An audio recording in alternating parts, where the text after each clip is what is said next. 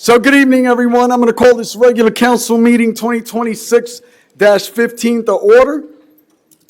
The invocation will be given by Pastor James E. Burks of Body of Christ Fellowship. Are you here, sir? Outstanding. And the Pledge of Allegiance will be led by Councilman Chandler Langevin. Please rise. Let us pray. Our Father and our God, we come before you with grateful hearts tonight, giving you thanks for your love, your grace, and your mercy, all on display in the gift of your Son, Jesus. We pray tonight for the city of Palm Bay, for every home, for every citizen. We pray for our first responders. And Father, as our children enter into their summer break, we pray that you would keep them safe and that you would give them purpose. Father, we pray tonight for this council, for this leadership. We pray with the heart of Solomon that you would give them wisdom so that they can be servant leaders to this city. Father, we just thank you for all that you do. We need you. We can't do anything apart from you. As we reflected on our past, where we are currently and where we're going, we acknowledge that we need you. And so thank you for this time tonight. We pray, Father, that your Spirit would reign and that peace would abide. And we ask all of this in the matchless name of your Son, Jesus Christ. Amen. Amen. To the flag of the United States of America and to the republic for which it stands, one nation, under God, indivisible, with liberty and justice for all. Hoorah!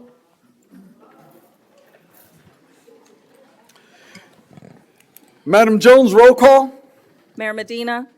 Present. Deputy Mayor Jaffe. Present. Councilman Johnson is by phone. Councilman Johnson. Present. Councilman Hammer. Present. Councilman Langevin. Present. Mr. Morton. Present. Ms. Smith. Present. Okay, ladies and gentlemen, before we go to announcements, we had a devastating loss. Mentor, brother,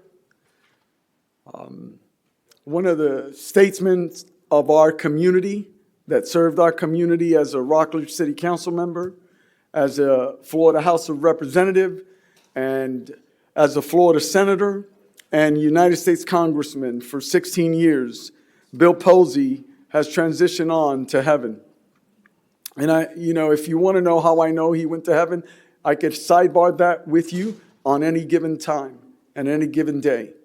However, what I'd like to do, Councilor, at this time is have a moment of silence, of reflection for what he accomplished, not only for the city of Palm Bay, but also for the 15th and the 8th Congressional District.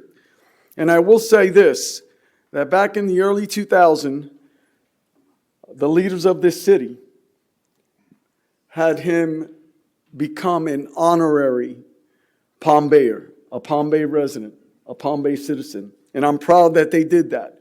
So with that being said, before we go into announcements, I'd like to declare a moment of silence. I'd like for all of us to please stand and observe that moment. Thank you.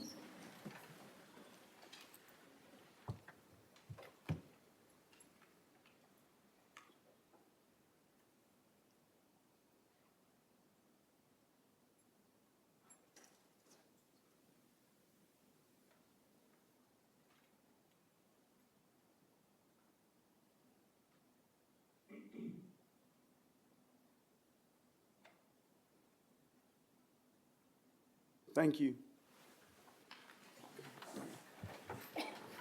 Deputy Mayor, announcements, please. 2 vacancies on the Community Development Advisory Board. These represent one of the following positions: for-profit provider, residential home building, essential services personnel, or employer within the city. Anyone wishing to serve on these boards can apply online at palmbayfl.gov or contact the city clerk's office at 952-3414. Thank you. We're now on agenda revisions. Mr. Morton. Thank you. I have 3 proposed agenda revisions. For item 1, under public hearings, Planning and Zoning Board recommendation was revised in Resolution 2026-08 to reflect that board recommended denial. Item number 5, under new business, discussion on Cigna and healthcare can be removed. That item has been resolved as Palm Bay Hospital and Cigna came to contractual agreement last night. And lastly, staff is requesting that item number 5 under public hearings, case T26000003, be continued to the date certain of August 6th for the regular council meeting. Okay, council, I'll need a motion for that time certain. So moved. I got a motion by Deputy Mayor Jaffe. I'll second it. I got a second by Councilman Langevin. All in favor signify by saying aye. Aye. Any opposed signify by saying nay. I didn't hear Councilman Johnson. Did he vote? Aye. Thank you, ma'am. So passes 5-0. So if anyone's here for public hearing item number 5, the case number is Tango 260003. This item will be continued and considered August 6th regular council meeting. Again, that's item number 5. And then under new business, direct employer agreement with Health First it has been removed. Is that correct, Mr. Morton? Correct. Okay, so we won't need to discuss that. All right, Madam Smith, any revisions? No, sir. Council, any revisions? Okay, seeing none, we're going now on proclamations and recognitions.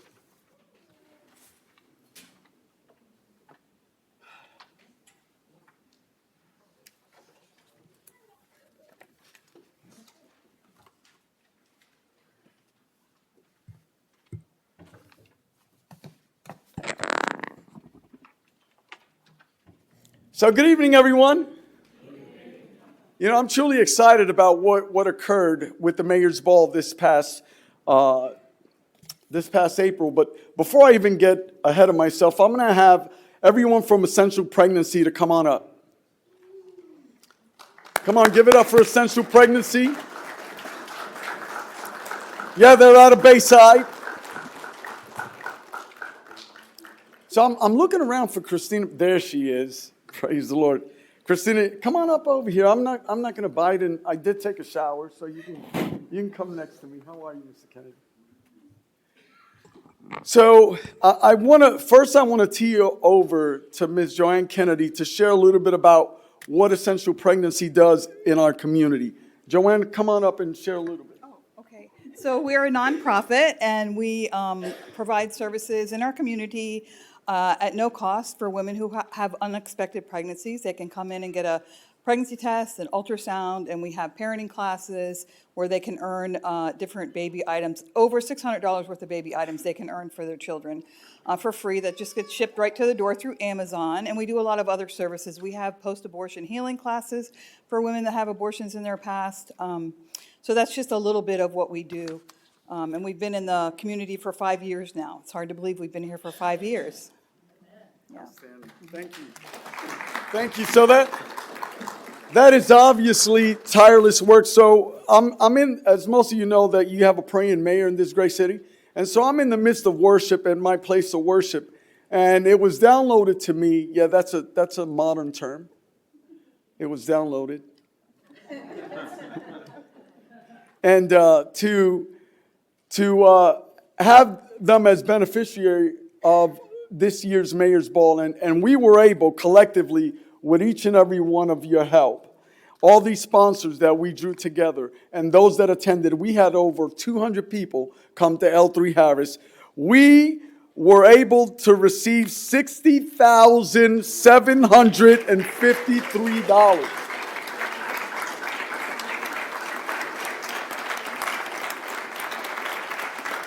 Glory to God.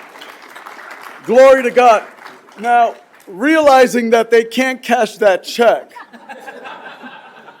I really had a real check printed for them, but to say the least, their sacrifice on preserving a life is noteworthy, and we should always honor each and everyone's life. And so I commend Essential Pregnancy Center and all your staff for the hard work that they accomplished just to save a life and increase the quality of life in the great city of Palm Bay. Hoorah!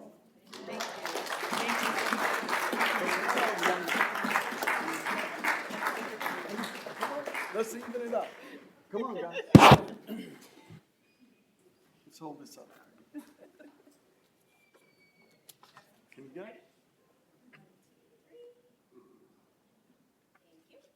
Thank you. Not a bad day at the ballpark, huh? What a good day at the ballpark. Thank you.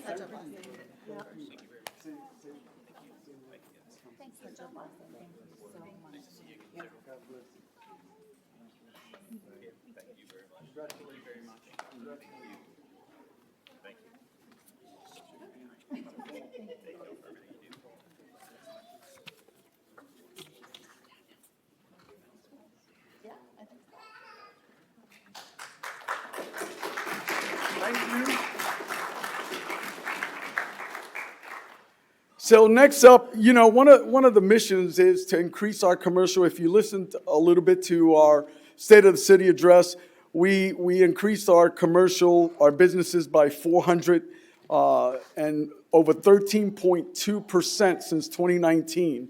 We've created, more jobs in our city, which outpaces the national average. So really proud of the creation of the Mayor's Business Spotlight. And so with that, Danielle, why don't you come on up, because you're a big part of this, ma'am. I'm going to have Zeus Appliance Repair come on up, and his family, and whoever.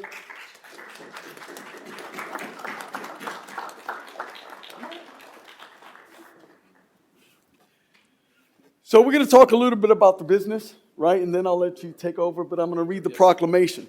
It is hereby recognized by the mayor of the city of Palm Bay, Brevard County, Florida, whereas Zeus Appliance Repair, this guy he's Zeus, is recognized as the Mayor's Business Spotlight Program recipient for the second quarter of the year 2026 for its outstanding contributions to Palm Bay businesses, the business community.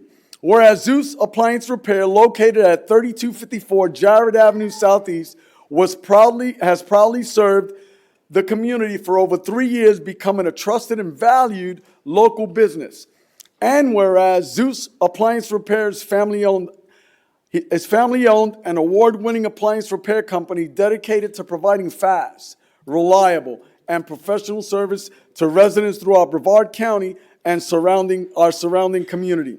And whereas Zeus Appliance Repair has established a strong reputation of excellence in diagnosing and repairing a wide variety of household appliances, while consistently demonstrating exceptional workmanship, honest diagnostics, fair pricing. Now that's the key, fair pricing, right? Dependable customer care. And whereas through its commitment to outstanding service and customer satisfaction, Zeus Appliance Repair has earned hundreds of 5-star customer reviews and has received numerous honors and recognition. And whereas Zeus Appliance Repair has demonstrated outstanding corporate citizenship through active participation in community events and charitable initiatives, including hosting and participating in our annual trunk or treat events for local families and organizing holiday toy drives to provide gifts and joy to children throughout our community. Whereas Zeus Appliance Repair continues to embody the spirit of Palm Bay pride through its dedication for community connection, innovation, and in customer-centered service, and commitment to improving the quality of life for our residents by helping families maintain safe, functional homes. Now, therefore, I, Rob Medina, Mayor of the City of Palm Bay, by virtue of the authority of said office, do hereby recognize that Zeus Appliance Repair is the City of Palm Bay's recipient for the second quarter of the year 2026 for the Mayor's Business Spotlight Program. I've set my right hand and caused the seal of this city to be affixed this 21st day of May 2026. Congratulations, big man. Come on up and tell them about. Thank you. Appreciate it. Thank you. I don't really do speeches, but I want to take this moment and thank our Lord and Jesus Christ, our Lord and Savior Jesus Christ. Without him, none of this would have been possible. Also, I would like to continue growing in the community and making sure that, anytime you guys need any appliance repairs or anything, just make sure you hit us up. We'll make sure to take care of you guys and continue to making customers happy. Like I said, I don't speak too much, but God bless you guys and thank you so much.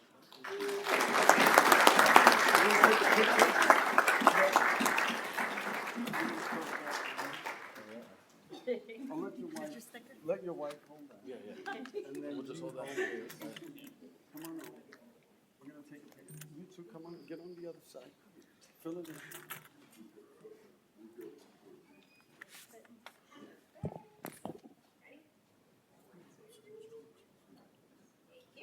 Way to go. Congratulations.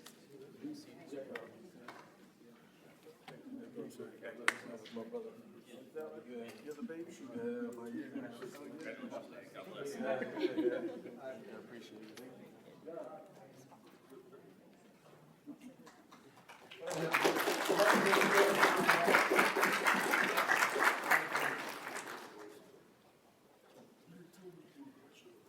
Our next proclamation is Shriners International Awareness Day. So I'm going to ask Todd Forshino and Richard Earls and Sir Alan Bunch to come on up from the Shriners. Come on up, guys.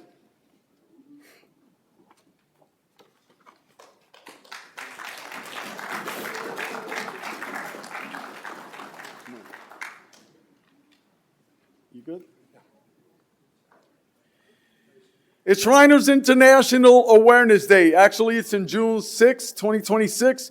However, we won't have meetings in the City of Palm Bay Council in June. So we're celebrating this and raising the awareness today for June 6th. It is hereby proclaimed by the mayor of the greatest city on the face of the earth, Palm Bay.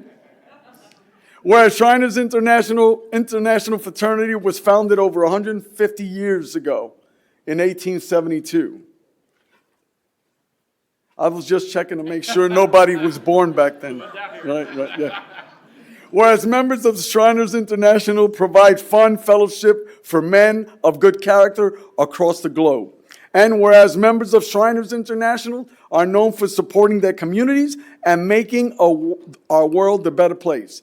Whereas the Shriners' vision and generosity created their official philanthropy, the Shriners Children Health Care System, in 1922. And whereas Shriners International Fraternity now supports Shriners Children's Health Care facilities across the United States, as well as Canada and Mexico. And that is a breach of security. Oh, as you were. That is our security. I'm always aware, but Whereas Shriners International and Shriners Children's work together to provide excellent specialty medical care to children regardless of a family's ability to pay for or have insurance status. So that is to be commended. It doesn't matter that you guys take care of it, so the families don't have to worry about making payments. That's right. They get the medical treatment for their children. Correct. Hoorah. And you'll talk a little bit more about that? Yes, we will. Yes. Okay, awesome. Whereas Shriners International and Shriners Children, as you were, whereas it is fitting and appropriate to acknowledge the contribution of Shriners International and to commend the Shriners for the positive impact they make on our communities. Now, therefore, I, Rob Medina, Mayor of the City of Palm Bay, by the authority of said office, do hereby proclaim June 6th in the City of Palm Bay, June 6th as Shriners International Awareness Day in the City of Palm Bay, and encourage all our citizens to celebrate and congratulate these esteemed members of our community. In witness hereof, I set my hand on this proclamation today, the 21st day of May. Who's coming up to receive this? And Thank you, Mr. you Mayor. are the leader, sir? I'm the potentate, yes, sir. The what now? The CEO of Azan Shrine, Oh, that's a lot easier for me to understand. And what's your name? Alan Bunch. Oh, you're Mr. Bunch. Yes, sir. Congratulations. Thank Thank you for you. what you do for our community, No, brother. most definitely. We want to thank you for this. On behalf of the mayor, ladies and gentlemen of the council, and the good people of Palm Bay, I want to thank each and every one of y'all for this proclamation, what we do for kids. First off, I'd like to introduce our Chief Rebban, Richard Earls, our Assistant Rebban, Todd Frashino, our High Priest and Prophet, Daryl Schmidt, and our Treasurer, Roger McKay. Without these guys, we can't do it. It's a team effort. We all work together. And without kids, we wouldn't be around. So between Shriners Hospitals for Children, Shriners Children, and Shriners International, we live to take care of children. That's our goal in life. There's nothing else that we do other than take care of kids, and we have a good time doing it too. So I want to thank each and one of y'all and thank the mayor again. Thank you.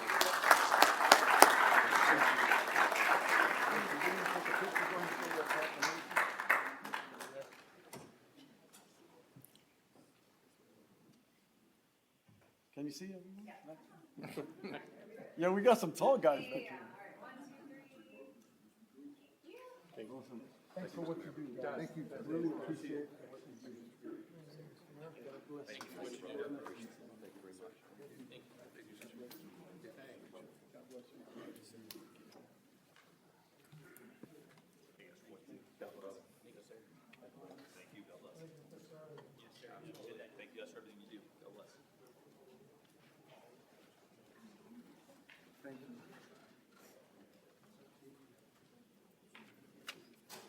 Now, this next one, I really get excited about this. You want to know why? Come on, ask me why. Come on. Because it's about faith and family. I'm going to call up Rusty. Come on up, Rusty. Bring your team. Rusty Thomas. Bring your whole team, buddy. Everybody that's here with Rusty, come on up. Got family, got church. Yeah, so get family, get church. Who else? Are there anyone shy, Rusty? That Yes, don't they want to are. come? They are? My daughter's right. Okay, daughter, come on up. I'm going to call. Is there Das? This is great, folks. Let me just share a little bit about what they do, and especially in the month of June, this is what family's all about. It's Faith, Family, and Responsible Fatherhood Month. It is hereby proclaimed by the mayor of the greatest city on the face of the earth, Palm Bay, Brevard County, Florida, whereas faith is not just a cornerstone, but the very foundation of the Palm Bay community, providing the moral compass of strength, hope, guidance for most of its residents. And whereas the Christian faith and Christian ethics played a vital role in defining and shaping the constitutional values of unconditional love, service, and unity that contribute to the well-being of Palm Bay. And whereas the family unit became the initial God-ordained earthly institution, providing the foundational model for a thriving society, fostering strong moral character, compassion, and responsibility now and in future generations. And whereas the month of June is also a time of our nation honors fathers through the observance of Father's Day, which acknowledges the father's role as pillars and the bedrock of strength, wisdom, and leadership for their family, and to serve a much-needed influence throughout our communities. Now, therefore, I, Rob Medina, Mayor of the City of Palm Bay, by virtue of the authority of said office, do hereby proclaim the month of June 2026 as Faith, Family, and Responsible Fatherhood Month in the City of Palm Bay, and call this observance to the attention of all our citizens to unite, to celebrate, and uplift our community's fundamental faith, family, and responsible fatherhood pillars.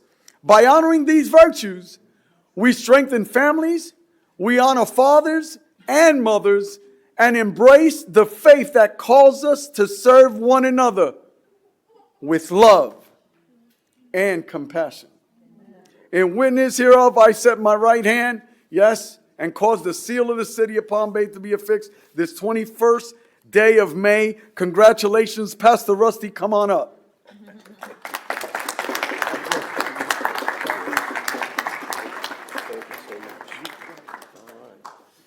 Well, I wasn't sure about the protocol here this evening, but I did put together some remarks Yes, sir. on the importance of this proclamation. It's an honor to be before you and celebrate this grand proclamation. And interesting enough, Pastor, you're never shy of a mic. but it does correlate very well with the vision and mission of our local church. Our local body is built on the 4 F's: faith, fatherhood, family, and freedom. And if you come to our church long enough, you will hear this saying: as goes the father, so goes the family. And as goes the family, so goes the church. And as goes the church, so goes the nation. I've been one that has studied American history, and it's very clear to me that our nation attests to the fact that we are built on a 3-legged stool: faith, family, and freedom. And I know that stool has wobbled a little bit as of late, and I think it's critically important that we strengthen those compromised legs to secure a future and hope for our children. Amen? And first and foremost, we must return to faith. And out of all the religions and worldviews and faiths, there is one that rises to the top, and it's the one that it is safe to place our faith and trust in. And that person is our Lord and Savior, Jesus Christ. The Bible tells us this is the victory that overcomes the world, even our faith. And if we want to be a victorious people in the future, we must humbly return to our Lord and gladly embrace his saving faith. Number 2, God has ordained the nuclear family. It is the building block of a sound society. Amen. And anything that we can do to strengthen and safeguard the family, that will provide a security and a hope for our children. Amen. And lastly, responsible fatherhood. I believe that's one of the keys to reforming our fatherless America.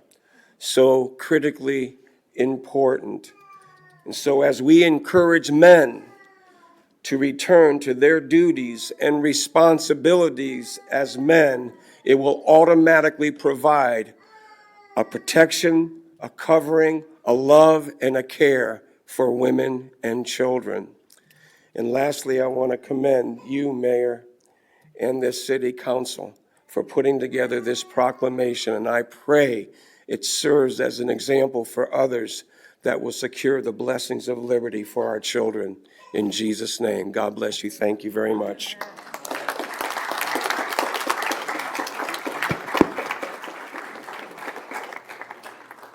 Gonna take a picture here, Pastor. Let's round it out. Come on this side too. Let's even it out. Y'all want to come down? We stand united in faith. My grandson. Yeah, I'm gonna stand on my tiptoes. I'm not ashamed to do it. Rusty's got a tall hat. Russell's got his hat. You wanna switch? No, I'm good.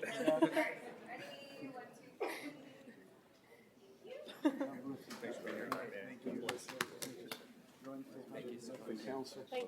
God bless you.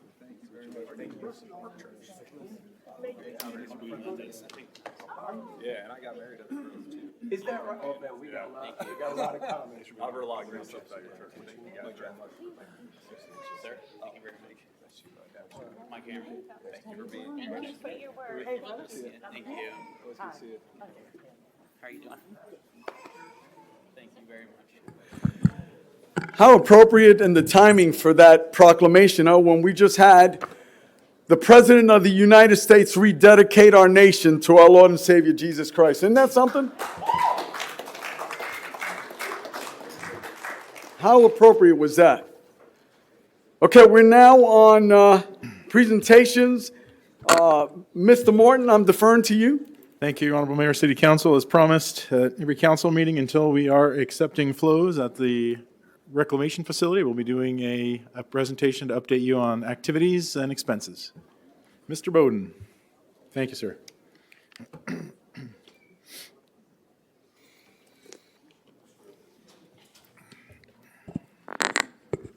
Thank you so much for the opportunity to provide an update on the South Regional WRF. We've had some tremendous progress. Mr. Mayor, also with the State of the City address that you did today, I would like to tell you that when I was looking at Palm Bay, I watched your State of the City addresses, and they were very compelling. So, great job. They worked for me. Well, thank you, sir. I appreciate those words of encouragement. Thank you. All right, so same agenda that we had last time, contract status, deficiencies, remaining work, site conditions, path to startup, and financials. Contract status, really not a lot of updates here. We have been, our legal counsel and the surety's legal counsel have been in contact. We're very close to having an agreement worked out, but that is still in progress. Deficiencies, shared with you that we had 86 deficiencies. That number's kind of grown a little. The high priority and the priority items, we have addressed 32 completely, 20 are in progress, another 6 are pending startup, so we're making some great progress with the deficiencies. Some of the priority items, you can see they've been knocked off the list. We still have slide gates, high service pumps, chemical feed system, odor control. Those 2 will be taken care of after go live. And then the Kubota system headworks is presently being rebuilt, and generator inspections is pending next week. So a lot will be closing out next week and the week after. And a lot of the electrical work has been completed. Again, this is a site overview of the site from February 5th after we ended our contract with R.J. Sullivan. This was from 2 weeks ago, and this is a picture from this morning. The remaining base work has been placed in. After go live, we'll finish the asphalt while we still have major equipment that's there. Up on the top, up here, there were all kinds of connexes and junky items. Those have all been removed. So not only has the road base gone in, but the site has been cleaned up tremendously. This is the Kubota headworks. You'll see over on the left-hand side, the brown pipe here is gone over here. That's what was removed and will be rebuilt and will take 2 to 3 weeks to rebuild. Some of the items that we've had to do, here on the left-hand side, you'll see we have a valve and a check valve. They're in the wrong order. So the team put those in the right order, the check valve and then the shutoff valve. So that's one of the many items that we've had to address that were done improperly. VFDs, we have a number of VFDs to control motors. We had some communication issues, and what we needed to do was to add a mini cast in those, and those have been done in all those VFDs in the last few weeks. We've also lined the sewer, sanitary sewer line. On the left-hand side is a receiving pit. On the right-hand side is a sending pit. This is where that took place. The sending pit was up here on the top. Receiving pit was on the bottom. One of the reasons we had to line this particular segment, we had a few others that we were able to dig up and repair, but this one was deep. It was near a building, and there was an electrical duct bank on top of it. So that's why we lined this particular segment. That is complete. We also lined about 300 feet of storm drain. This is the sending pit for that. Up in the upper left-hand corner here, you can see that sending pit. On the next one, you can see that that went outside of the wastewater plant into the water plant. Also wanted to show this overview of the pond that we have there. All around this pond for many years, there's been mountains of dirt that needed to be removed, and it is virtually gone, and the site is looking much better. So path to startup, again, no change here. If it wasn't for the rebuilding of the Kubota membrane, we probably could do all of our startup on June 1st, but we'll allow that to be done right, and then it will work properly. And then we'll be doing IO checks, wet checks on June 15th, and then seeding and receiving flows the week of June 22. Financials. Contract amount remaining was $832,000. Retainage that we held was $828,000 for a total of $1.6 million available to finish the project. Deficiencies. A number of the deficiencies, we've got the kind of the totals there. We do have some to be determined dollars there, but right now we're at $1.3 million to address the deficiencies that are on the site. Remaining work, the site work, is over $600,000, some landscape and irrigation, sub work, and other work to be determined, another $1 million. So estimated spend for deficiencies, remaining work, is $2.4 million. So again, the financial summary, 2.4, the contract remaining, that's $707,000 that would need to be covered. We will be attempting to get from the surety the $1.3 million. Depending on how much we recover from that, there'll be no additional expense to the city for us to complete the project on our own. I do want to thank several people, Cathcart Construction, Wade Trim, Ganeer. They're the ones that are rebuilding the Kubota membrane headworks, Chinshore and Wharton Smith. And honestly, I really want to thank our staff. Mr. Mayor, this has been a very stressful time, probably one of the most stressful times in my career. The entire time, my heart has been full of joy because of the tremendous staff that we have. They've been very supportive, great attitudes, willing to kick in and help wherever they can, and I owe them a great deal of thanks. So with that, if you have any questions, I'll be happy to address them. Well, I'd like to commend you as well, you and your staff. And even so, even the partnerships with Cathcart and the list of individuals that had taken passion, right? Over the last few weeks, you've seen an enormous amount of work done and the staff that's been dedicated to get it done. So I commend you for that. There was a huge level of frustration that were demonstrated on this dais, and our city manager took that leadership along with yourself and said, we got to do something about this. So I don't have any questions, but I'll yield to any council members that may have some or any additional comments. Thank you. Thank you. And the next council meeting that we have, I'm sure we'll be celebrating that we are receiving flows. Yeah. Hoorah. That's good. That's good. So, Deputy Mayor, now we're moving on to public comments, sir. Doug Hook. So we'll start off with Mr. Hook.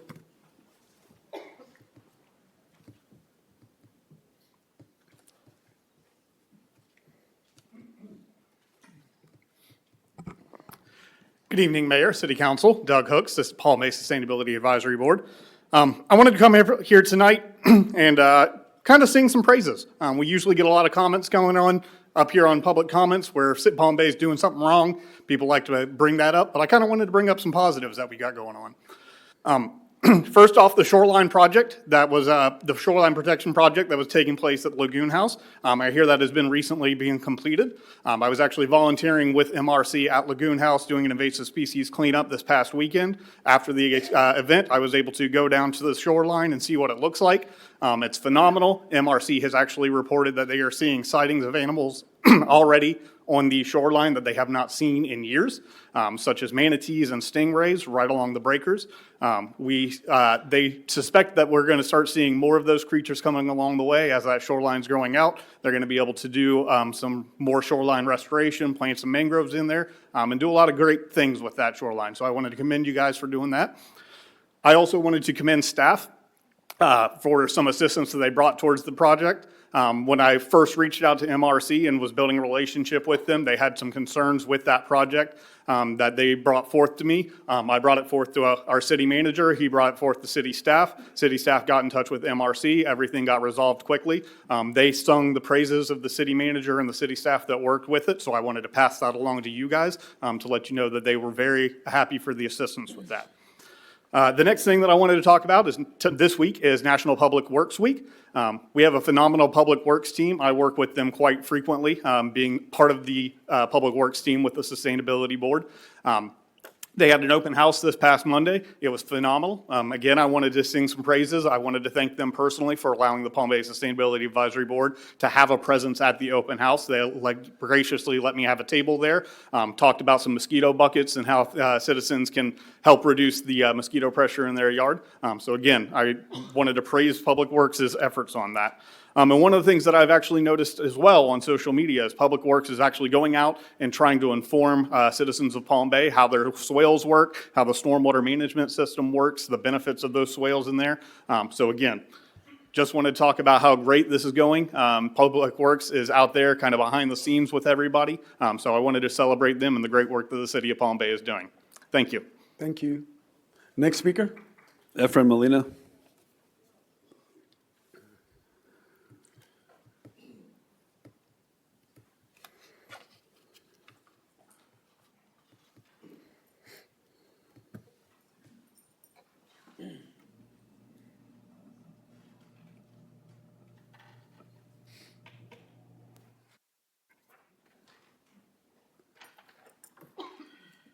My name is Efren Molina. I'm a Palm Bay resident, 828 Fold Avenue. On May 7th, 2026, Councilmember Matthew Morton and Chief Spears made a statement towards me. Under Florida Sunshine Law and Congressional Statute Title 10, Chapter 112.501 states, any municipal board member can be removed or suspended if expected of maleficence, perjury, false statement, by providing sufficient facts to advise other council members to remove or suspend the individual in question of the breach of this chapter. Under Efren Molina versus Brevard County, I was unlawfully accused by the Palm Bay Police Department by Officer Monica Shook's false perjury as Daniel Efren Molina for committing grand theft of a tablet supposedly worth $7,000. I never went to court, as my case was transferred to another court, which was found by another court to be felony null. This means my case by an appointed judge believed these charges no longer stood and had no ground. So I was innocent all along. This indicates I was made innocent of my charges, further proving my point in the disparity of our Palm Bay Police Department despite our previous video. Pursuant to Section 943.13, subsection 4, Florida statute, the commission must revoke an officer's certification if she or he pleads guilty, nolo contendere, or is found guilty of any felony offense or misdemeanor offense involving perjury or false statement, regardless of withholding of adjudication or suspension of sentence per the FDLE violation and penalties. I believe Officer Monica Shook falls under that. This also means that Chief Spears committed perjury before the council and the citizens of Palm Bay, collaborating with Councilman Morton on the 7th on falsification of a man who was proven clear and innocent. If a judge decided that I was felony null, I don't know why I should have been mentioned that I committed felony when I did not. Perjury often offers a punishable offense for no more than 5 years. Council, I hereby request that a decision be made now of Councilman Morton to be suspended or removed from the Palm Bay Council by his act of perjury statements on May 7th, 2026, and from January to April on statements on a political opponent as well as a former deputy chief. I do believe that this is in violation and it should be investigated and decided upon the council to have this council member suspended, if not removed. I am believed I am owed more than an apology and compensation for the defamation and damage your city council members has caused me. I stand by my statement. If you can pay a council member for defamation, you can pay a veteran for the damages. If this is such a Purple Heart city and you're so proud of it, stand by your veteran. Do what's right.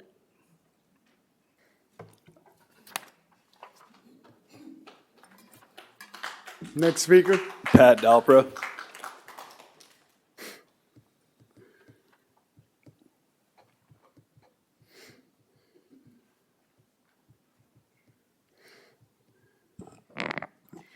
Good evening, council, mayor, and staff.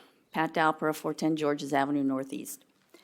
I'm here as a volunteer for Salt and Light Council of Brevard and Palm Bay, so I want to remind citizens of Palm Bay and Brevard County that we have a primary on August 18th. It's coming up.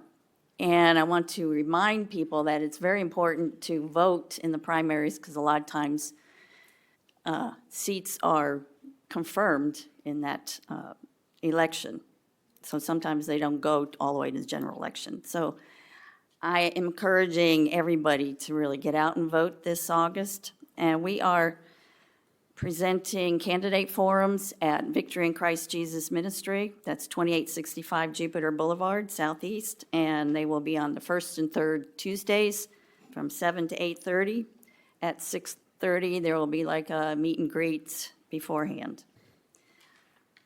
It is the duty of all citizens to start praying, researching, and questioning candidates for the upcoming primary and November 2026 midterm elections. These forums are opportunities to understand the requirements of citizens and determine how the candidates will work to achieve and implement the requirements. We have sent invitations to all candidates who register on the SOE site and candidates that have put their up-to-date emails. If there aren't any emails on the site, then we did not invite you. So as of May 5th, we have sent out invitations. The people that so far we have confirmed will be those that are running for city council in Palm Bay, school board, judges, state officials, and hopefully we'll have some federal officials come. If you haven't registered to vote, you need to do that 29 days before the election. And if you want a mail-in ballot, it must be requested every year. And it needs to be done before August 6th for the primary and October 22nd for the general election. And unfortunately, I didn't write this proverb down, but the first part of it says, when the righteous rule, the people rejoice. Yay. Thank you. Next speaker. Robert Stice.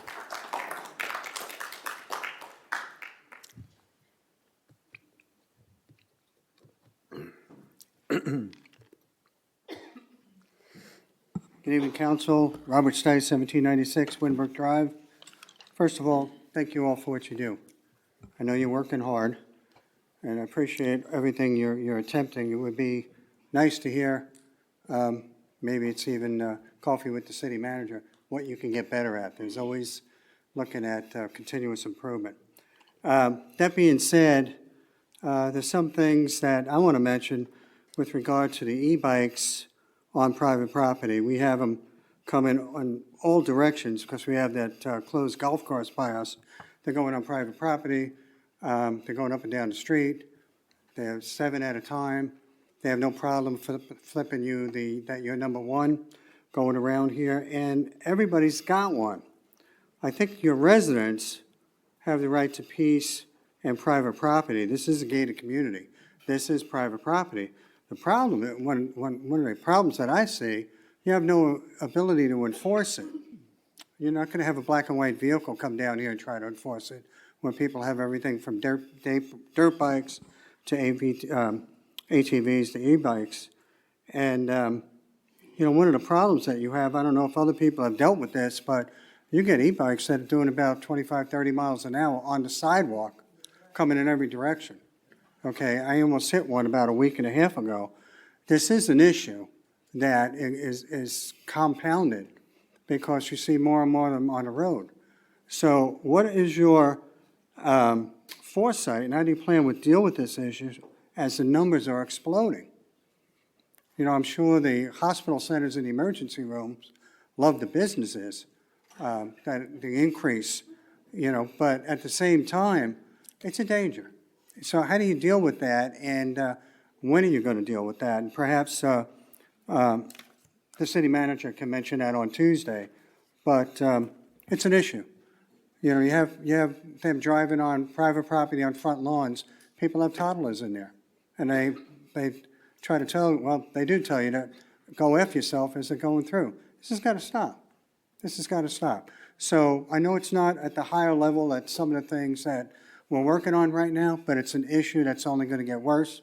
So if you can get that on your agenda, we'll start doing a deep dive in that before somebody gets killed. I think we all would appreciate it. Thank you for your time. Thank you. Next speaker. Ken Delgado. I will say that's duly noted, and we have been working on that, sir. And I'm sure the city manager can address that.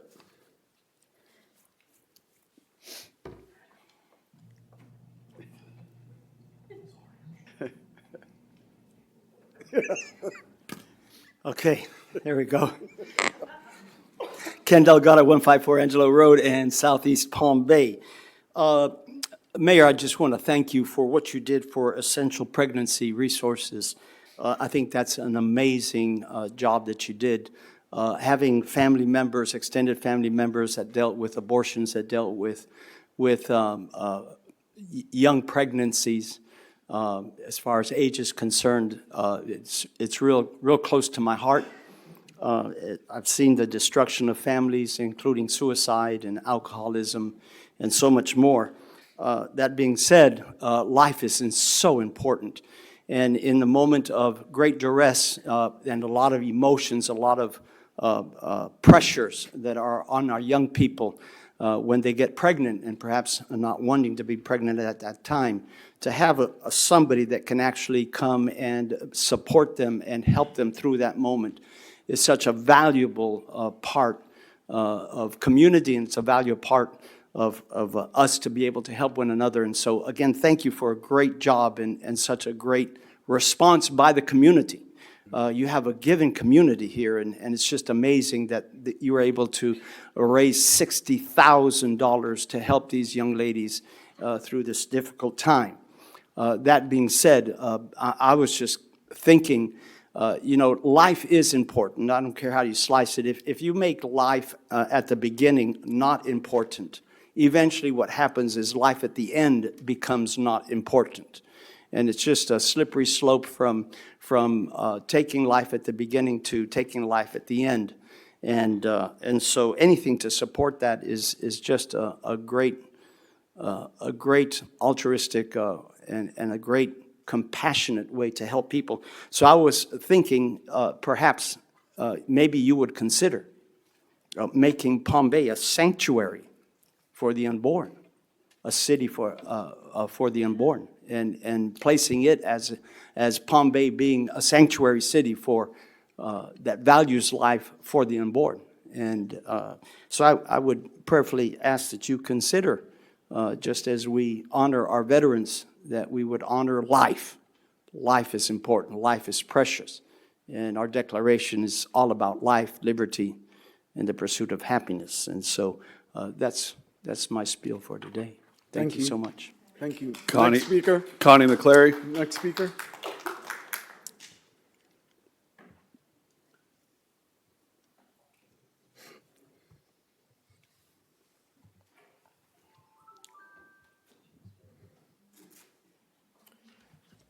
Good evening, Mayor, Deputy Mayor, City Councils, members, Connie McClary, President of Power Subdivision Neighborhood Watch. I'm here tonight because on Monday night, I got stopped by Officer Bryson. And I know I could have called Chief Spears, but I want to address this before the City Council. He got behind me when I was on Pirate Lane. I turned on Lipscomb, he turned on Lipscomb. I turned on Dovita Field, he turned on Dovita Fields. So when I got to the end of Dovita Field to turn on my street, now I say, okay, he followed me. He gonna light me up. He lit me up. And he come to my car, the first word out of his mouth. I was like, good evening, officer, how you doing? I stopped you because you went over the white line. What? The white line, okay? So this kind of bothers me because in my community is a black community. And for to stop someone for that, I can understand if I didn't stop at the stop sign or something like that, then yes, that would be a problem. And this is not the first time that this happened also. So I don't know how many people Officer Bryson has stopped for this, but I'm challenging you all. Get your traffic people out there. Tell them to stop behind that white line and see how they can see. You cannot see. That mostly every stop sign in our community on Palm Bay side. It's different on Melbourne side, but if you come on Palm Bay side, if you stop behind that white line, you cannot see. You have to come out to be able to see what's coming. And so I'm asking you all to address that in my community. I'm also concerned about Miss Terry house because she should be in her house now, but it's an issue with Florida Power and Light. So from what I've been told, is that now she had lights in her old house, but now her new house is some type of issue where they got to either go on the ground or whatever. But anyway, what I'm asking the city to do, how many more infrastructure in our area is like that? And if something happens and they have to rebuild or whatever, and now they got to go through this because FPL don't do that no more. So there's any way y'all can get with FPL and have this investigated or see what can be done about this? That's all I'm asking. Thank y'all. Thank you. Next speaker. Kaylin Sellers.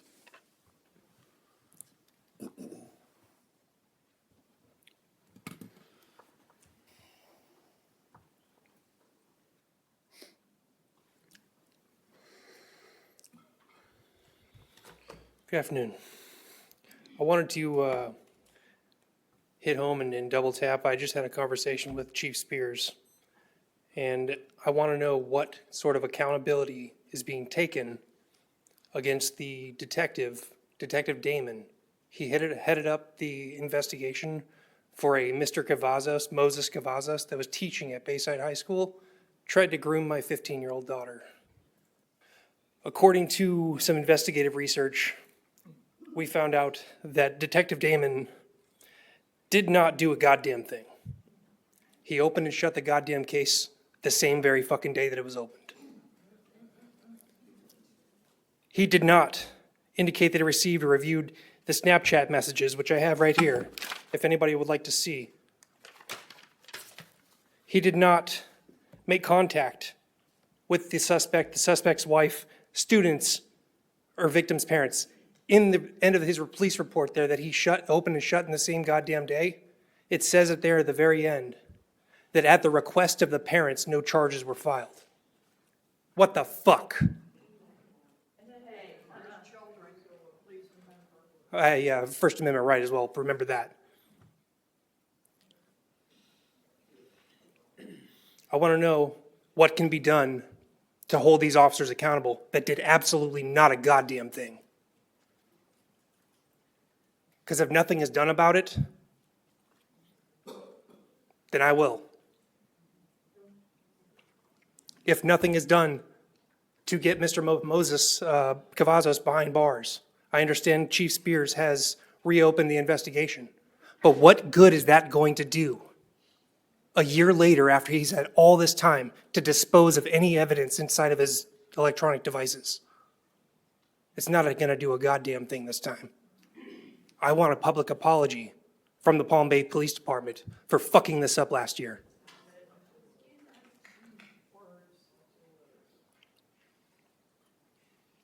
And some goddamn accountability to take place. If Tim Zander, if his child would have been the one that would have been that the teacher tried to groom, I guarantee you, his wife, the principal of Bayside High School, would have removed that teacher and his wife there, because my daughter had to endure walking down the hallways there for the remainder of that entire year. And every time she would walk by Mrs. Cavazos' door, it would send her into a mental spiral. She's been in and out of the hospital since then. She tried to take her life a couple of months ago over this. And I'm at my wit's end. So either you do something or I will. Thank you. Next speaker. Kristen Lanzana.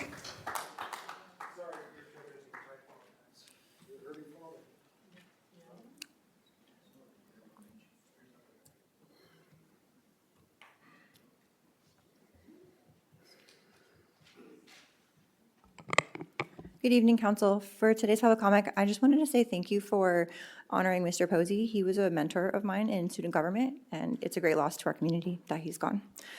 In addition to that, I wanted to add that the approval of Three Forks at last meeting was a little bit odd. I know I'm not the only one who feels that there may have been some bribery involved in that with the way that we were gifted some things that were in that contract. So I just want to bring that to attention, that the public thought that was a little strange with the mural and all of that. And that's really all I have to say. Just let's really try to listen to the public more whenever things come up. That's all. Bye. That concludes the cards, Mayor.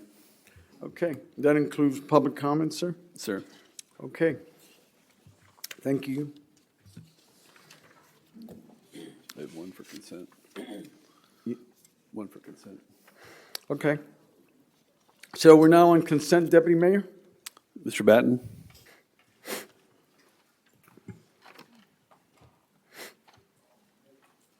Bill Batten, 586 Ocean Spray Street Southwest. If at all possible, could I have the council pull items 5 and 6? On item number 5 is talking about the roundabouts on Malabar Road. And to let the public know, because that's been a contentious item. And as I understand it, there might be some good news to be presented to the public on that one. On item number 6, which was the fire rescue assessment study for applying non-ad valorem assessment for the areas down St. John's Heritage Parkway South. I understand that it is the St. John's Heritage Parkway South area. It's not the city of Palm Bay. My request, though, is we start seeing that the funds from that area start being generated, that council says, oh, well, let's start presenting special assessment for fire capabilities for the rest of the city. I'm hoping that's not what this leads to, but like I said before, once you get that little opening in the door, it has a tendency to push all the way open. I don't want to see the fund revenue that you're generating from the St. John's Heritage Parkway South to spread through the entire city. I hope nobody ever even tries to present that to the city of Palm Bay. Thank you. Thank you. So, Mr. Morton, would you like to just brief a little bit on 5 and 6? I'd actually ask on number 5, if Public Works could brief, they could do a clearer job, and I'll brief on number 6. Thank you.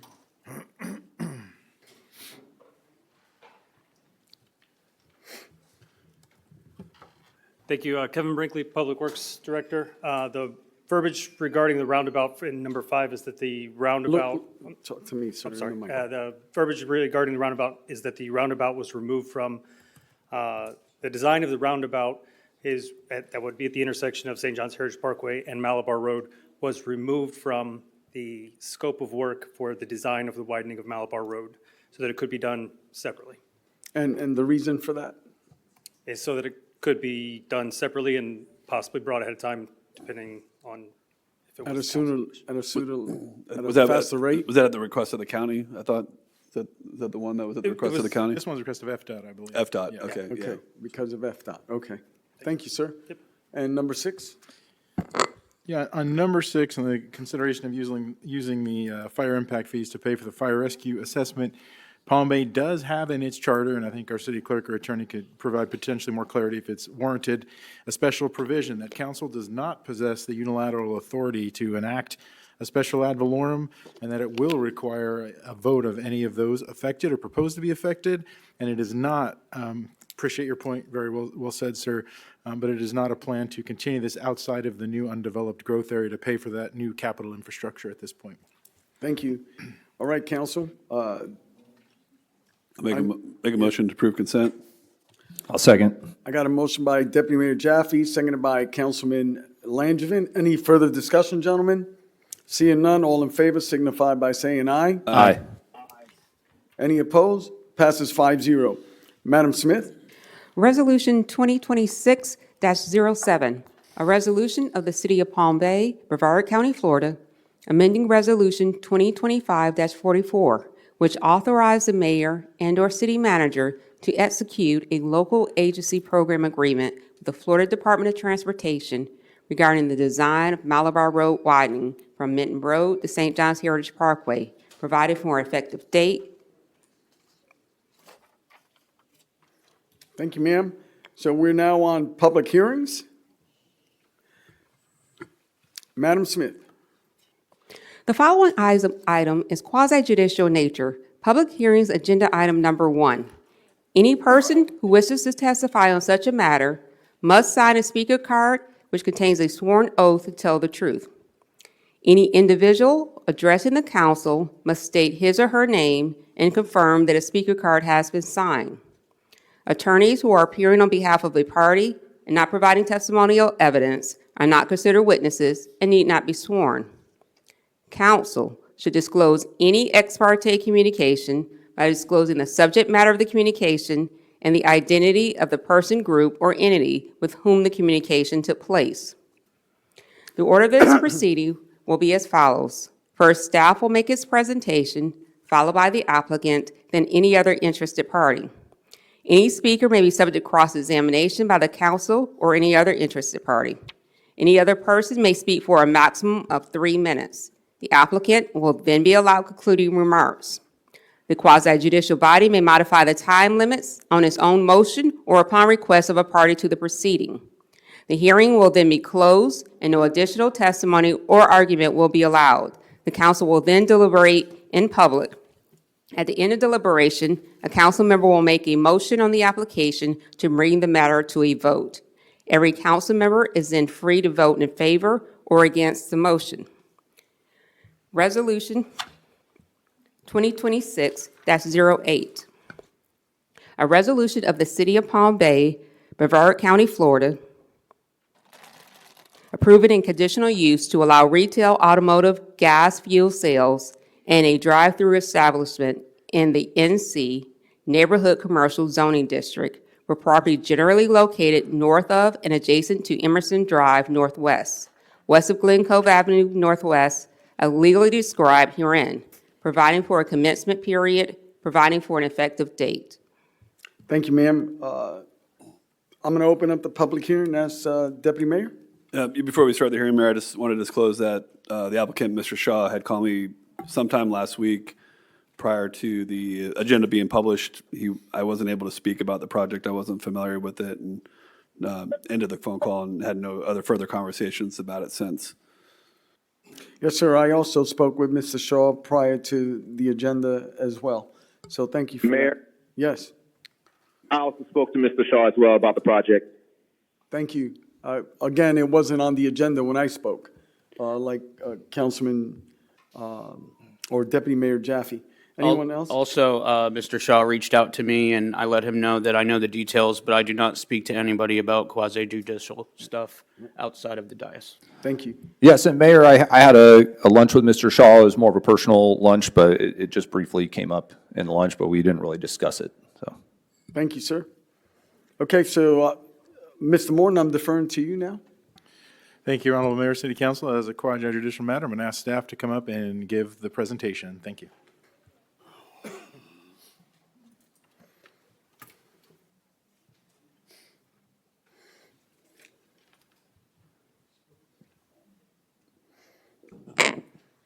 Good evening, Mayor, City Council. Althea Jefferson for the record.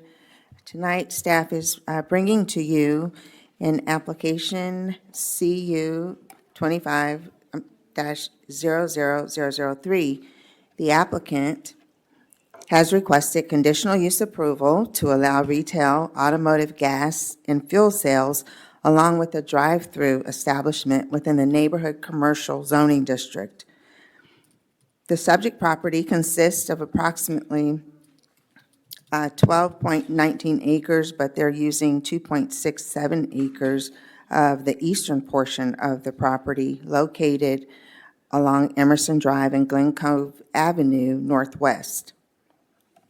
The future land use of the property is commercial. The applicant proposes development of a 3,648 square foot convenience store with fuel pumps and an 1,344 square foot drive-through quick service restaurant. I do have a conceptual plan here showing what was submitted with the applicant's package. Pursuant to Section 173.021, In Table 173-2 of the Palm Bay Code of Ordinances, fuel stations and drive-through establishments are conditional uses within the neighborhood commercial zoning district, and therefore it would require city council approval in accordance with section 172024. The proposed drive-through establishment did satisfy the requirement for frontage along an arterial or collector roadway because Emerson Drive Northwest is classified as a major collector within our comprehensive plan. In looking at the conceptual site plan provided here on this slide, it illustrates the building placement, access points, parking layout, and internal circulation. The site is designed with 2 access points, a right-in and a right-out driveway on Emerson Drive, and a full access driveway on Glencove Avenue to support safe and efficient traffic flow. Some of the key design elements include separation of the fueling areas, the drive-through circulation, and parking to reduce conflicts and improve the site functionality.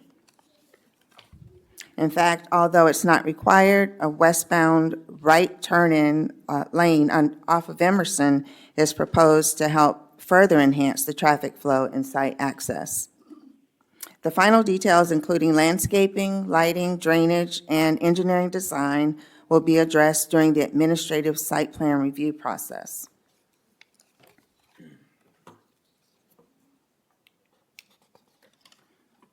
Earlier this month, the Planning and Zoning Board was asked to consider the submitted application and to review staff analyses, technical report evidence, and public testimony. The Planning and Zoning Board recommended the City Council deny the application. That recommendation was by a unanimous vote of 7-0, based upon Section 174.041F of the Land Development Code, and based on the fact that as presented by the board, the proposed use would constitute a nuisance or hazard because of vehicular traffic movement, delivery of fuel movement, noise, or fume generation. So upon completion of tonight's public hearing and council's deliberation, staff is requesting that the City Council issue a final order of approval with conditions, or denial of the applicant's request. And with that, I'll take any questions. So during the Planning and Zoning Board meeting, other than the issues of the traffic and the fuel, was anything else that came up that the residents did not want? Well, in looking at the conceptual plan here, Yeah. if I can get in here. So you can see that there are some homes here to the north Yes? and to the east. There were several of those property owners that were in attendance, and they did express some concerns about the buffering here to the east. Here to the north of the property is where the proposed pond would be for stormwater, but given that the east side has very little buffer, those residents had some concerns about that. The Planning and Zoning Board itself, I believe, asked about how the rest of the parcel would be used, given that only a portion of it here to the east would be used for the fuel station. And right now, as I know of, there are no plans for the western portion of the site. Okay. And the eastern portion, did the applicant mention anything about how he could improve that or consider the residents' request on that? I do not recall from that meeting that there was anything specific offered. If, for example, you're talking about an additional 15, 20 feet of setback to move it westward of the property line here, to provide more buffer to these residents, that was not raised, but that would be an example of what you're talking about? Well, yes, ma'am. So according to what I just heard, the residents on the east side of the corridor had some issues, they would prefer a larger buffer. Did I Yes. understand that correctly? That is correct. Okay, so if that was the case. That was one of the comments I heard at the meeting. Well, ma'am, all due Yes. respect, ma'am, whoever's making comments, I'm asking questions. If you filled out a speaker card, you'll have an opportunity to speak. But we will have and maintain decorum in these proceedings. What I'm asking, ma'am, in the meeting, you said that there were some residents that lived on the east side that were concerned and requested more of a buffer. Is that correct? Was that your understanding? They stated that there was no real buffer between the proposed use and their properties. Did they mention what kind of buffer they would prefer? I do not recall that being mentioned. Okay. Did the applicant mention anything about providing additional buffer? No, not to my recollection. All right, thank you. Councilman Hammer has questions. Yes, I understand this being quasi-judicial, we have to make our decision based on facts. You said that this is going to be showing a burden on the travelers on the road. Is there any kind of traffic studies or anything to back that up? Should that be a factor that we use tonight? I don't believe I stated that there was a burden about the traffic on the road, but there was a traffic study provided with this particular application. And what I did mention was that the applicant added a right turn lane, and I'm sorry, I don't have my glasses, but there should be a right turn lane into the It's right on the property. sketch, brother. in the Yeah. bottom there. Off So of the Emerson, burden they of offered traffic- that, although it was not required based on the findings of the traffic study. Okay, so the burden of traffic is not something we can use as a fact tonight. There are a few things that I've had residents reach out to me about concerns that, I let them know I would love to listen to what they had. On one of the things is a sound buffer. Is there any sort of sound buffer that is or can be put in here to separate the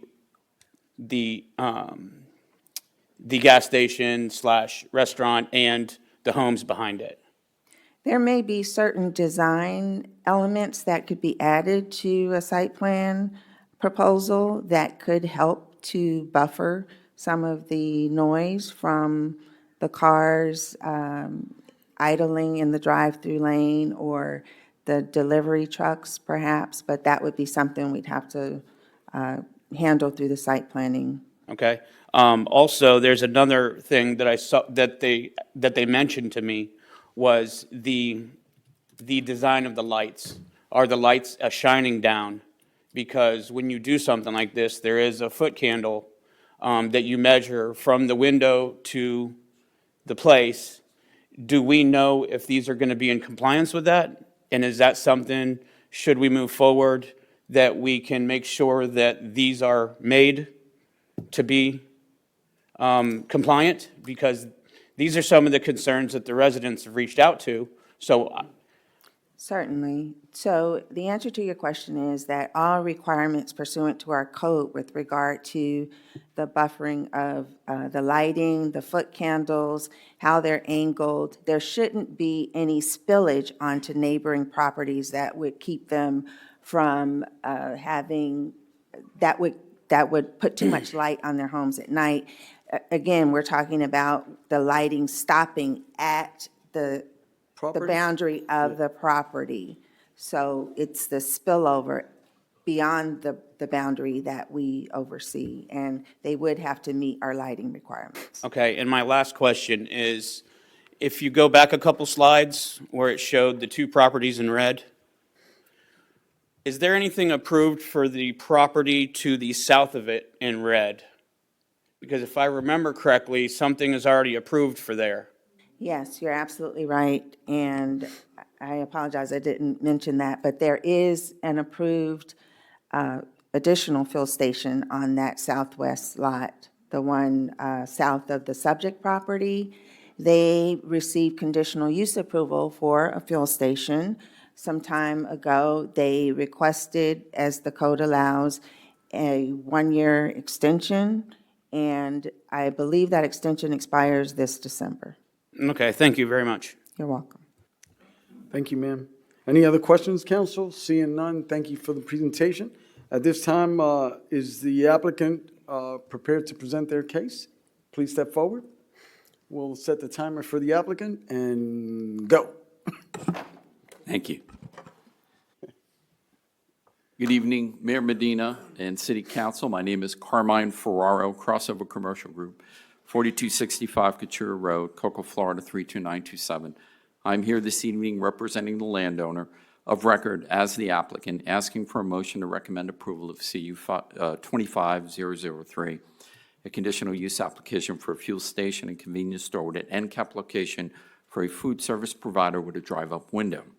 The proposed project will be located on the northwest signalized corner of Emerson and Glencove Avenue.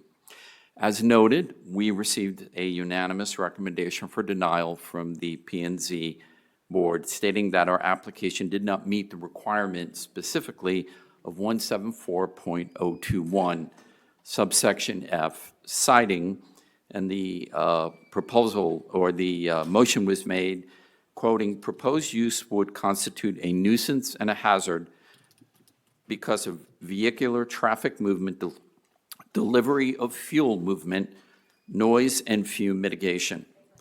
While we support the process, we respectfully disagree with P&Z's thought process here. As noted in staff's report under findings, staff reviewed the subject application and evaluated against applicable criteria set forth in the three sections, 172.024, 173.021, and 174.041 of your Code of Ordinances. Based on this evaluation, the proposed project is consistent with the applicable development standards and adequately addresses the required criteria. The traffic impact analysis that we were also asked to provide clearly demonstrated the proposed access configuration will operate within the acceptable levels. However, staff recommended a westbound right turn lane on Emerson Drive, and that recommendation is supported by the landowner and is willing to make this off-site improvement at his cost. Also want to point out that was what was brought up when you asked the question about the property across the street. This was a similar CUP application for a gas convenience store. The P&Z board unanimously, looking at a similar staff report, approved the use, followed by a unanimous approval by the City Council. Since these same development standards are met by us that were met by them, we anticipate the same approval. I'm going to go ahead and kind of let the public come up and make their comment, and then we have our traffic engineer here who will be happy to answer any questions regarding traffic and safety, and we have the owner here, Mr. Shah, who would also like to address the council. Let me also just say that the points that were brought up in terms of buffering, lighting, these are all things that we are willing to go ahead and consider. Again, foot candles could be determined by a photometric analysis, which is a requirement of the site plan process, which will ensure that no light will bleed off the property. We can also look at some additional buffering that would just go ahead and make this a better situation for everybody. So I'll go ahead, unless you have any questions of me, I'll go ahead and let the public make their comment. Okay, and as they do, you'll be taking copious notes? I'm sorry? As they do, you'll be taking copious notes? Okay. Copy that. Hold on, I do Yes, have sir. a question. Sir? Sir. Sir? I do have a question. Oh, you have a question? Yes, sir. Councilman Hammer. Did I hear you say, as one person was discussing, you would be willing to put up some sort of sound barrier, as in trees or something, to block the noise and and whatever this brings to the houses around it? Yes, so let me state it this way. Property is zoned commercial. The property has commercial uses that can occur right now today with no requirement of public hearing, with no outside input.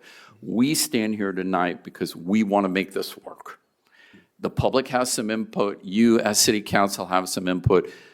If they're reasonable and they are not going to do something that's going to make a business not successful, we are definitely willing to look at buffering or potentially even some additional setbacks. This is a concept plan that is potentially 30% developed right now, but it's the beginning of a final site plan. So Thank you. yes. Thank you. Thank you, Councilman. Madam Attorney, you're next. Yes, sir. I just wanted to, I don't know, he has two other people that he would like to speak. Typically, that would occur in his presentation. Council can change the rules that allow him to split his presentation, but we certainly need to address whether council is going to allow him to split his presentation or if he's going to have a more limited time and just bring these two individuals back in rebuttal. But I do think we should address that now. Okay. Does that conclude your presentation, what the city attorney is asking, right? We don't have any additional questions, but you could come out with rebuttal. Yes. Okay. All right. So, Deputy Mayor? I had one question for the applicant representative. Has the business owner considered the gas station on the far western portion of the property? Is that not feasible? Has that been considered? Have considered what? I'm sorry? Instead of building this gas station on the far eastern portion, moving it to the western portion, since you're already doing a decel and a right turn lane anyways, what's the issue with constructing it on the western portion? And that would provide a larger buffer to the residents on Glencove. That typically gas stations, convenience stores, to offer their highest form of convenience are typically built on hard signalized corners that have two access points, one on the main road and then one on a secondary road. If you're asking to move the gas station down to what would be considered a mid-block location, is that what I'm hearing you say? Yeah, It would basically 350 feet west. Is what it I'm at. would not be consistent with the way gas stations are typically developed, and it could significantly impede a major oil or a tenant from occupying the property because they are built on hard signalized corners. And if it's going to have an end cap drive-through restaurant, they are also typically built on hard signalized corners. So I'm not trying to evade the question. I'm just saying it wasn't a consideration that ever came up because it typically does not meet with the business model for building a gas station. Does that conclude your question? Thank you. Thank you. So now we'll hear from the public, sir, and we'll call you back up. Next speaker. Erica Graver. Good evening, Mayor Medina, City Council, and staff. I greatly appreciate your dedication to public safety referenced in the State of the City address earlier this evening. My name is Erica Graver, and I live at 1437 Glencove Avenue on the east side of the gas station. I am here today in opposition of this case in the name of public safety. As you're aware, the Palm Bay Planning and Zoning Board voted unanimously against this conditional use, and several of our neighbors were in attendance that evening, as they are this evening as well. And here are some of the reasons why. First and foremost, our kids' safety is at risk, and this addition will only make that worse. During that meeting, dozens of accidents were discussed that have taken place at this intersection, including the death of a 17-year-old by the name of Jasmine. Jasmine was a friend of my son's. They were classmates at Heritage High School who loved to go fishing together. He was deployed in the Army at the time of her accident and called me to ask if it was true. And I remember hanging up the phone from that call in shock that my son, who was deployed in the Army, was safer than his friend walking home from school, and knowing that if he hadn't been, he might very well have been standing next to her that day. This past January, another young girl, Zoe, was hit by a car while walking in the grass on this property on her way to her bus stop. Her friends watched in horror as she was thrown into the woods and then trauma airlifted out with major injuries to her head, jaw, hips, and legs that she will deal with for the rest of her life. She went through her third round of surgeries earlier this week. The stoplight at this location that we were not asked about has only made traffic worse on Glencove. It is now a drag strip with people flying to catch the light and or flying down Napanee to avoid the school zones on Emerson. Adding hundreds, if not thousands, of cars a day to this intersection puts our kids in imminent danger, which is one of the main reasons why Planning and Zoning voted against this. Next, Glencove is in horrible disrepair with potholes and patches everywhere. I have several times found 5-pound chunks of asphalt in my driveway and can only thank God that no one's been hurt by that flying debris. Several studies have shown over the years that gas tanks buried this close to homes increase cancer risk and respiratory issues. Property values of our homes will decrease dramatically. Who's going to compensate us for the $50,000 in equity we will all lose in our homes overnight? A gas station at this location is absolutely not necessary. While I don't agree with the gas station already approved for this across the street, there's nothing I can do about that now. But with this, will be the 4th gas station within 1 mile of this location, now that there are 2 on the corner of Heritage and Emerson. That is absolutely not necessary and not wanted. We have a petition with 79 local residents in opposition to this conditional use, and our neighborhood has fought this type of development twice before. Thank you. Thank you. Thank you. Mona Stakonis.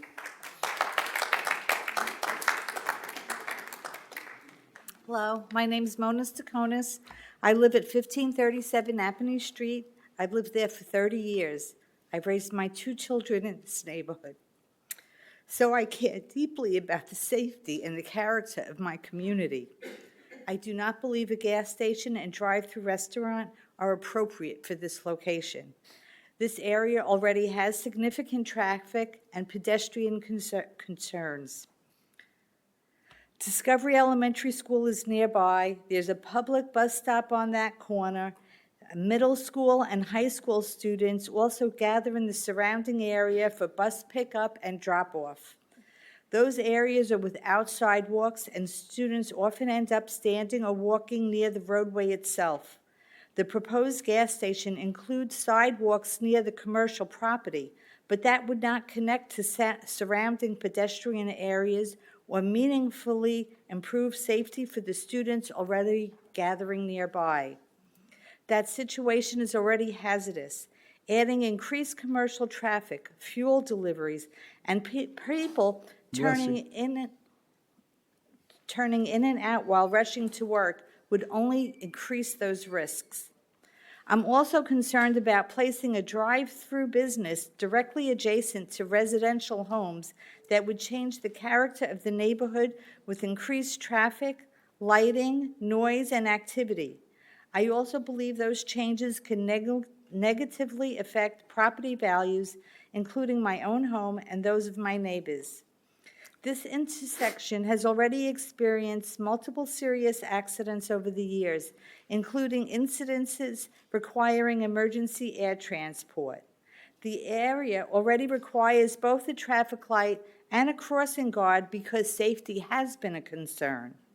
I believe adding this type of commercial development at this location is doing the community a disservice. Thank you very much for your time. Thank you. Lucia Shankersing. Lucia, my apologies. Good evening. Lucia Chankasing, 1680 Gadsden Avenue, Northwest Palm Bay. Good evening, Mayor and Council. My name is Lucia. I have lived in the Northwest Palm Bay area since 1996. That is 30 years. I've raised my children, my family there, close to the area where this gas station is being built. I'm here to oppose the conditional use for the gas station and drive-through at Emerson. The planning zone, as you already know, voted 7-0 to recommend denial of this request to the council. That is unanimous. That is a unanimous recommendation against approval, and I'm asking that you follow that recommendation. I'm not against business. Palm Bay needs good business. Not every business belongs at every corner. And this is definitely the wrong corner for this. That intersection is already tight. We have traveled on it for 30 years. The turning is already uncomfortable. When you add gas pumps, drive-through, delivery trucks, and a constant in and out traffic, you create a safety problem where one does not need to exist. And I really cannot see a buffer on that corner, actually. It is not a wide street, it's a two-way street. However, it's not as wide as Emerson itself. I'm talking about Glencove, the way you would have to turn into there. It is very small. My biggest concern is Discovery Elementary School nearby on Glendale. We're talking about school traffic, parents, buses, and children walking, all mixed in with the gas station and drive-through traffic at a constrained corner. That is not a safe combination for this location. We also already have gas stations on Heritage, near the Heritage and Emerson area. Actually, we have one that is already built and one that is in the process, almost ready to be finished, so that's 2 gas stations. This area does not need any more fuel access. We are filling a gap. We are being asked to create a new safety problem at a tight residential corner to add another gas station close to the ones that already exist.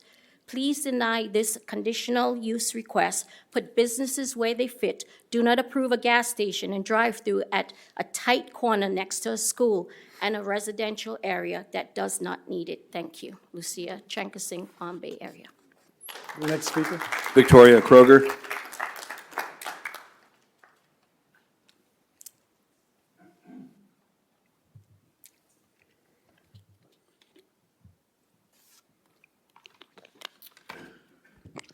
Good evening. I feel like everything that I wanted to say has already been said. My concerns are traffic, noise, lighting, environmental impact, a change to the character of this area. This is a residential area. When I purchased my home, Emerson had a dead end. There was no St. John's Heritage Parkway. It was just a dead end. It was a quiet neighborhood. That's how this neighborhood started. That's the neighborhood that I bought into. It's now has St. John's Heritage Parkway with the gas stations and everything else, and I understand that building is good for a city overall. But this is a residential neighborhood where people live, and at this point, I think it will cause increased congestion with all of the traffic. And I just worry about the long-term impact of the properties surrounding this area. And if this is approved, it is permanent, and I just respectfully request and ask that the council prioritize its residents and deny this request. Thank you. Thank you. Next speaker. Alan Miles. Alan Miles.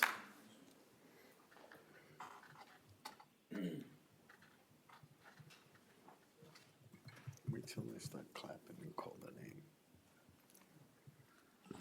Dr. Alan Miles, 350 Garvey Road, Southwest. There's been a lot of comments already about the adjacent fuel locations, the Circle K that's about a mile away, and the 7-Eleven that's being done.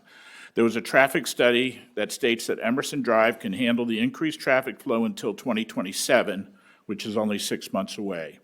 A single turn lane entering the facility is planned, but traffic from the other direction will have to stop, and that will cause all the cars behind it to back up. Also, if you look at the drawing or the map up there, you'll see there's no way to enter it from the west side, at least the way I see it, which means people will make a U-turn there. You can't make a U-turn on a one-lane road, so it's going to cause a hazard. Also, the cars that want to go west will have to go down whatever that road is there and then enter. And a lot of them are going to be diesel trucks dragging trailers. So you're talking about a diesel truck making a lot of noise, dragging a trailer that needs about a 75-foot radius to make a turn. So that's a big deal. The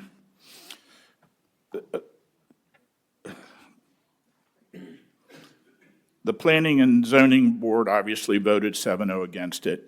You guys need to as well. The 500-foot zone is laughable. I don't know what that was, 10 houses, 20 houses, and it's going to affect probably 400 or 500 homes or residences. Basically, if you swing a golf club and hit a golf ball, it's going to exceed 500 feet. That shows you how minuscule it is. I'd also like to say with the lighting, I'm a retired optometrist. There's a pond there. The light that hits that pond will reflect off. It's an equation called the angle of incidence equals the angle of reflection. So unless you've got a 20-foot high wall there, that light's going to come up and over. So that is a big, big scenario there. Also, it sounded kind of like there was a threat made to the city council as well as the residents of Palm Bay, that they're going to do whatever the hell they want because it's zoned that way. And I would say that's nice, and we will boycott you, and we will picket you, and you will have no business, and it'll eventually that facility will close. Thank you.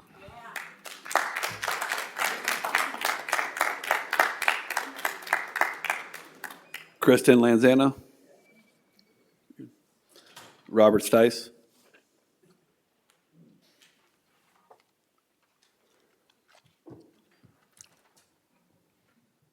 Robert Stice, 1796 One Brook Drive Southeast.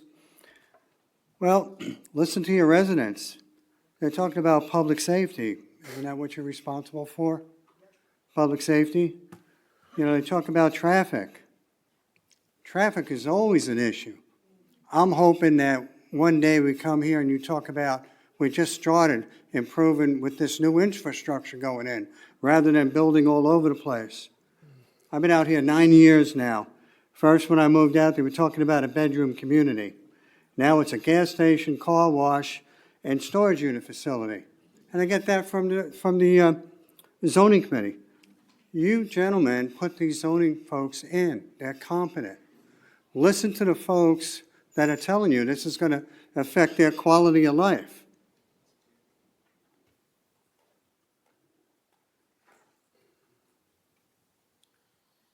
I don't think we need another gas station. How many gas stations do you need in a close proximity?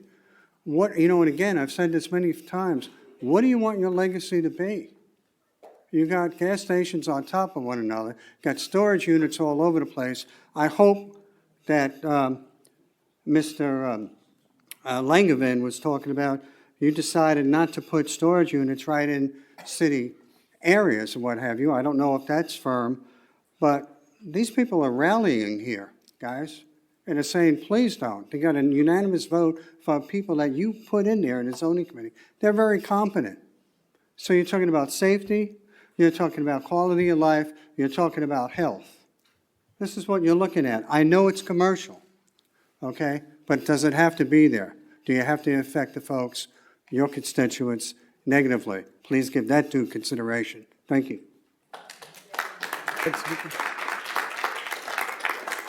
Venus Albert.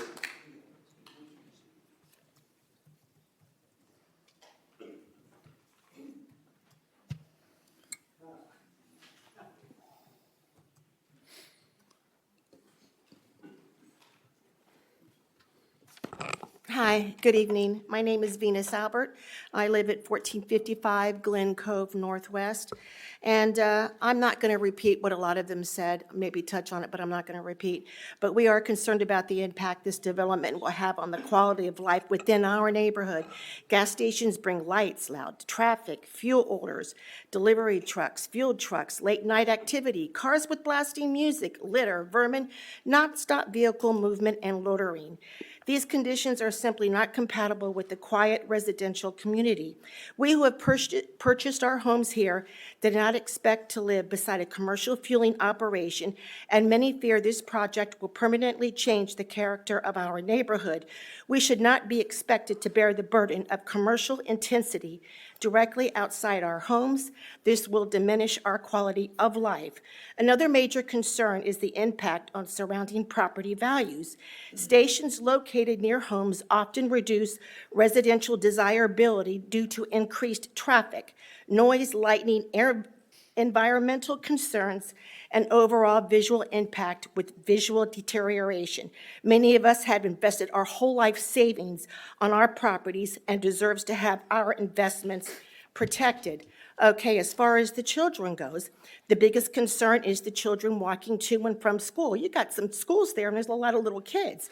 Even if sidewalks are added near the stations, children would still be forced to cross multiple entrances and exits with constant vehicle movements. A crossing guard is not going to help them cross those little driveways or those big driveways from the gas station.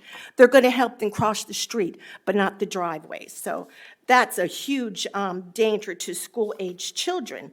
And the representative, this gentleman here, was asked at the zoning meeting where the developer lived. He stated it was in High Point, Cocoa. He was wrong. He does not. The developer lives in Merritt Island. He has over 400 businesses that I found in 5 states. I can assure you he does not have a gas station anywhere near his house. Let me see. The representative was asked by a zone committee member if this business would employ local residents, and the representative answered, "Oh, yes, it will." Well, upon investigation by me on physically going to some of the developer stations, and also by reading reviews, I found that I did not see the diversity of local residents at all. It is public knowledge also that there have been contributions from the developer to some city council member campaigns. The amount, however, large or small, if accepted, I believe, is a conflict of interest. Remember, we the people can vote you in and vote you out. The developers can't. You represent the people, not them. We are begging you, do not put that gas station there. Please listen to your people. Thank you for listening.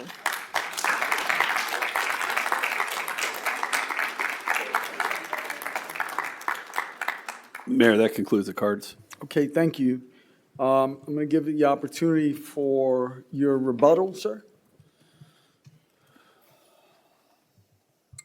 Ideally, you took copious notes.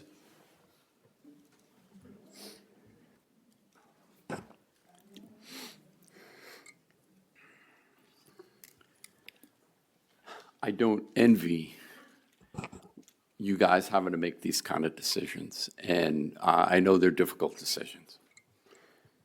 I want to go ahead and say that, as I said before, the things that we can address tonight, we're willing to address. Some of them we can't. Property is zoned commercial. It will have a commercial use on it at some point in the future on the entire tract. One of the things I did is I went back and I looked at what type of properties or what type of uses can occur on this property right now without any public hearing or without any type of process other than the administrative site plan with staff. Sticking with the 5,000 square foot limit, could be a restaurant, an eating establishment, retail stores, financial institutions, funeral homes, offices, pet daycare, service businesses, tattoo parlors, veterinary clinics, child care centers, and urgent care centers. Those were all under a P1 zoning classification in the code. Sir, no outbursts, please. There is some decorum to follow in these chambers. Thank you. Okay. They are going to bring more traffic. They are going to bring the commercial concerns that some of the residents have.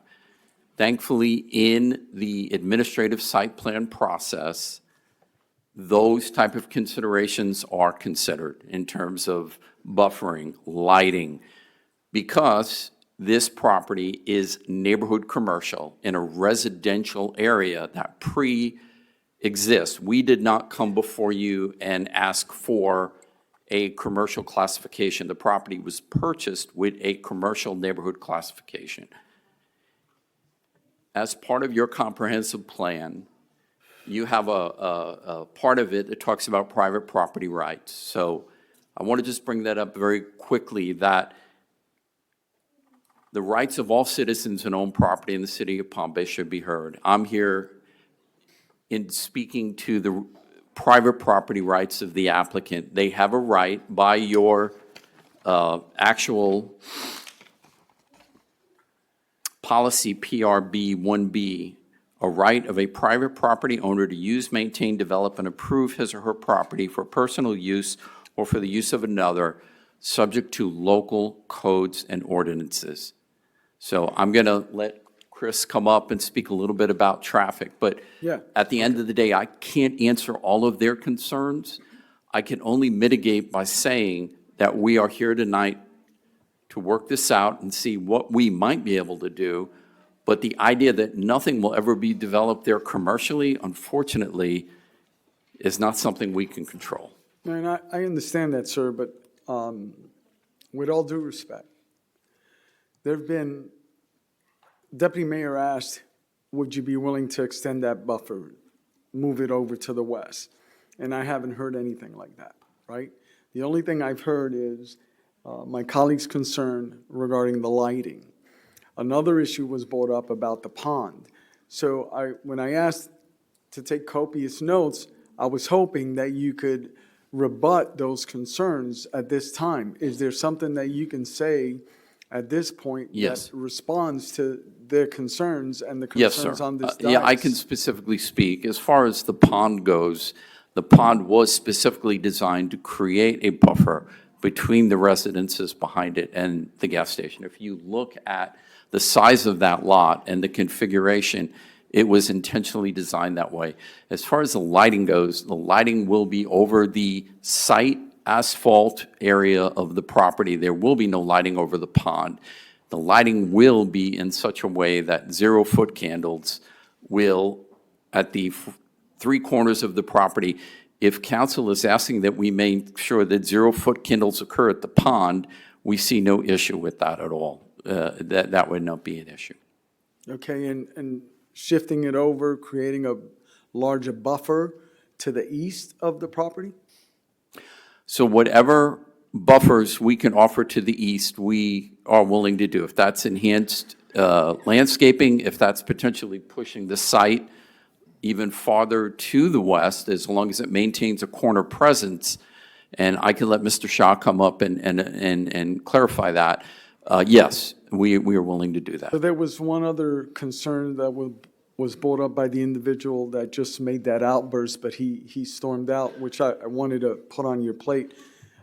His concerns is traffic going eastward, I believe, and making a left turn into the facility. There's no access point other than trying to make a U-turn and creating a traffic hazard was his concern. I do notice that there's a westbound, or I should say down Glencove, you've got another entrance there. Yes, sir. Is it possible, would it be, and I guess that's a question for our traffic surveyor or engineer, I should say. Yeah, as you're heading east, making a left onto the property, is that something that can be accessible? Or if you see the sketch, I'm heading east on Emerson. One of the concerns that the way I understood the constituent was making a left turn as I head east onto the property as opposed to the traffic light. Right. Chris Walsh with Walsh Traffic out of DeBerry, Florida. Understood, and actually, we had looked at that. I think because of the proximity to the intersection, that's where the right-in, right-out restriction is preferred. And so one of the things that you could do is you could actually, you have the chevroned out taper transition. Perhaps you could put some raised concrete within that area to further deter it, any type of illegal maneuver. So that's one way to try and physically prohibit that from happening. And his concern also was the length and causing a traffic jam, right?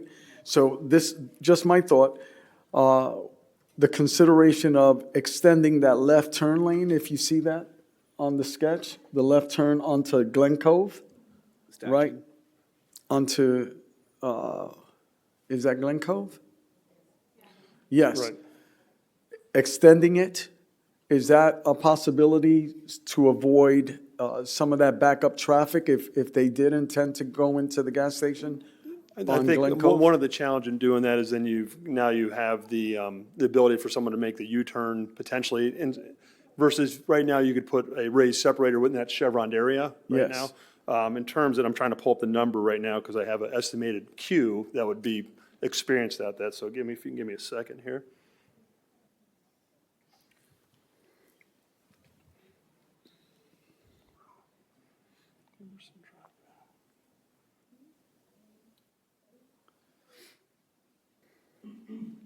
I just wanted to see if we could respond to the residents' concerns. At the same time, I didn't see any dialogue with those concerns. So one thing to think about in terms of that left turn lane, I mean, we're talking in terms of roughly 30 to 50 left turns going left and turning up on Glencove. Yes, sir. So what does that number mean? The way I always like to think about it for people to kind of understand is think about standing here for about 2 minutes and going, there's a car. And so please. That's the, you know, and that number is based on getting actual traffic counts at the intersection, so real data, and then based on national data for these types of developments and what they would generate in terms of traffic and assigning it to the driveways. Could you tell me, is there a left turn signal there? There is. A left arrow? There is a left turn. If you want to go north on Glencove, there's a green arrow to go left on there, yes. Yeah, okay. Did I answer your question? Yes, sir, you Okay. did. Thank you.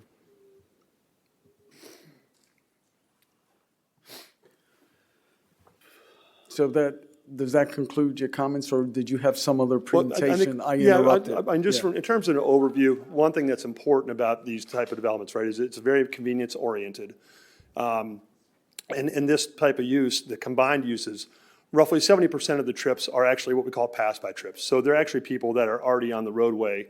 So you're not adding a new trips for 70% of these. So by way of example, right, you're going, you don't think about on your couch, I'm going to go get gas and come back home. You think, when am I going to go to work or go to, take the kids to soccer, and I'll make sure when I'm going by this gas station, I'm going to pull in. So that's, those aren't new trips on the roadway. Those are just people, by way of example, going westbound. They're decelerating in a right turn lane, which I don't even know if there's any other right turn lanes on this roadway, actually. This would be maybe the first one, but in this section. But they would get out of the way of cars, decelerate and turn in, but they're not adding new trips. There's 30% that are new trips, and that's estimated at 25 inbound in a peak hour. Again, 25 trips coming in, 25 trips going out, divided amongst 2 driveways. So again, I like to put it in terms of 25 trips. Again, that's 1 every 2 minutes. You think about it, it's a fairly, if I asked you to wait 2 minutes here right now, we'd be like, that's a long time. So it's a fairly minor impact in terms of adding traffic to the roadway, this type of use, because of the convenience nature of it. Thank you. Okay. Council, any questions before? I have a question for staff. Okay. As you were, does that conclude your presentation, or were you going to call someone else up, sir? Yes.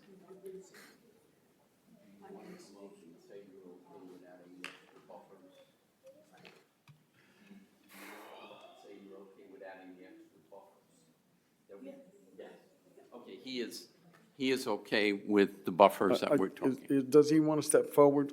He's coming.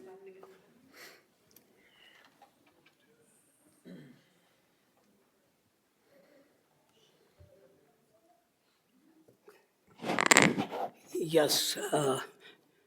Please state your name. Sir Mayor and council members. I'm the president of this company, and I'm one of the owner.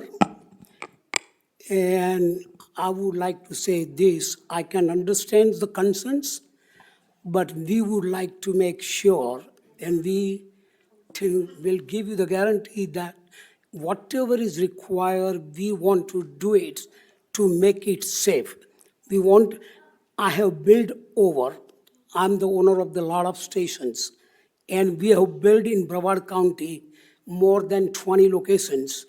And we do not have a complaint on any one locations. In fact, in Palm Bay, I have more than 6 locations right now. And we do not have a complaint that there are any safety problems or anything. And we would definitely make sure that any hazard, any things which can hurt anybody, no, we would take care of it. We'll not do something. If we have to do the buffer zone, we'll do it. We need to do the right lighting so that we can do the right lighting so it does not bother anybody. We do not have both the access, if you can see, they are not at the corner. So there is a plenty place, even in the front. It is at the left-hand side, almost over 200 feet away that entrance is. And the same thing, that entrance is also quite a bit away from the end of the property. And you can see another thing, that there is a big retention pond. That retention pond actually should not lighting in the back or somewhere. It will not even reach in the back. But we understand on the side, will have special lighting where it will not go outside, and we'll try to protect everything we can. Okay. All right, sir. I have a question from Councilman Hammer. Mine is more or less, they did agree to the buffer on the east side. Are we going to discuss the size of the buffer? Is it going to be 50 feet, 60 feet? Should this move on, I just want to make sure, just saying, yes, we'll make a buffer, I would kind of like to discuss what that buffer consists of, and is it stormwater buffer, is it landscape, what kind of buffer is it going to be? Well, those are questions that. Yeah. Those are questions that you can ask. Yes, the buffer we are talking about on the east side. Yes, Right sir. now, I think, what is that landscaping? Yeah, things standard is- landscaping, How much it is? 25 feet. 25 feet. And we can have very heavy landscaping with the palm trees and everything, and completely block that each side. Completely, we can block it, pretty much with the landscaping. Well, what afraids me, or what worries me about the landscaping is you have people coming up Glen Cove to turn.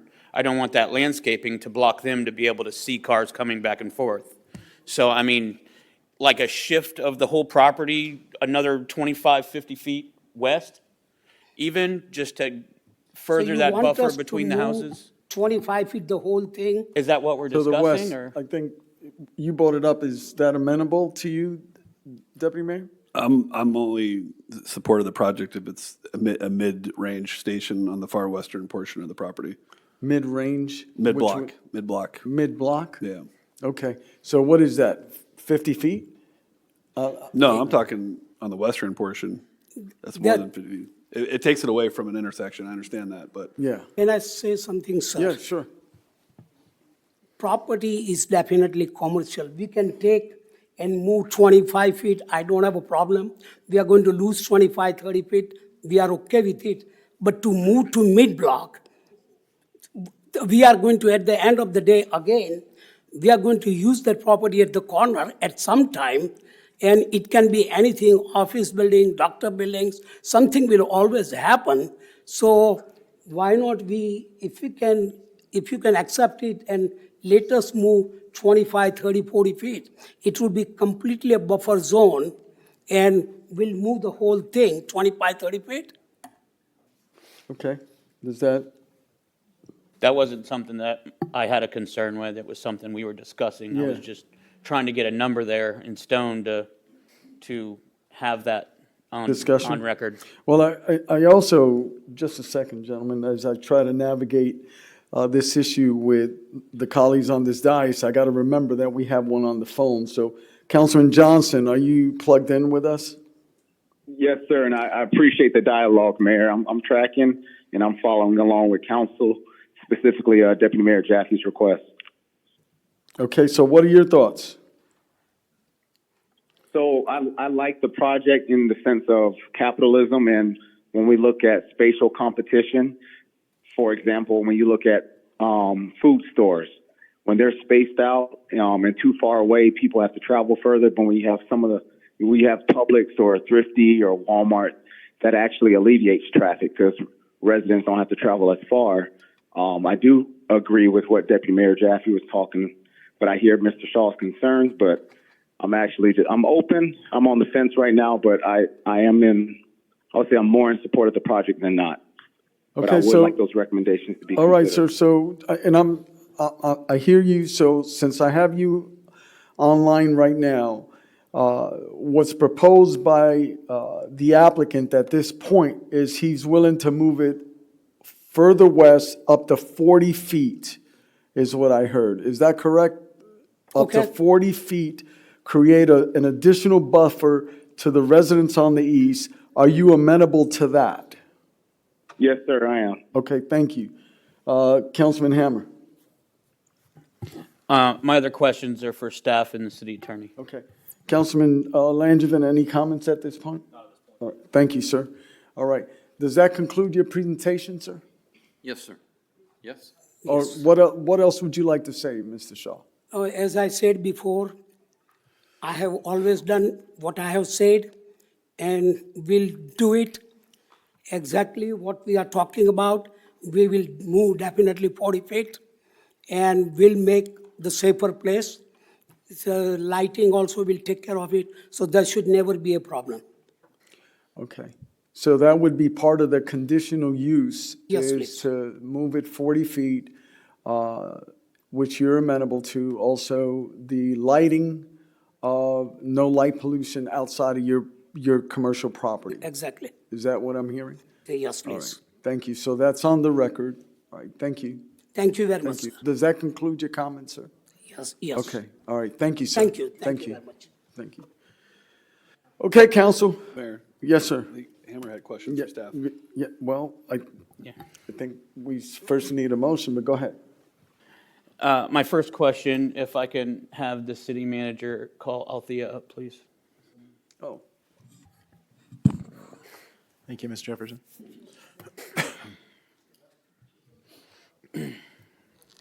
There were some concerns made that I really hope can be addressed. Somebody made a statement that this brings risks of cancer to the area. Is there any kind of environmental, anything environmentally that's coming up to make those a factual decision-making in tonight? There's nothing within our code requirements that requires that type of analyses. I can't speak to that. But you don't know if this has any factual basis or not? If I it's do a- not know that that's a factual statement. Ma'am, you're out of order. Another one is, in our city, how many of these are allowed per intersection? Is this something that is allowed per intersection? the Is it code- based on the road or the amount of cars that pass, or is it just It's period per intersection? It is the road type. First of all, it has to be a collector road in terms of our classification from our comprehensive plan. That's number one. And once you have the collector classification met, we're only permitted to have two directly at the intersection, is all that the code permits. It doesn't say you have to have two. It says you may have two. Okay, and my last thing is for the city attorney. With the approval being across the street and all the facts that we've been given tonight, would a denial cause a legal issue? Because that's the most important thing here, because I want to make sure we are legally doing the right thing here. And I think you've heard the same facts as me, and I just want to make sure we're making the right decision based on the facts, because we are not citizens here. We're actually the judges in this. Being a quasi-judicial hearing, we have to make our rulings based on the facts. And I just want to make sure we're doing exactly what the law says, because I do have my feelings about this, and these are my opinions. I am behind what Councilman Jaffe says, but I do want the facts on what we can legally do with the facts given tonight. As this is a quasi-judicial matter, your decision must be based upon competent and substantial evidence. Certainly, the report from the staff report is competent and substantial evidence. Evidence that you have heard from the applicant's traffic engineer, that is competent, substantial evidence. And it also has to be based upon the factors that are in the code. So the conditional use standards, as they're listed in the code, are the factors that you must consider, and you must base your decision based on competent, substantial evidence. Citizen testimony can be competent, substantial evidence as long as it's fact-based. You know, if it is something that requires substantial knowledge, examples that are typically are environmental issues, traffic engineers, those are things that require advanced knowledge and cannot be, competent substantial evidence cannot be based upon just mere citizen testimony. That you're going to have to defer to the experts, whether they're the applicant's experts or city staff. If it is not a factor in the conditional use, that is not a factor which you may deny upon.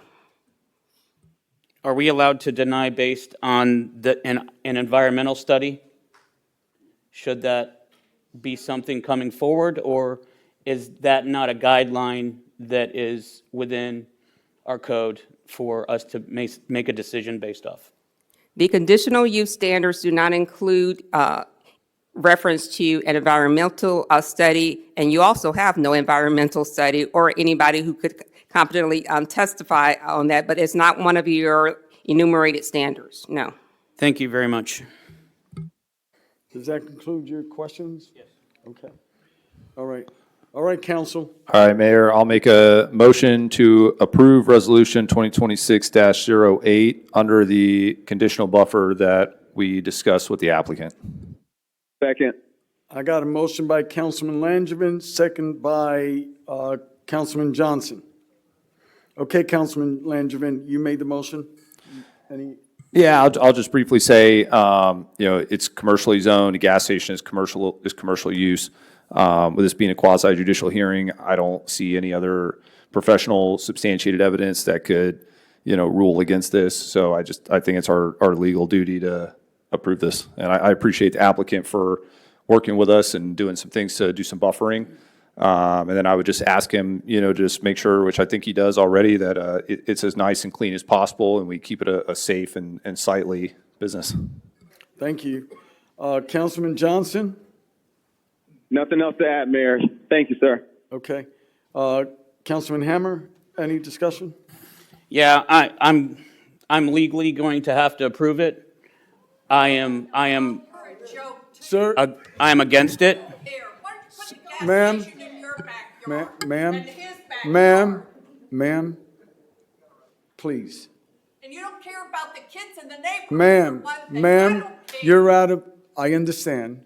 I understand your frustration. Ma'am? I'm gonna. So I've got, excuse me, you're out of order. Carry on, Councilman. I am going to ask that we maybe find some other studies. I am going to ask for that on the environmental impact. I am extremely torn on this. I am extremely torn on this. I do not want it being quasi-judicial. I want to table it and have some more discussion on it, and I think we can come up with something better for the community and better for the intersection, if that's an option for everybody, but I'm. Sir, I know. I can't go down this range. I know, thank you. So right now, Councilman Hammer, on the legalities of everything that you said, and here's the concern at this point. Your concerns with the environmental study were answered by the city attorney, and that's I understand your conflict. I understand that. However, at this point, she responded to those concerns. So I've got a motion by Councilman Langevin, second by Councilman Johnson. And is there any further discussion by you, Deputy Mayor? No, Mayor. Okay. So I'm going to call the question. All in favor signify by saying aye. Aye. Aye.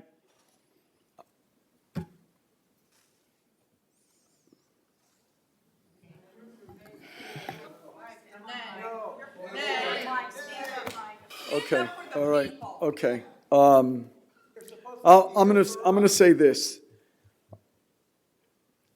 and I haven't said this, but I'm gonna say this. In my heart, I feel one way. And the project is a commercial project. Now, here's the deal. We have a gas station by a school right now in our community. And it's been there for how many years? So anyway, I got a motion by Councilman Langevin, seconded by Councilman Johnson. All in favor signify by saying aye. Aye. Aye. All opposed signify by saying nay. Nay. Motion. I never voted. A non-vote is an aye vote, sir. You voted and I vote? No, a non-vote is an aye vote based on our procedures. Then it passes 3-2. Wait a minute. No, there should be no, I passed. wait. No, There should be listen no up. non-votes. I want a roll call. Everybody has to vote unless you abstain. Let's go with a roll call. I'll go with a roll call. Deputy Mayor Jaffe. Nay. Councilman Johnson. Aye. Councilman Hammer. Nay. Councilman Langevin. Aye. Mayor Medina. I have to go with the law. I have to vote aye. Sorry, passes 3-2. Thank you. All right, I'll take a 5-minute recess. Passes 3-2. I'm going to call this meeting back to order, and we're going to start with public hearings item number 2. I'm going to open up the public hearing. Mr. Morton. Thank you, Honorable Mayor, City Council. I'm going to ask staff to come up and present for the consideration of the program year 2026 annual action plan. Is Councilman Johnson still online? I have to get him back on the line. Thank you. And staff is gone. It's difficult to navigate when we have someone on the phone. I have to always remember that I have another council member making a decision, and yet he's not here. See, it's an empty seat, but he's online. Technology today. No problem.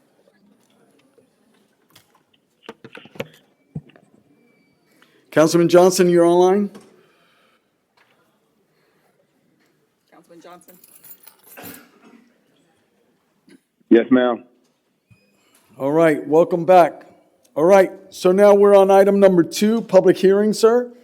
I opened the public hearing and I just deferred to Mr. Morton. There we go. If we can have 1 minute, please.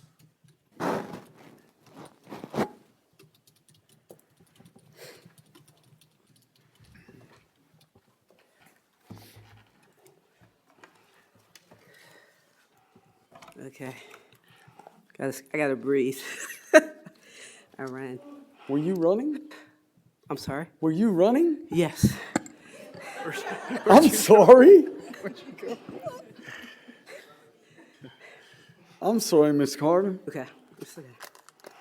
Brevard County has advised Palm Bay that Brevard County Home Consortium will receive an estimated $1,071,743.52 in federal fiscal year 2026-27 home funds from HUD. Palm Bay's share of the program year 2026 home funds is $225,494.84. Oh, I gotta use this. I think you can see that Yes, ma'am. over there. Staff solicited public input. Stand by, Ms. Carter. Catch your breath, sister. I don't need you to faint on me. I need you just to breathe. Yes, I shouldn't have gone over to Building A to use the Oh, restroom. did you? It's okay. It's okay. I'm willing to take an extra minute or so. Just relax. Okay. I know what it is to be out of breath. Okay, thank you. Staff solicited public input on the city's home program during a public meeting held on February 25th, 2026. One proposal was submitted by March 27th, 2026 proposal deadline, and that was Macedonia Community Development Corporation of South Brevard. They have a property located at 2286 and 2294 Washington Street, Northeast Palm Bay. This neighborhood has the highest concentration of low to moderate income people in the city of Palm Bay. It's 92%, close to 93%, low to moderate income. Macedonia Community Development Corporation of South Brevard is seeking funding to support the construction of a single-family home located at the address that I mentioned on Washington Street in Driscoll Heights neighborhood. The home will be 3 bedrooms, 2 bathrooms, 1-car garage, and it will be approximately 1,450 square feet, and will be built using concrete block with stucco exterior. Macedonia Community Development Corporation will be contributing $120,635 in private funds to the project. This is an affordable housing project for low to moderate income people, and it's identified as a priority in our 2022-2027 consolidated plan. I've worked with Macedonia. They've built a lot of homes in the city of Melbourne, and they do more than just build the homes. They spend time with people. They do financial literacy. They do budgeting. So it's more of a transition, and it's workforce housing. People have to work, and they also have to learn these skills. Overall, staff is recommending, and you'll see that there, the first project is the Macedonia project. The second one will be the Chodo that will assist Macedonia. They've done that also with experience in Melbourne. And they're asking, the project will be for Macedonia, $169,121.13 from the city, plus we will bring forward some leftover unobligated funds of $62,970.79. What you're seeing on the right-hand side are all the one-year recommendations, because we can't go beyond the $225,494.84 for the county. However, we're going to add monies to that project, and then Macedonia will also bring their private funds. The Community Housing Development Organization will use their funds. It's a mandatory set-aside that HUD has nationwide of 15%, and they will actually develop the project. Then we're asking for our home administration dollars, the Chodo dollars at $33,824.23, our home administration dollars at $16,754.27, and then the county with all of our groups, because they're the lead in the consortium, asked for administrative dollars of $5,795.22, and that will obligate all of the $225,494.84 for the year for the home program.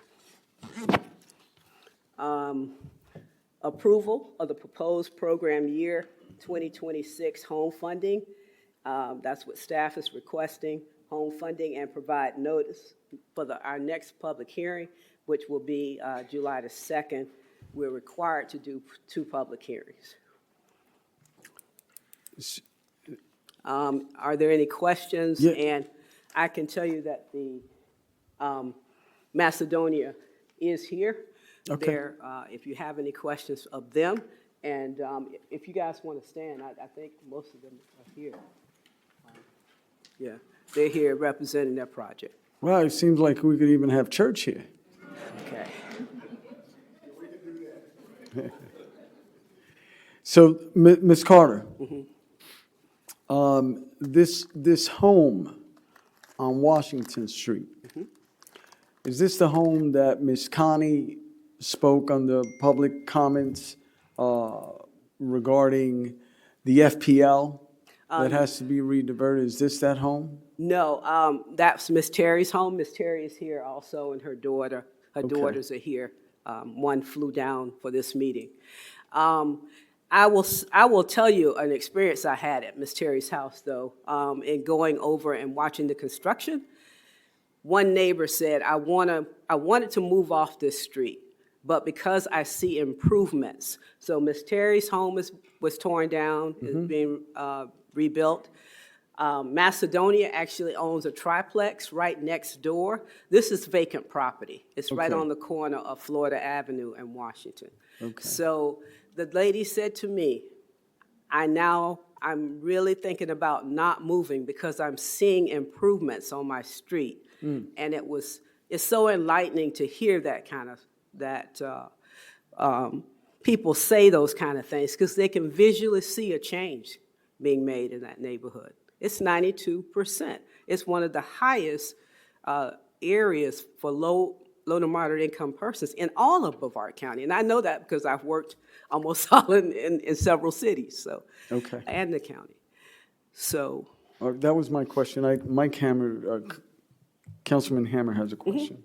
Yes, I'm always one to understand our vendor performance and the people that we work with in the past.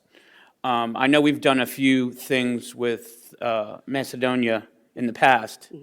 What has the success been with those? very, very successful, and that's why I can talk about it even from the city of Melbourne.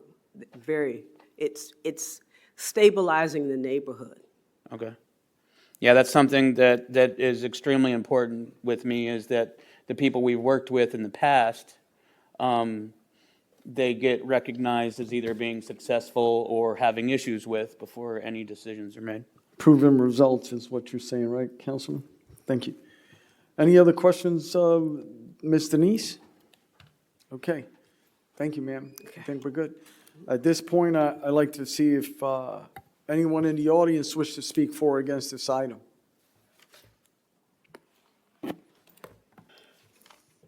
Yes, sir. Step right up, sir. By show of hands, all you have to do is raise your hand and come and speak on this item. Oh, it's Pastor Nathaniel Harris. How are you? I'm Nathaniel Harris, pastor of Macedonia Baptist Church in the residence of Palm Bay. Amen.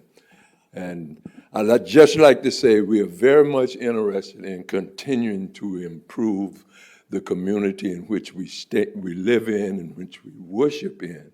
And the record speaks for itself that we are committed about the development in the areas of those that are especially run down and need improvement. So we ask the council if you will consider our record of working with the city of Melbourne and Palm Bay in the development of affordable homes that the people of the community will be able to live and take pride in living in the community. So that's about it for us. God bless you, Pastor. It's great to see you. All right. Thank you very much. Anyone else wish to speak for or against this item? Yes, sir. Step right up. You too, Ms. Connie, wanted to speak? All right, so come closer. You're next.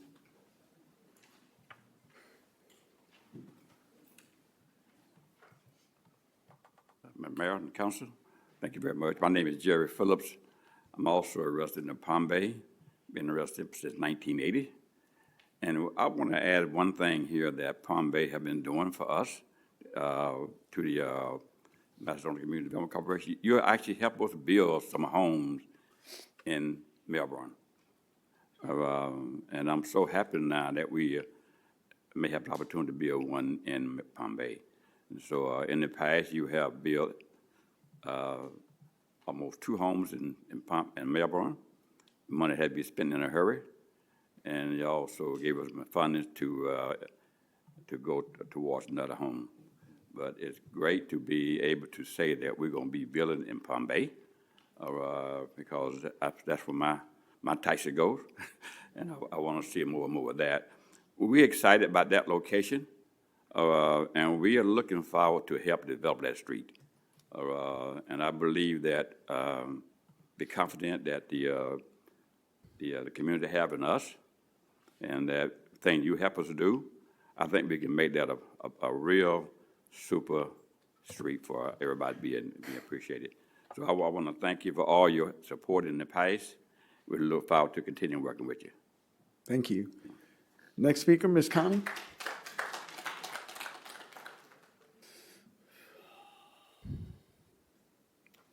Good evening. I met with Macedonia before, and because they supposed to be doing the Phoenix apartment on Northview Street, and I know it's some problems that running into there and everything. So I welcome them to the community, but I would also like to see more towards like where the people will own their houses, like community initiative program where y'all work with them, and the people that we have two of those houses in our community, one on Northview and one on William Street. But I would like to see where people own their houses, end up owning their houses. Now what Macedonia's doing is a good thing, because they do give people a chance to, to have a home and stuff and everything. So that's all I want to say, and everything. But I would like to see where they will end up owning their houses. So if I'm tracking you correctly, like Habitat for Humanity? Like Habitat, like Okay, I'm Community tracking. Initiative, is two homes in our community, like I say, one on Northview Street and one on William Street. So I would like to see that more in our community where the people own the houses. I agree with you. Perhaps we could work with Habitat for Humanity for that. Copy that. Thank you, ma'am. You're welcome. Yes, ma'am. You're next. Good evening. My name is Barbara Davis. I, too, am a resident of Palm Bay.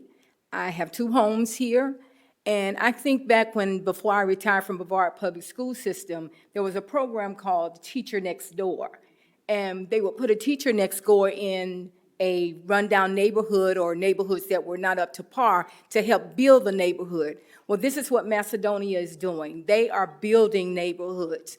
If you go by any of the homes that have already been built, you will see model homes, not looking for anything that can distinguish whether white, black, red, anyone who lives there.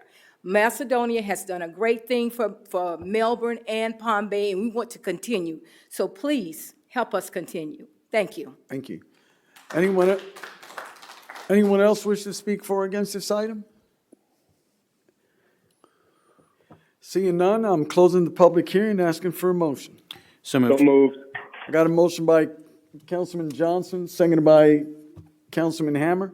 Any discussion, Councilman Johnson? No, Mayor, nothing else to add. You heard Reverend, you heard the community. This is good for them. This is good for us. Yeah, Councilman Hammer? All right, I think take this opportunity to really commend Macedonia Church and all their efforts in building up those communities, and our communities here is an appropriate time for me to say that. So congratulations, Pastor, and your body of Christ there. Really appreciate what you do. All in favor signify by saying aye. Aye. Aye. Any opposed signify by saying nay. Nay. Passes 4-1. We are now on item number 3. I'm opening up the public hearing, asking for a motion. Mr. Morton, or asking for Mr. Morton. Thank you, Honorable Mayor, City Council. We'll ask Althea Jefferson to come up and present the CDBG block grant, unless Ms. Carter's doing it. Are you doing it? Your name was in there, whoever wants to do it. Thank you very much. Althea or Ms. Carter? Do I need that? That's arm wrestle for it. Okay. Yes.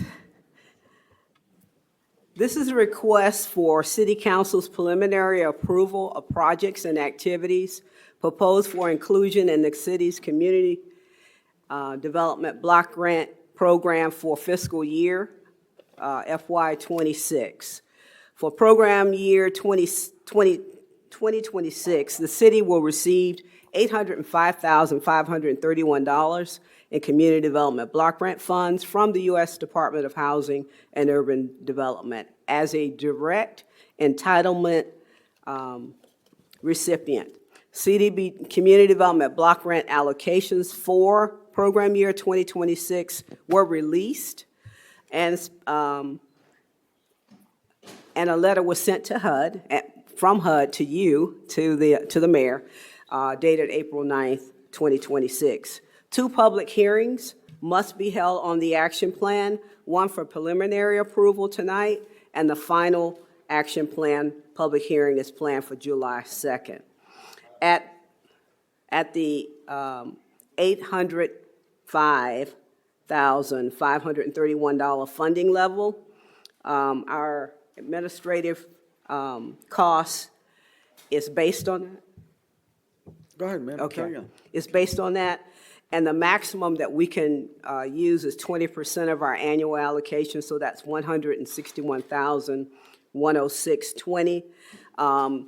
We also received an application for down payment assistance at $180,000, and we received applications for public services at $120,829.65. And a proposal for capital improvements, several proposals for $343,595 from public facilities. So let's see, let me go on. The Citizens Advisory Board deliberated last night on the staff's recommendations. This year's staff recommendations varied from the Community Development Advisory Board, and I wanted to point out some of the differences. Staff, we factored in if an agency received funding from the city under other grants. And we had to do that. We get so many grants, and it's so competitive for a small amount of money, 20% of our annual allocation. And so staff did not recommend Volunteers of America because we gave them $975,000 in ARPA money recently, and we're getting ready in a few weeks to give them $100,000 toward the same project in SHIP funding for the 31-unit apartment building. Then the South Boulevard Women's Center received $309,000.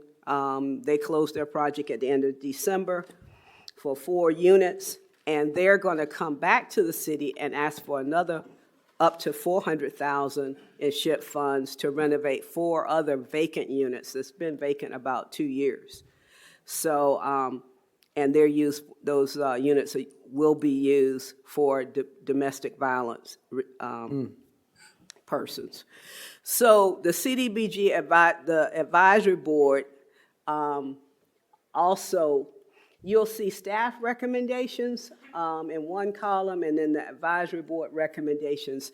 And the way we varied is that in order to fund the South Boulevard Women's Center, which was added last night, staff did not recommend them for funding.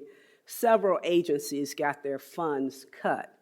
That would be Aging Matters, Alzheimer's, and Club Esteem, and Parks and Recreation Summer Camp. And so staff is recommending the staff recommendation column. And then if you want to change anything, you can, but that's the staff's recommendation. And this is the first time that's ever happened where we just, the meeting would been prolonged with the two, we just didn't come together on a few items. So we're working with them, and the other group that was not recommended for funding, and I'll tell you, Catholic Charities, we're working with them to move them to the SHIP program. Okay. So the staff, we tried to be as creative as possible this year because we had so many requests.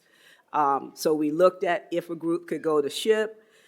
We looked at if we were funding them under other grants, then maybe some of the other groups that didn't ask for that grant could be recommended.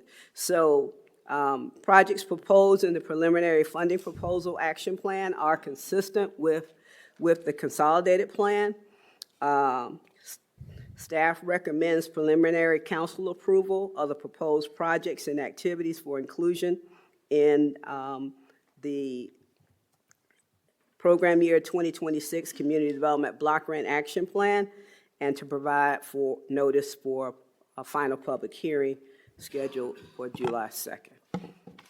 So, thank you, Ms. Carter. So if I could, Yeah, get on the mic though, Althea.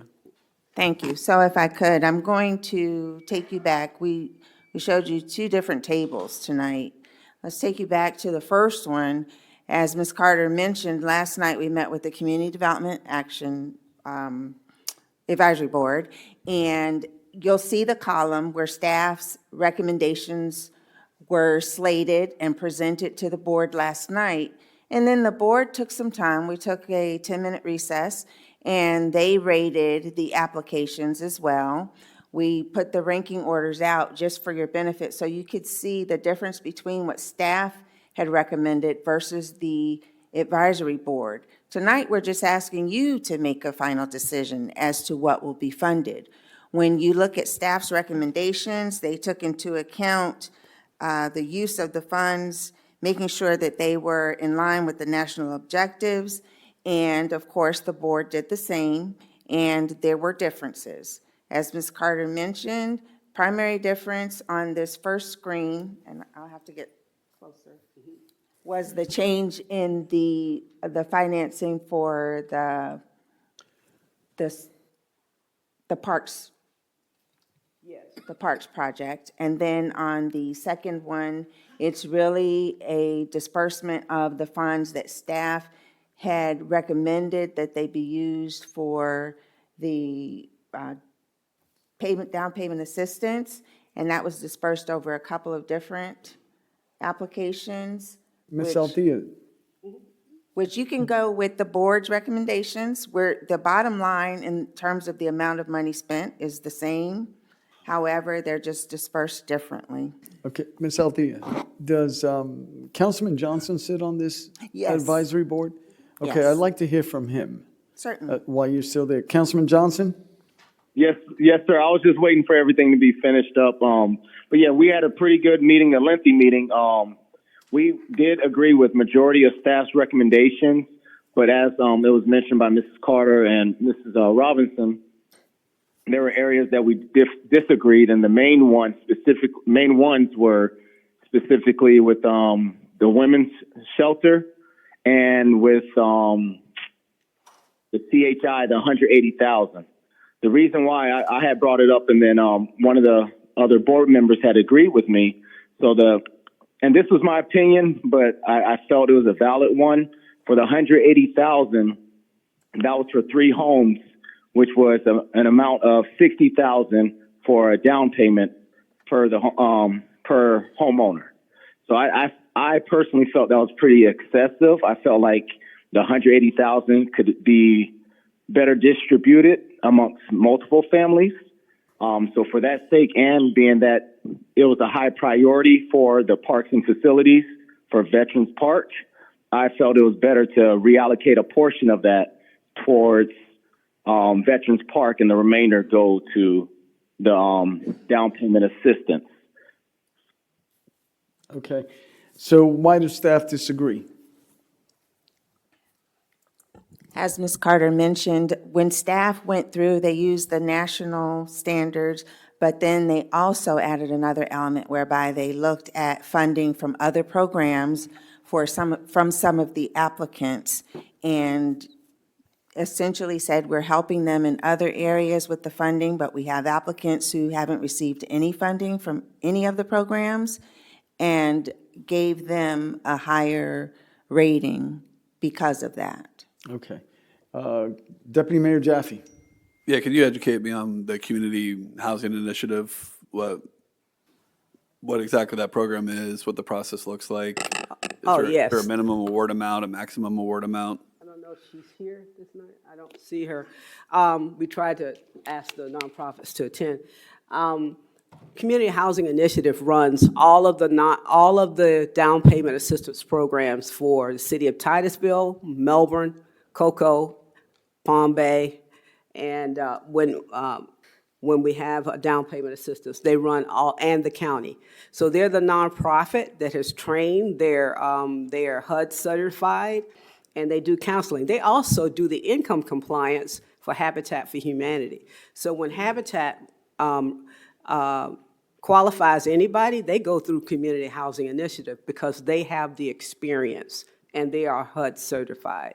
So they are housing counseling agency. And so they have the experience and they do down payment assistance. Of the 106,000 that CDAB board is recommending, how much of that goes towards their administrative costs, and how much goes to the end user? I think they charge, is it 5,000 maybe at the most? At the most. It's not much. Okay. Yeah, they're not charging much. Mhm. It primarily goes to the end user, and we also use it for rehab. So they've used up to about 10,000 on a house for rehab, because a lot of the applicants can't qualify for a new build home. So they can qualify for like a 250 home in Palm Bay. But new builds are 300 and up. Council, does that conclude? Councilman Hammer? All right, help me explain this a little bit. With CHI, CHI becomes a second mortgage, correct? No, we pay them.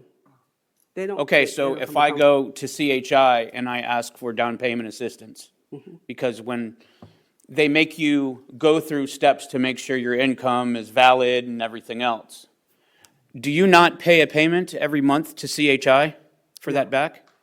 No. I do. Oh, okay.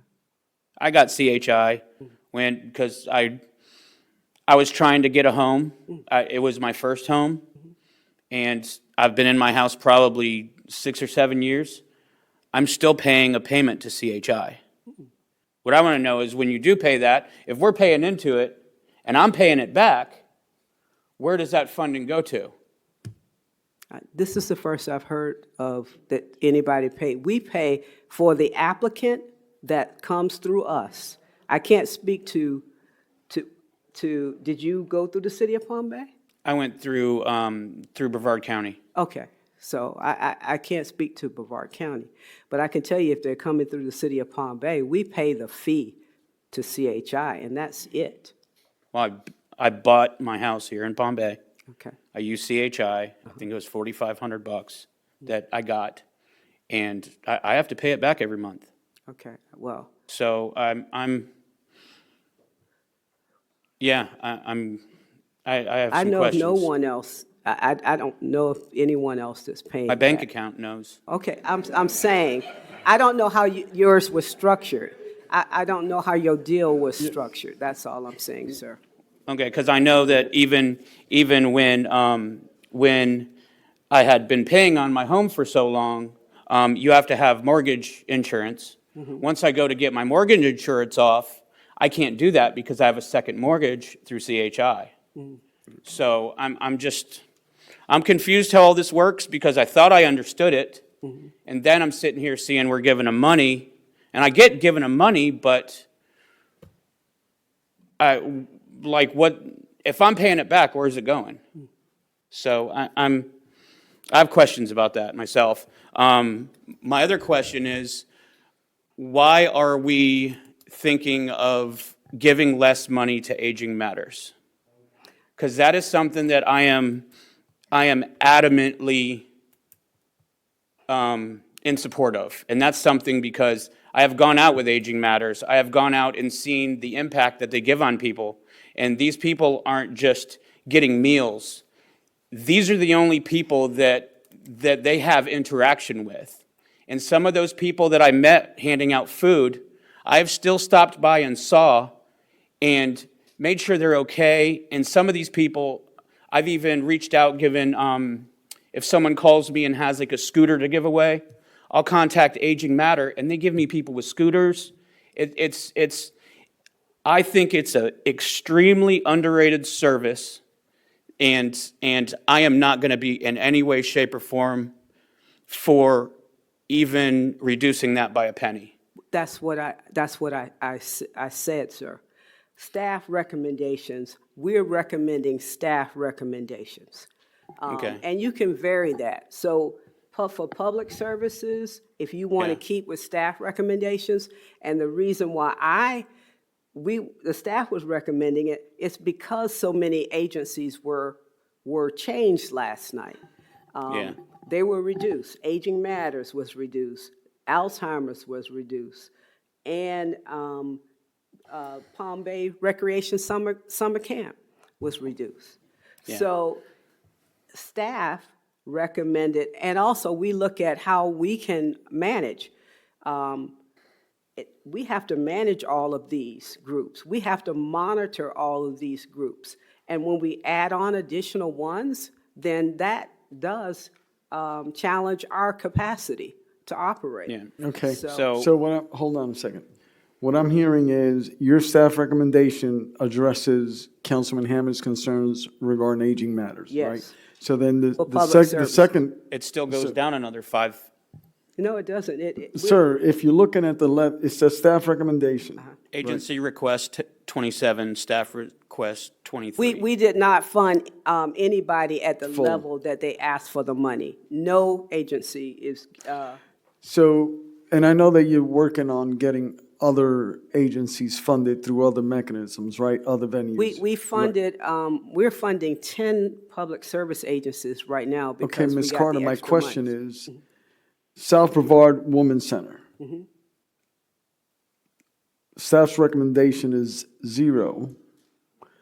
Yes. What, That's because what we're other- going, they're coming back to us to Okay, ask us to okay. renovate Okay. the 4 units, and Okay. it could be up to $400,000. understood. That Understand was my that. question. Okay, So carry on. I have a few more questions. I'm really sorry. This is something that I dug deep on. When I got elected, one of my main things was bringing YMCA to Palm Bay. Does this Yes. the Palm Y- Bay Recreation going from 15,000 to 10,000 on there, does that affect us utilizing YMCA again for our summer program? Because if I remember correctly, the summer program went great. They are running the summer camp program this year, and we're only funding low to moderate income persons. So that's families that typically probably could not afford summer camp. So this helps poor children attend summer camp. Okay, well, I would have loved to had some interaction from somebody at CHI to get some answers on that. I would want to have the agency request number for Aging Matters to be up. I would like to see Club Esteem better. Club Esteem is huge for our community. And Matthew's Hope, when I go on Facebook, when I go on social media, Matthew's Hope is always out there helping people. That's something that I would like to see a little higher than that too. And if it comes from CHI, so be it. On page 1, We can't, the maximum amount of money that we can give for public services is the 128.29. Okay. So we cannot take capital improvements and Okay. move it. We can reduce the down payment assistance, and we can move that to capital improvements, but we can't change yeah. this. So, Does that conclude your question, sir? Yes. Okay. All right, so at this point, I'd like to ask the audience if there's any, does that conclude your presentation, Ms. Carter? yes. Okay. And I'll come back. I'd like to, please step forward if you have, if you're for or against this item. I've got Stice, Butch, and then Master Chief, in that order, according to how you raise your hands, sir. Yes, never mind. That's Chief Krusty is his new nickname, but we love him. As you know, I've always been a big supporter of Aging Matters, and I understand you can't fund everything. But there have been a couple of council members who have been on, made some deliveries to Aging Matters. I know this. I think Chief Spears has done that. This is when you're really in the trenches, okay? and you're talking about veterans, you're talking about elderly people, you're talking about your parents' age, and these are folks that are really hurting physically, emotionally. Some of them, the kids have abandoned them. I'd like to talk to the deputy city manager about one location that we're going to have to get some additional help in that. But this is critical. This is absolutely critical to your parents, your uncles, your brothers and sisters. This is food. And when you come up here and when you look at the meals that are pretty sparse, people are hanging on by their fingernails, Mr. Mayor, to try to get through and get enough calories in here to eat. And that's been cut several times. So again, I don't want to get too deep in here, but I've been doing this for 6 years now, and you really have been on different routes, and you see the need is enormous. Sometimes when you go to the house and ring your bell, you feel like you're in a third world country with how they're living and what have you, and people have died in their homes because of neglect, and the food is minimal at best that keeps these folks alive. So this is hugely important. And again, you know, the Bible says you'll owe with the poor, you'll have with you always. But this is the poor and downtrodden right now, and I really think we need to really give this some serious consideration to making getting the food to these folks. Please give that due consideration. Thank you.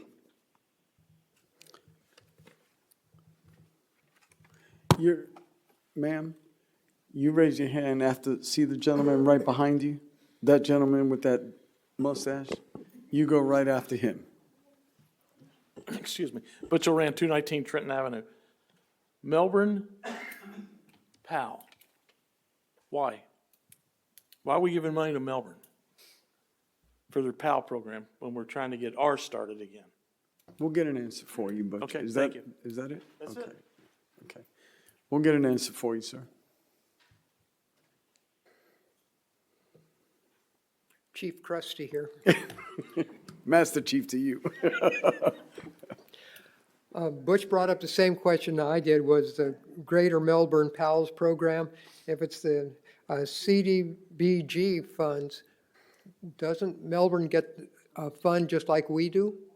So why are we giving ours to given to Melbourne? So it's basically the exact same question.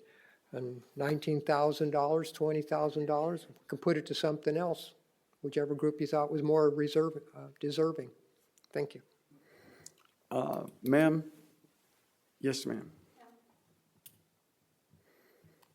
Hi, my name is Mirta. I'm a realtor here in Palm Bay. And can we go back to the first slide? Is that possible? Yeah. So I'm looking at the community housing initiative. And I just want to say from personal experience that people are having trouble affording homes. And the prices are just going up and up and up. And, you know, a lot of people are renting rooms instead of buying homes because they can't afford it.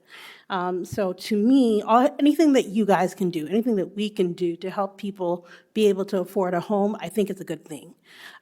Because at this point, renting a home, it's cheaper to buy a home for most people than it is to rent a home. So for me, I'm really sensitive to people who are trying to buy a home because, to be honest, I have not been able to buy a home, and I've lived in Palm Bay since 2011. So it's a real problem. It's very expensive to live here, and so anything that we can do, any funds that we can do to help people towards that, I think is very important, and I think we should be investing more funds than less to help people live in homes. Thank you. Anyone else wish to speak for or against this item? Please step forward.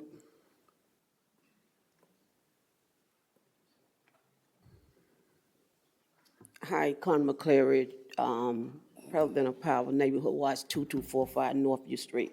Now, Councilman Hammer is complaining about community housing initiative, but the point of it is they do give people a chance to own their house. And if it wouldn't have been from them, you probably wouldn't even have no house. So I'm just saying, I don't mind giving money to something like that because the person do end up owning their home. It's not like they rent their home from someone and you giving money to them. So I don't mind Community Action Network. And with Melbourne Pale, they probably have to come here because they not allowed, they stopped that because they used to be double dipping. Club Esteem, they would get money from Melbourne and Palm Bay. So now, from what I understand, they can only get it from one city. So that's probably why Melbourne Pale is on the list, because they probably couldn't get it from Melbourne because they're getting it from Palm Bay, which is, I think, is fair. Because if you're getting it from one city, you shouldn't be able to get it from both cities. That's just my opinion, and everything. So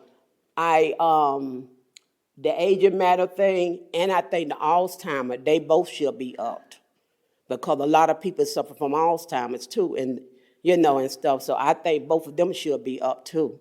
That's just my opinion. Thank you. Thank you. Anyone else? Step forward, sir.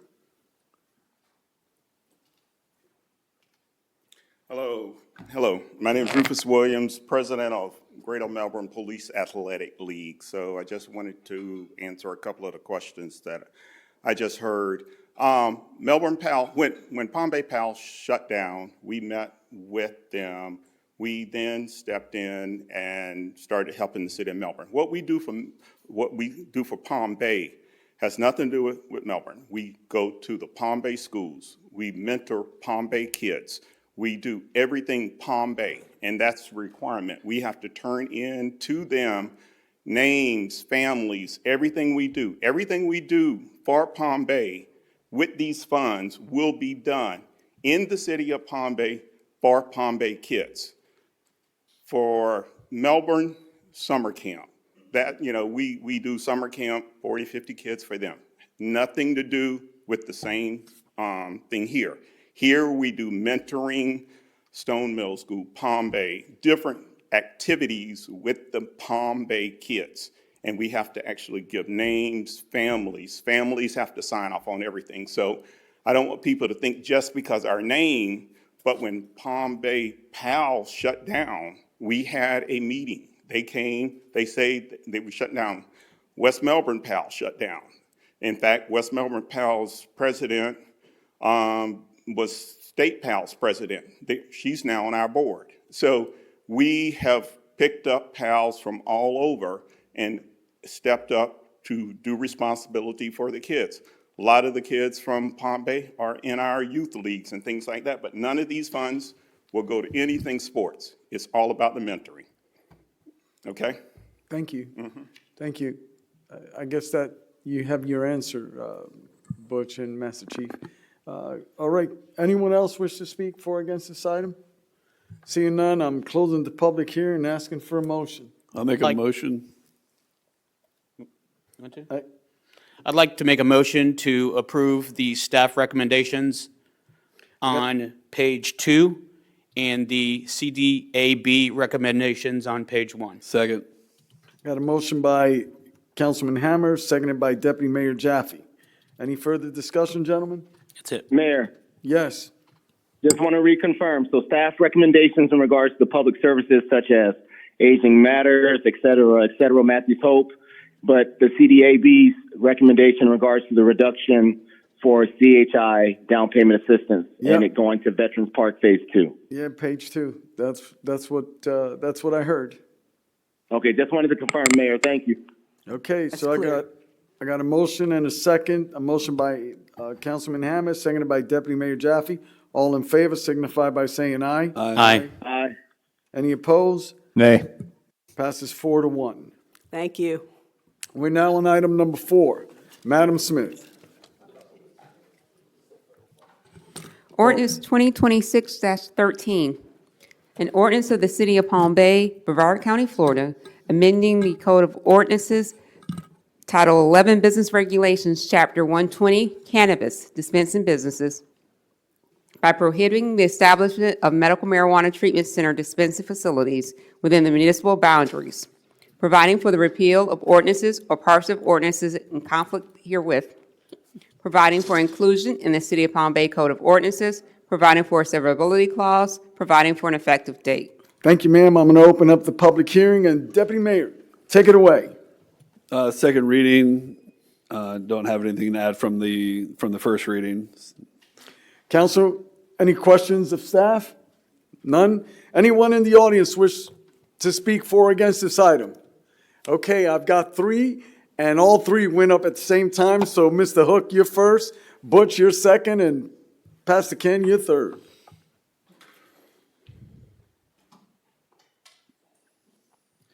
Good evening, Mayor, City Council, Doug Hook, 1091 Mariposa.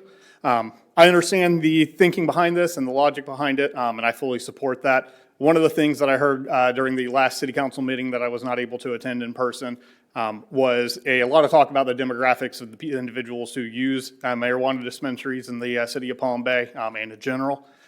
One of the things I wanted to just kind of plant a bug in the back of your head. I do understand, again, that this does not affect the currently existing marijuana dispensaries, but we are a Purple Heart city. One of the main uses, or one of the large uses for medicinal marijuana is PTSD and anxiety issues for veterans. So I just wanted to kind of remind City Council that that is one of the demographics that is kind of overlooked with this decision. We clearly have a variety of choice in the city of Palm Bay at this time, and I understand, again, why we are taking this motion to begin with, but just keep in mind that we do not want to hurt our veterans who do rely on medicinal marijuana for PTSD and anxiety issues. Thank you. Next speaker, Butch.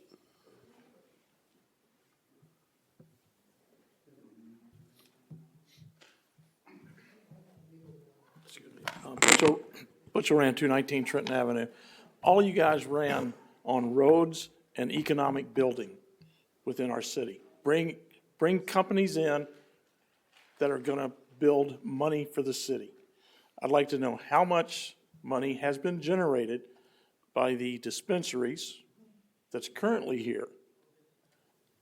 And they're legitimate business, and we're telling them, stay away from our city.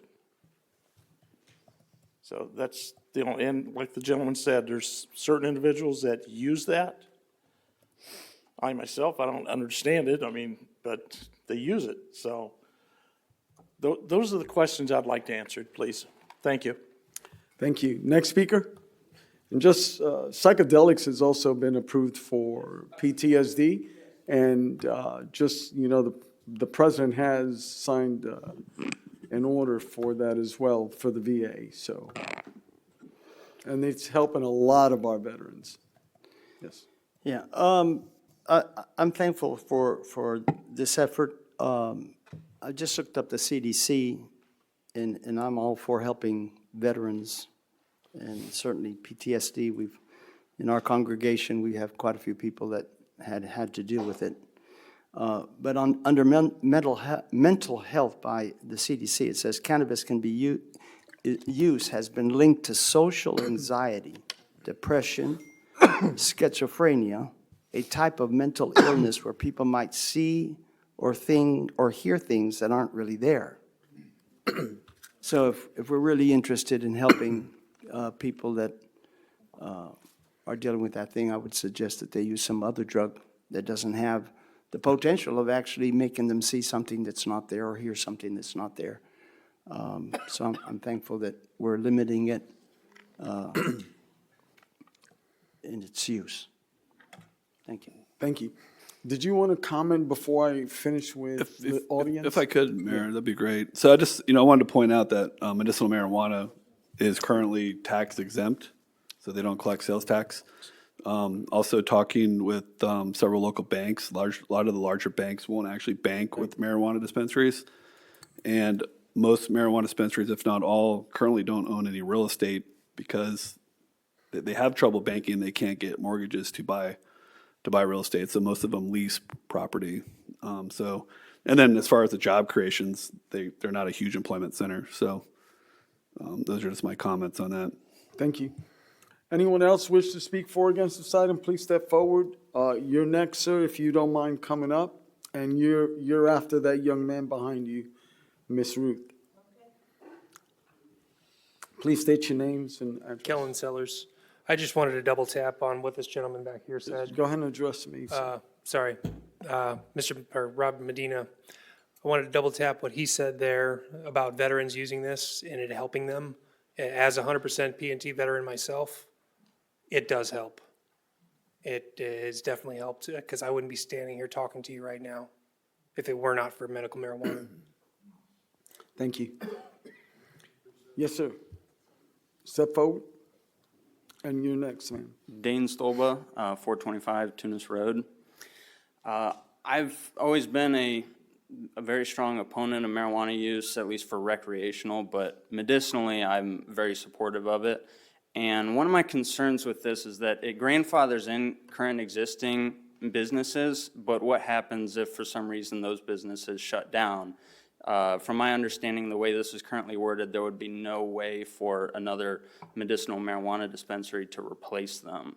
And so I believe adding some sort of amendment that would allow them to be replaced or set at the very least, a limit of how many can exist within city limits as opposed to only grandfathering in currently existing businesses. That's all. Thank you. Well, thank you, Madam Ruth, and I'll let you address that afterwards, sir. Good evening, council, and mayor and staff. I agree with any sort of business added to Palm Bay, reasonable businesses. I don't want this medical marijuana thing to explode the way it has in the state of Missouri, where my sister lives. She has no reason to have medical marijuana, yet she's able to go to any dispensary and just do whatever. You know, I don't agree with it. She's living her life. She chooses her life. But marijuana is in your system for a long time. That causes a problem with people driving.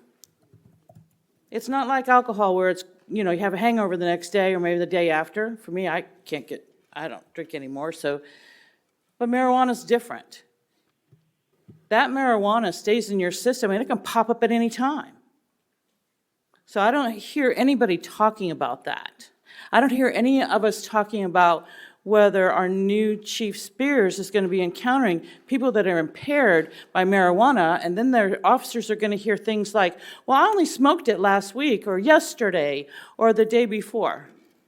So these are the things I'm concerned about. I can understand, and I have many members of my family are in the military, and my dad had PTSD, and he could have benefited from it as well.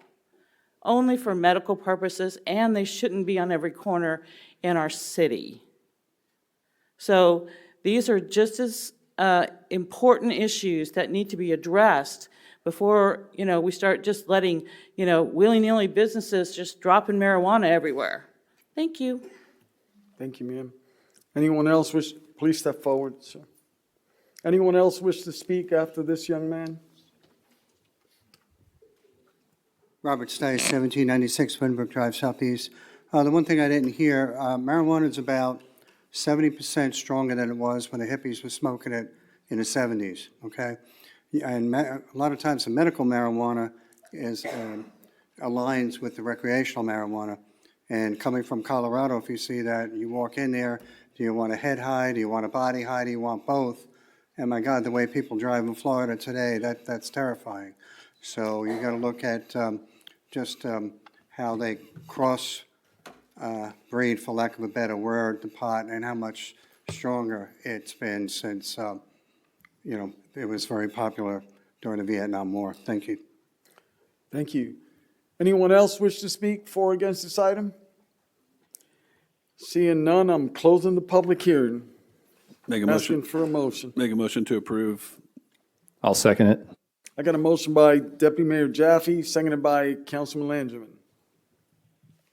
Deputy Mayor, did you want to address the concerns why we brought this up, why you brought this up, and Yeah, it's, you know, it's so more there's of a home rule thing? You know, the state of Florida had passed a statute that really doesn't give any cities a path forward on any zoning restrictions. They're allowed anywhere a normal pharmacy or, you know, CVS, pharmacy or Walgreens pharmacy can go. The only alternative is an outright ban, which City of Melbourne's had in effect since 2017. Several beachside communities have had in effect since 2014, as well as many counties and cities throughout the state of Florida. I believe in small business. I believe in economic development. The challenge that I had is the fact that we've had 13 built, and some are directly next to a daycare. And so that was the reason why I had asked for this ordinance to be drafted and presented to council. My brother is a vet. He did 2 tours in Afghanistan, so I understand what the effects of PTSD looks like. I don't know if he has a prescription or not. It's not something we speak about.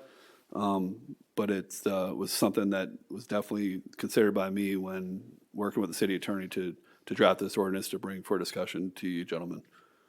And regarding potential amendments in the future, what we're looking to do is we have no zoning capacity. Could you touch on that regarding? I'd like to defer that question to the city attorney. Okay, carry on.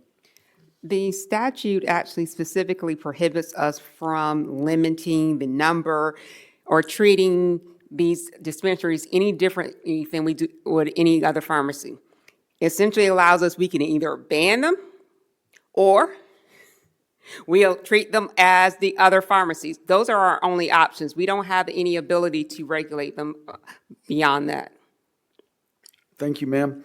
Okay, so right now I've got a motion by Deputy Mayor Jaffe, seconded by Councilman Langevin. All in favor signify by saying aye. Aye.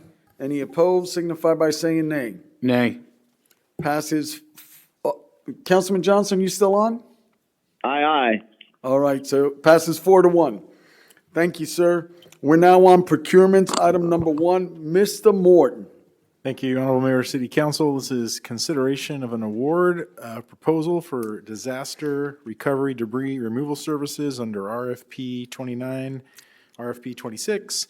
This is the Public Works Department, essentially to ensure that we're adequately prepared for the storm season that's coming. We do make sure we have disaster relief contractors. Those must be selected prior to any reimbursement request or storm event, or we do not get reimbursed. This is adding a third contractor per our policy. We're allowed a primary, a secondary, and a third tertiary contractor, or any combination thereof deemed in the best interest of the city. Really what's driving this third request is typical experience. Depending on where the severity of the storm hits the most is where a lot of these contractors go to chase those intense dollar nexuses. So we just want to make sure we have a third contractor on board in case we do need those debris removal services. We thought it was important, especially in light of the struggles we had with Republic picking up. They did a great job, but it took a really long time to pick up debris from the freeze. And we're also hopeful that that was a great preemptive pruning effort if we do get storm damage this year. So with that, if council has any questions, we have staff here to answer them. Okay, Councilman Hammer, you have a question?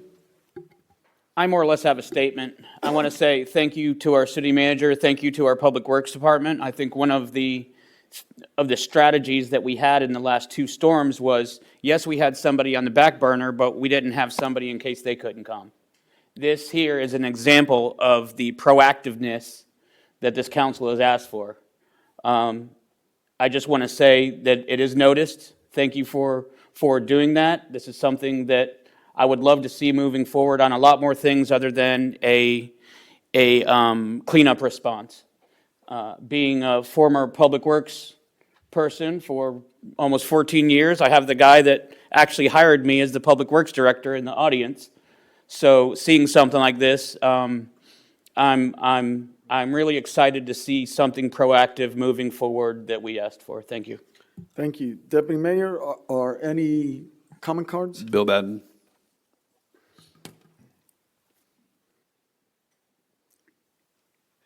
Bill Batten, 586 Ocean Spray Street, Southwest. I have 2 items to bring up on this one. The first one is, last hurricane, the city of Palm Bay was also using their claw trucks to pick up debris. And personal opinion, because I saw both of them at my residence, the city of Palm Bay, they came with the person that was on the ground, raked it up and cleaned it while they were picking it up. So personal opinion, city did a better job than the people that we were paying to do the job, and so that's just a shout out to them personally.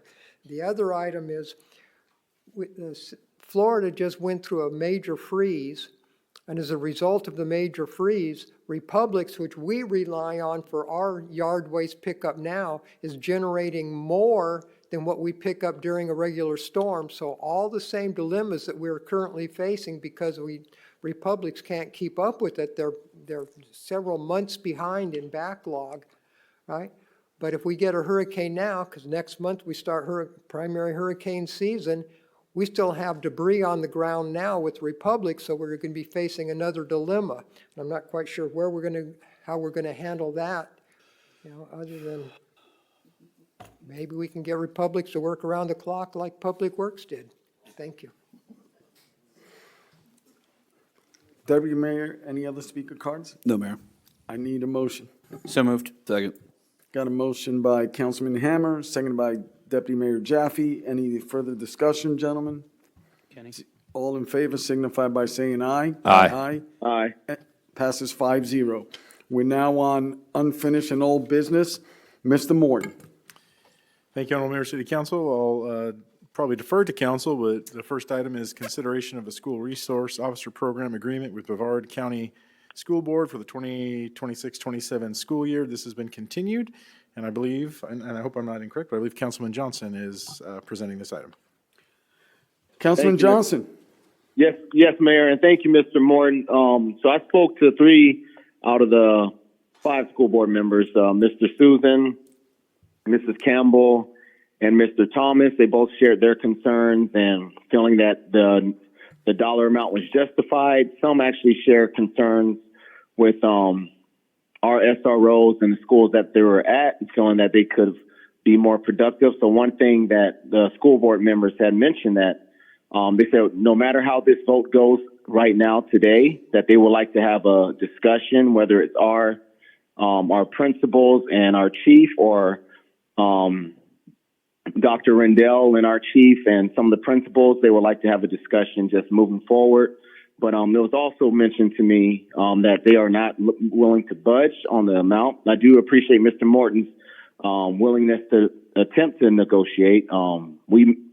He attempted first via phone call with Dr. Rendell, and then myself and himself made our way up to Vieira and spoke with him and Mr. Rashad Wilson, who's second in command with Brevard Public Schools. And they heard our concerns. They wrote a letter in response, which we all received, showing the breakdown of the funds and the increase over the past few years since the legislators passed the bill. Where I'm at today, speaking to one of the school board members, she had mentioned that if we weren't to pick it up, if we were to vote both MOUs down, that the sheriff would be willing to pick them up, but that it will still be Palm Bay Police Department getting the calls. So I'm just here to provide all the information. I appreciate council giving me a chance, an opportunity to attempt to negotiate. I still do feel that they should be bringing more, but at the same point, regardless, I would like for our officers, or I would like for our chief to meet with the principals of the schools who have concerns to see how we can better serve no matter what. But I'm definitely open to the dialogue to what council may or may not have to say. So that's all I have, Mayor. Well, first of all, where I stand on this, right? But my thoughts are, I appreciate all your hard work.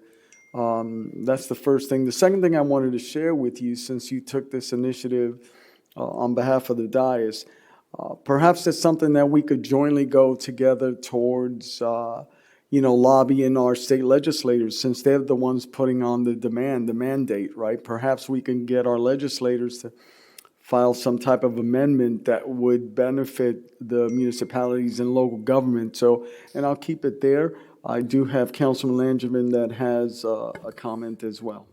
Yeah, thank you, Mayor. And Councilman Johnson, from the sounds of it, you did a lot of work on this. You did a great job, so thank you very much. And I just want to point out that a few months ago, I brought up, something similar in regards to what our resource officers are actually doing and working closer with the district. And so I think that this shows that when you just don't be complacent and you push back, you may not get exactly what you wanted, but now we're having a conversation. And so I appreciate that they want to have a conversation on our resource officers maybe being a little bit more proactive in the schools, because, you know, my experience having gone and doing some volunteering at like Heritage High School and some of the other ones was I was looking around and I was seeing that none of the students at these high schools were following the administrative codes, and they were kind of just allowed to do whatever they want. And I said, well, is nobody enforcing this? Because these are our Palm Bay kids, and if they're not having the rules enforced in school, then it's gonna carry over into society when they graduate.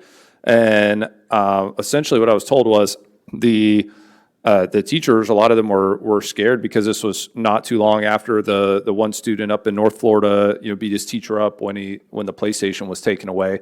And then I was kind of told that the resource officers had to focus on, you know, kind of had a line where they had to focus on criminality, but the line ended there and they couldn't go into administrative code.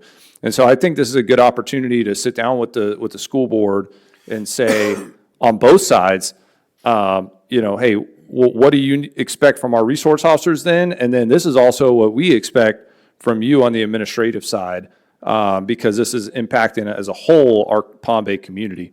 So at the end of the day, the point is that because we were willing to push on this item, we're able to go have, I think, a productive conversation. So I appreciate your hard work, Councilman Johnson. Thank you. Thank you, Councilman Langevin. Deputy Mayor, speaker cards? Yes, Lance Fisher.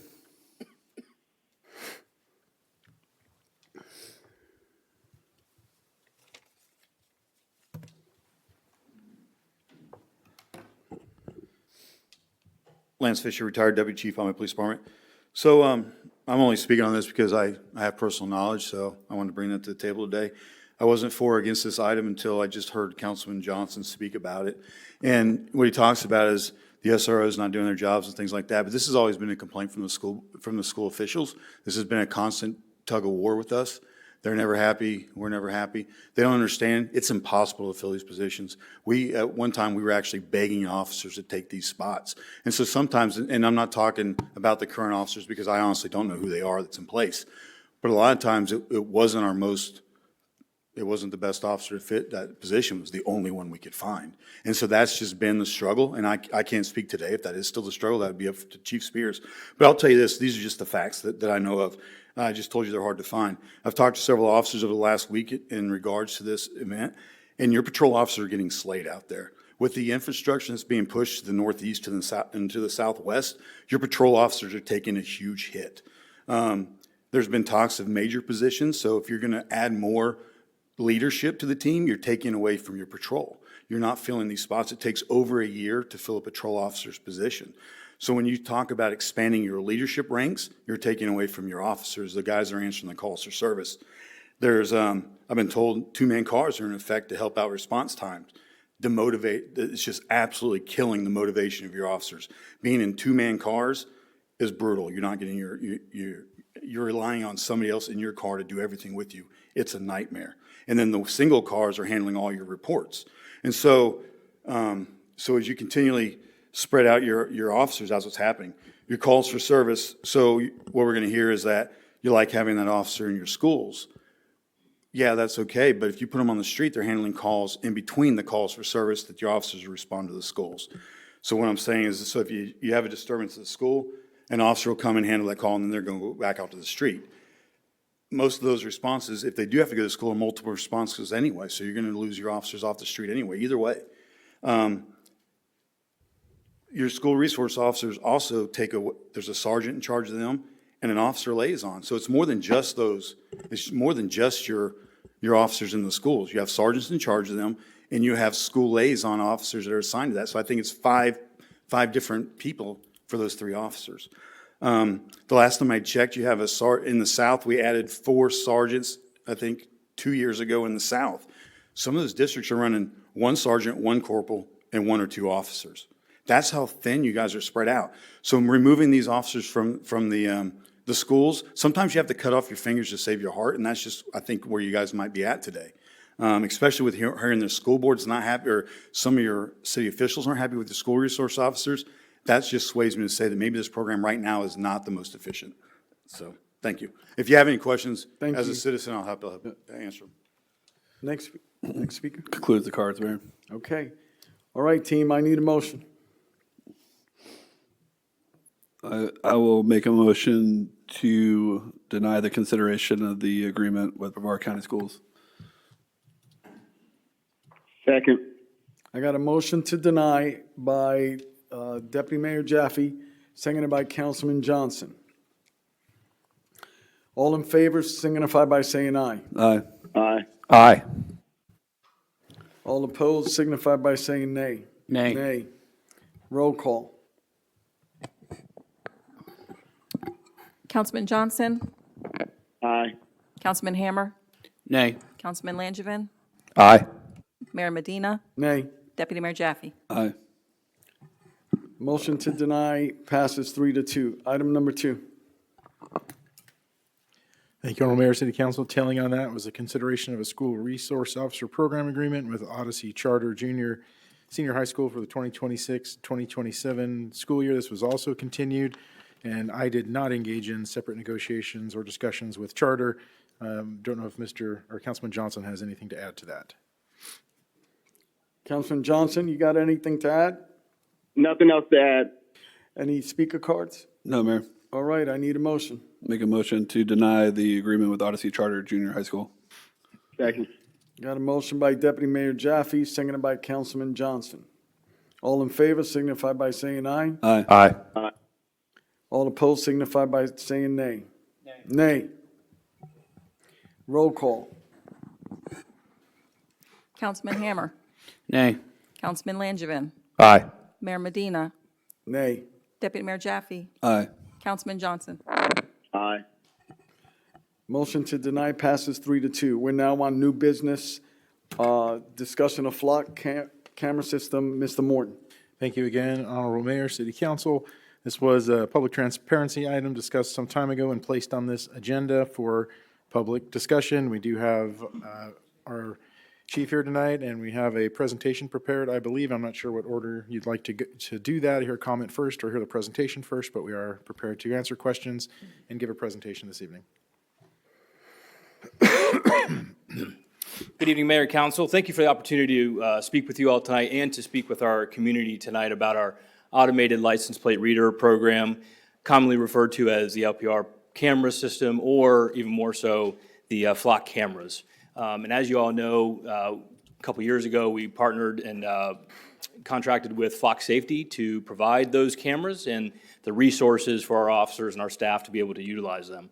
And so really what happened was a couple years ago, a former employee started engaging with the founder of Flock, and through discussions and meetings and going through the process, we brought in Flock to the city. We were the first in the county to do so and one of the first in the state. And we really have started leading the way with utilizing these LPRs with our crime-fighting abilities, and it's really taken crime fighting to a whole new level. As a matter of fact, I can't really imagine doing crime without these flock cameras anymore. But it's really been helping us on the reactive side and also the proactive side. As a matter of fact, just yesterday, last night, we responded to a call where a lady's purse was stolen, and the suspect who took the purse stole her car. This was over on the east side of town. It was a busy area, rush hour traffic. And as the vehicle was able to escape before we got the call and started to respond in, the only way we knew the area to check was from one flock camera. And within an hour, the suspect was arrested and the car was returned back to the victim. So they really are helping, and really helping with our response time-wise on how we're solving these crimes and how fast we're doing so. And not even being used for crimes. You know, they're all helping out with missing person cases and other things too, to really help identify and gather intel. So I'm going to turn it over to Sergeant Gray. She leads our general. What my question would be, would you prefer to continue, or because I think we have several speaker cards here, maybe get information from the public on things that you may be able to address and then proceed? Well, I'm trying to be the most efficient. What are your thoughts on that? Absolutely. Certainly, it's your all's pleasure. What we were looking to maybe do is have us present our police department presentation. That may help answer some questions from the citizens. And then we also have a flock representative here that can follow up with those questions with their presentation. You good with However that? you prefer. Okay, let's do that. And I'm going to introduce Sergeant Gray. She heads up our General Crimes Unit and our Intel Unit, and she's going to present a PowerPoint for you guys on that. Carry on. Hey, ma'am. How you doing, sir? I noticed you had a breach and you had to show me your badge. I did. Got to take care of you guys. Good evening, everybody. Thank you, Chief. My name is Sergeant Gray. I've been with the Palm Bay Police Department almost 17 years now, and I'm over the General Crimes Unit and our PD Intel Unit. So I'm going to present our flock safety program for you. It's important to know that Flock has several different parts of their program. Currently, we use some of their equipment and part of their operating system, which is integrated with our CAD program, which is how we get our calls for service and reporting system. So part of the Flock system is the Falcon. They have nicknames, Flock, the bird. So each of their pieces are bird programs.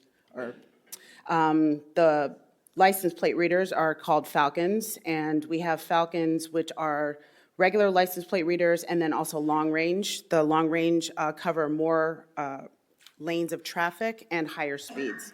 We also have condors, which are our point-to-zoom cameras, and those are in multiple locations throughout the city. And then the Flock operating system is what I was saying is integrated with our CAD system, so it shows our calls for service, and then it also shows an integrated map with our program. These are our locations throughout the city. The Falcons are in the area to the left there, all those green dots. Those are the multiple locations that we have throughout the city. And then the condors, which are the point-to-zoom cameras, those are the ones on the right. Those are in our parks, several of our parks, and they help us with activated point-to-zoom issues that we may have to follow for crime. So with the Flock Safety Program, the focus is on community safety and investigative principles. It focuses on community safety by design. It's designed to protect civil liberties and remain in compliance with local laws and policies. It is built with privacy by design. Flock only collects what is visible from public roadways, and it enforces strict retention and hard code safeguards that limit inappropriate access. No PII, which is personal identification information, is captured when your information or your tag is read by the Flock system. The 30-day deletion by default is automatic for all users and for customers. The data retention period can be increased based on agency needs. We have the 30-day deletion by default set in place for us. That means that any information that is captured is deleted from the system automatically within 30 days. CGIS aligned controls. That means that every single search that happens within the program requires a registered ID for any user and a search reason and or case report number before anything can be served. The audit trail, we do have an audit trail that is in process right now, and a search reason and user ID are saved for each search, like I said before.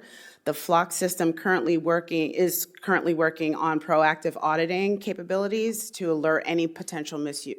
And if any questions come up about that, our Flock representative can answer those questions. Before you move on, every search requires an ID, Yes, sir. meaning Meaning any user, Yeah. yes, every officer is registered through the program. They have an account that is set up and they're issued an ID.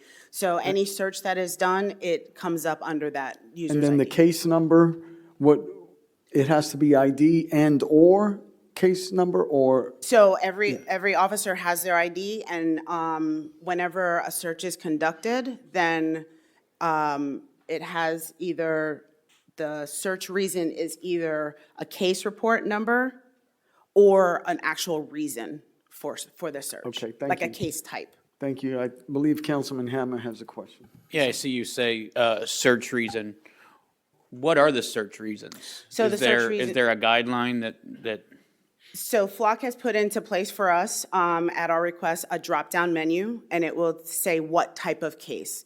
So if it's a fraud investigation, or a missing person, or murder, those options are in the drop-down menu. We would choose one of those reasons, and then for our search, and then we have the option also to do a case report number free-formed.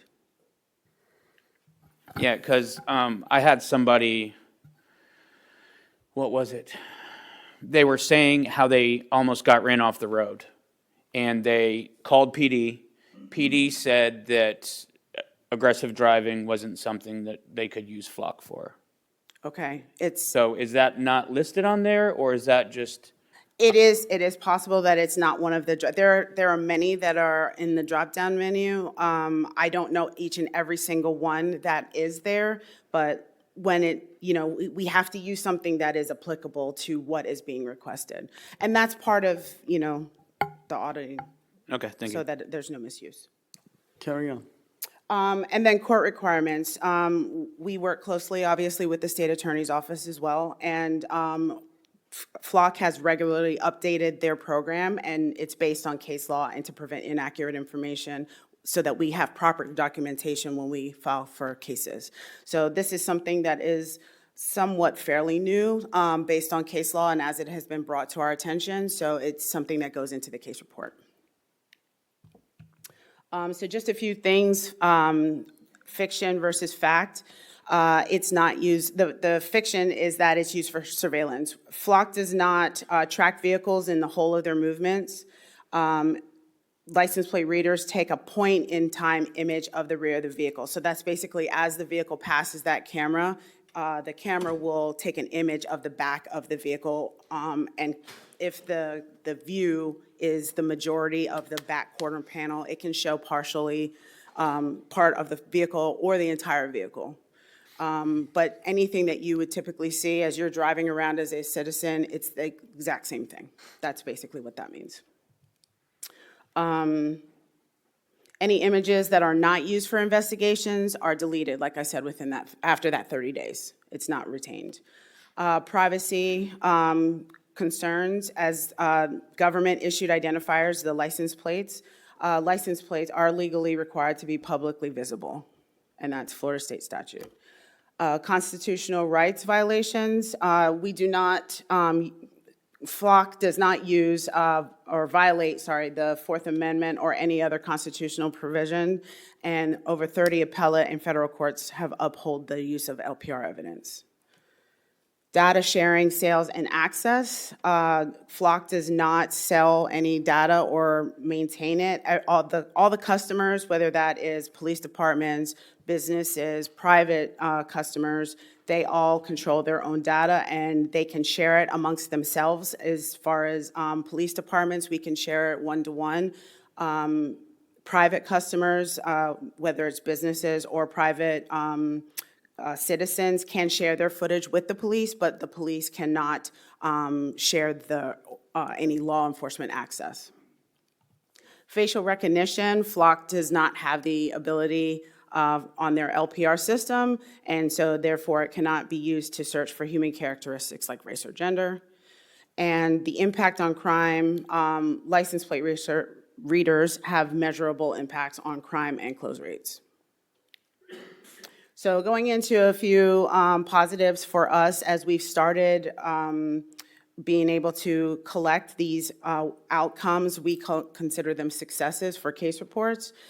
We've been able to successfully solve 7 homicides, 13 missing and endangered person cases, 1 robbery, 5 sex crimes, 9 stolen vehicle cases, 4 fraud cases, and 3 hit-and-run traffic crashes. And that's just the tip of the iceberg. We have so many more that have not yet been entered into the system, but that is mainly because they're still under investigation and they have not been closed out. So these are successful cases where they're either arrests or some sort of charges filed, sorry. So I'm just going to go over a few investigations that we've used these. We've got some case outcomes, positive case outcomes. It's important to know that Palm Bay PD's very first flock-assisted case that was solved was a homicide. The cameras were actually installed just a few days prior to the incident as it occurred. And so the first case is that officers responded to a call of shots heard. Upon their arrival, they located a male deceased from gunshot wounds in the roadway. The nearby flock camera captured an image of a vehicle leaving the area around the time that shots were fired, or heard, sorry. And the image led the detectives to the vehicle used in the homicide and resulted in the arrest of 2 suspects. The second case I'd like to highlight is that a victim stopped at a local convenience store on his way home from work. While walking back to his vehicle, the suspect shot the victim and robbed him and stole his vehicle. The victim's vehicle tag number was immediately entered into Flock, which provided time-stamped images and assisted officers in determining his direction of travel. With the assistance from a neighboring county, the vehicle was located and stopped and resulted in the suspect's arrest within 30 minutes after the crime occurred. So that just goes to show you how successful we can be with this type of a program. Missing persons case outcome, the first one to highlight is a missing endangered person. The missing endangered person report was taken regarding a female last seen at an apartment complex during the early morning hours. It was believed that she possibly got into a pickup truck. An image search of the pickup trucks captured by the nearby Flock camera around the time the female was last seen helped officers develop a lead in the investigation. That lead that the Flock image provided assisted detectives in identifying the suspect who, when interviewed, confessed to the disappearance of the female's remains after she overdosed inside his vehicle. We have an interference with custody case that we had a positive outcome, where a 17-year-old went on a camping trip to St. Augustine with an adult neighbor and their family. The juvenile was reported missing after none of them returned back as expected. It was later discovered that the adult neighbor may have had a romantic relationship with that juvenile, and it was believed that they left the state of Florida. Flock was utilized to pinpoint the suspect's most recent location, which actually was in Georgia. So the suspect took the juvenile to Georgia, and the juvenile and the adult were found by local authorities in Georgia, and the juvenile was returned back to the parents. Obviously, charges were filed. We've had some special victims case outcomes. So an indecent exposure case was that the special victims unit was made aware of a Facebook post in reference to a white Honda driven by a male who had driven up to a female and exposed his genitals. Following the Facebook post, the two additional victims were identified. A compiled list of details included the dates, times, and locations of each incident, along with the vehicle information, and was entered into the Flock system. The search produced images of a vehicle that matched the description and led the identification of a potential suspect. The detective set up interviews and a photo lineup and obtained a positive ID on the suspect. Once in custody, the suspect provided a post-Miranda confession to all of the incidents.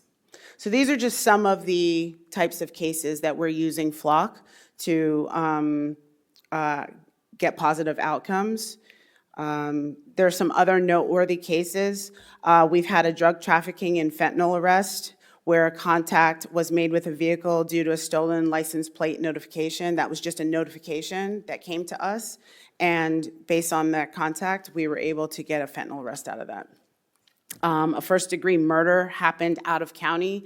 That suspect entered into our city, and the suspect's vehicle tag had been entered in by the other agency in that county. And as that vehicle entered into the city of Palm Bay, then it passed numerous Palm Bay Flock cameras. We were able to make contact, and that suspect had committed murder and attempted murder, came up here, and then once they were in custody, that agency came up and took them into custody. We had a shooting case that helped, that Flock helped. Shots were fired at a community event held at a local park. Witness information provided a description utilized to conduct a Flock search, and the vehicle was located and the suspects arrested. We have an ongoing homicide investigation where Flock has helped detectives in solidifying timeline information that they were already aware of, and since it's currently ongoing, this was based on known details that we had of the investigation. And I have a personal story, silver alert prevention. I have a family member who, as many of us do, have aging family members. And I was contacted by another family member giving me the details. They were so frazzled, I said, well, I know that they have Flock cameras in your city. Call the police department, give them the information. They were too frazzled to do it. I said, do you know what do you know? Provide me what you already know. I called the police department and I said, listen, I know you guys have Flock cameras there. I've seen them myself. Can you, this is the information. If you can, this is the family member's contact information. If you're able to see if that family member passed any of the cameras and see what you can find out, they were able to recover my family member within 30 minutes. So I can attest to this being a good program that works for us to help solve crime, and also a personal story. I didn't have to be there. I knew the questions to ask. And anybody that we have helped with these cases, whenever they call in, they know that this has been an assistance for them. So with that, I'll turn it back over to the Chief. So, yes, Chief. Thank you, Sergeant Gray. Yeah, Mayor, if you want to open up to questions, and we can hopefully help answer some of those questions. Okay, Deputy Mayor? Thank you for the presentation. Question for Chief Spears. She mentioned an audit process. What does that look like currently? So there is a mechanism in place to conduct audits. We've done audits on what we have now. One thing about Flock, and you're going to hear this from Mr. Carey momentarily, is that they are constantly evolving their database as well. And so he'll touch on how this new audit process is looking. But we are essentially able to go into the program and identify every vehicle that officers are running and how that search is being conducted. And it falls in line with all CJIS information. So there's a lot of criminal justice information in the database of Flock. So it falls in line with any other system that we have. And we have the means to conduct those audits. We have done an audit with our Flock. We conducted a random audit of 18 users. No violations were noted in that audit or anything of concern revealed through that. It does look different than some of the other databases we have. Like we have a program that's called David, and that's basically your driver's license program. It has all of your driver's license information and your registered vehicles on that. And so by statute, we have to conduct random audits of David.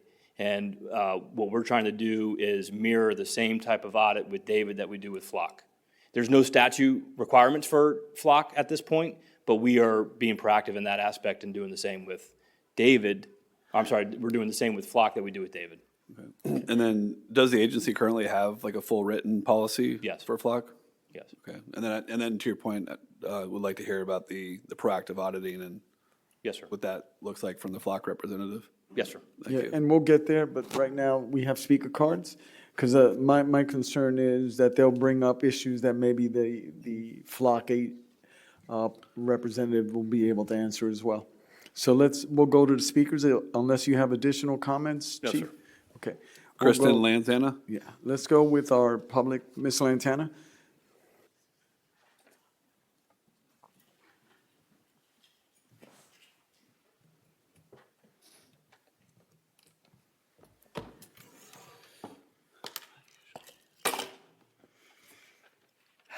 Good evening. I will say, whenever I started asking for this conversation a year ago, I actually envisioned this going a little bit differently, full PowerPoint and all of that. But over the year, I feel like I've said all that I could say about this system. I do want to say thank you for sharing the presentation with all of the the cases. It's nice to know it's been used for. That was what I originally came asking for, if you remember. I just wanted to see the data and how it was being utilized and that it was a benefit, so thank you for providing that. However, residents still were not meaningfully informed upon the approval of this. The public had no real knowledge of what the system was, what was coming our way, and even today, even with this meeting, there's no real push to inform the public about city business.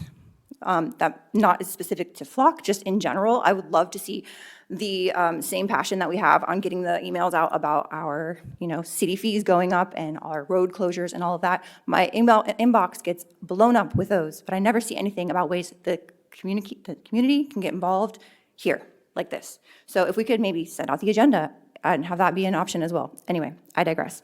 The transparency actually came after the pressure and years later after this argument implemented through public records requests, repeated meetings, and the resident pressure. It shouldn't take a citizen filling a binder with public records requests to finally have a conversation like this.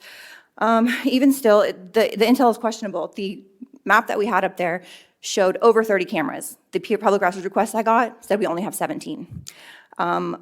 According to the original approved language, the contract says that the total fee is going to be close to nearly $250,000, $240,000. The public records request I got back said we have only spent $72,000. So the numbers aren't really adding up from the public records requests and what's showing in the contract. So I'm still confused on that. There are unclear records. The implementation and the payments. I am glad to know there are audits in place, so that is amazing. I'm glad we're working on that. Thank you. But there's still confusion on when it renews. I've been told different dates. Now I'm being told it's renewing on March 1st of 2027. I hope that is the official date, and I hope that we can have more conversations about this program moving forward as well. I know we've said that this isn't their surveillance system, but with all of the new technology being implemented in it, it's hard to say that it's not going to develop into a surveillance state someday down the line very soon. So innocent people are still being affected. I understand, like I said, I do understand the benefit. I understand the elderly going missing. That I have a grandmother with Alzheimer's and she went missing and we had Ring cameras find her. So I do understand. What I don't agree with is that we are infringing on people's freedoms. We are still tracking people regardless of trying to solve crimes. Innocent people are still being affected through false alerts and database errors, and these are creating real-world consequences for those individuals when they have to engage with the police. So, thank you. Thank you. Next speaker. Lance Fisher.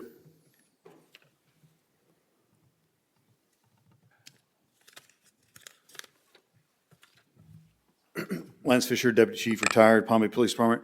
I am the name on the 2021 agreement that Jeff Spears talked about. I'm the guy that brought Flock to Palm Bay. It would take me 10 minutes to go through that paragraph that you guys just got, that presentation you guys just got gaslighted with.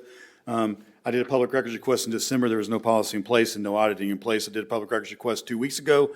I received no information on that. Today I asked multiple officers, is there a policy in place? They all told me no. I asked your Chief Spears, as he's looking down on his cell phone, I said, is there a policy in place? He says, and I said, is it within the last 2 weeks? He says, so my guess is once I did that second public request on May 8th, that they immediately jammed records into place. So it's been going since at least 2021 when I met with Garrett Langley in person.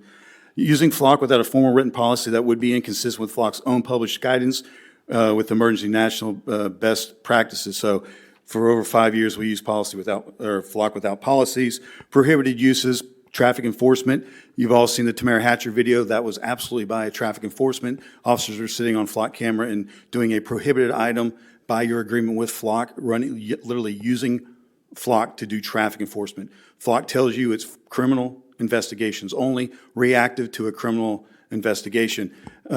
Before I forget, when we have an open discussion with the public, all you saw was the goods right here, but there are bads. Tamara Hatcher sat in jail for 7 months because an officer violated her civil rights because the owner of the vehicle was suspended. The owner of the vehicle wasn't even in there, yet she goes to jail, her door's kicked in. When we have a discussion, you guys should ask the police department to bring you the facts, not one-sided. I could gaslight this for 10 minutes, and I can tell you, not for surveillance, bullshit. We surveilled Thomas Redmond for 2 weeks because he was outspoken against the school board and city council. We surveilled him with our crime suppression team and our undercover guys for 2 weeks using flock. Why? We wanted him to get into a vehicle that we believed wasn't registered so we could arrest him. But that vehicle was registered the entire time. We wasted our time.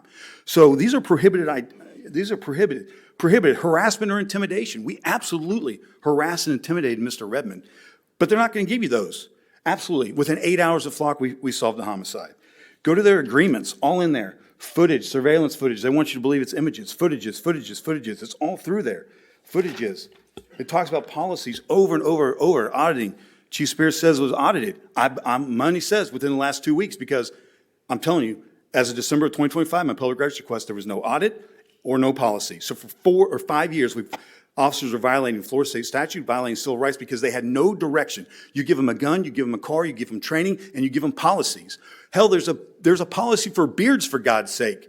But this thing ran rampant for 5 years in this city and unchecked, and I'm the guy that brought it here. If you guys have questions as a deputy chief or a citizen, I can answer them. Honestly. Next speaker. Not this stuff. Doug Hook.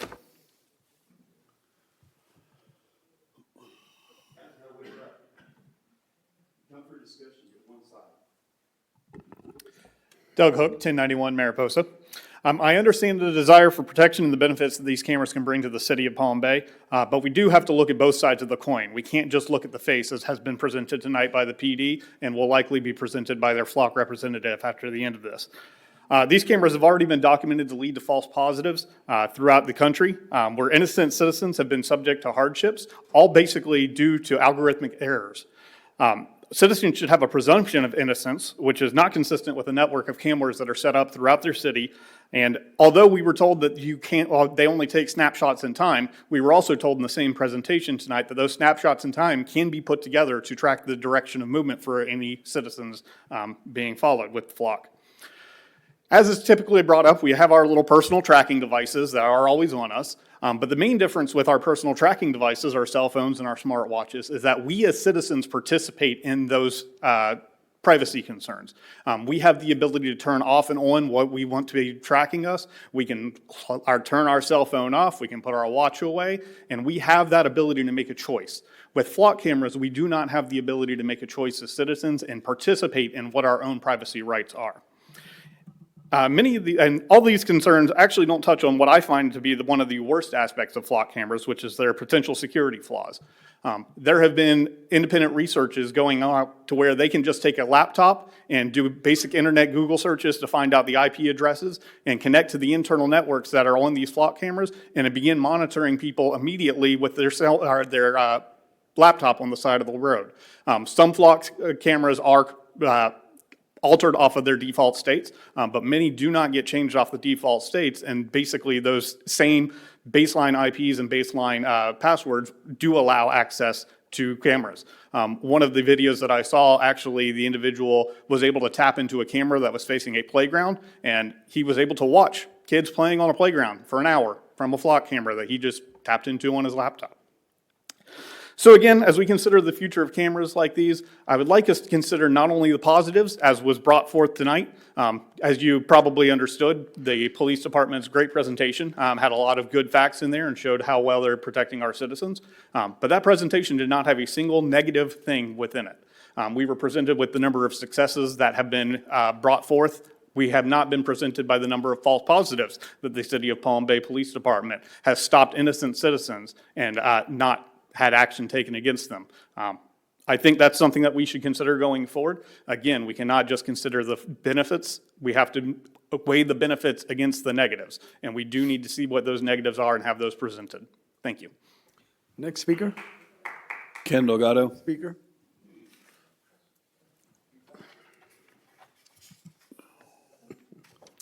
Ken Delgado, 154 Angela Road Southeast. Have you ever heard of this? You are not allowed to use your Social Security number for identification purposes. Do you know who said that? The government said that. And here we are today with Social Security as an identification purposes. Just because someone says you're not going to do something doesn't mean it won't be done. And so what we have is the following things. We say we have an audit. Why do we say we have an audit? Because something can go wrong. That's why we have audits. Now, maybe you've heard something along this lines. FBI having audits and processes and procedures, how to have an investigation on somebody. And yet we just found out, have found out recently, how it doesn't matter what the procedures were, doesn't matter what the audit, what the rights and wrongs should be. We found out that they weaponized certain governmental entities to be able to spy on and to prosecute or persecute people who were law-abiding citizens.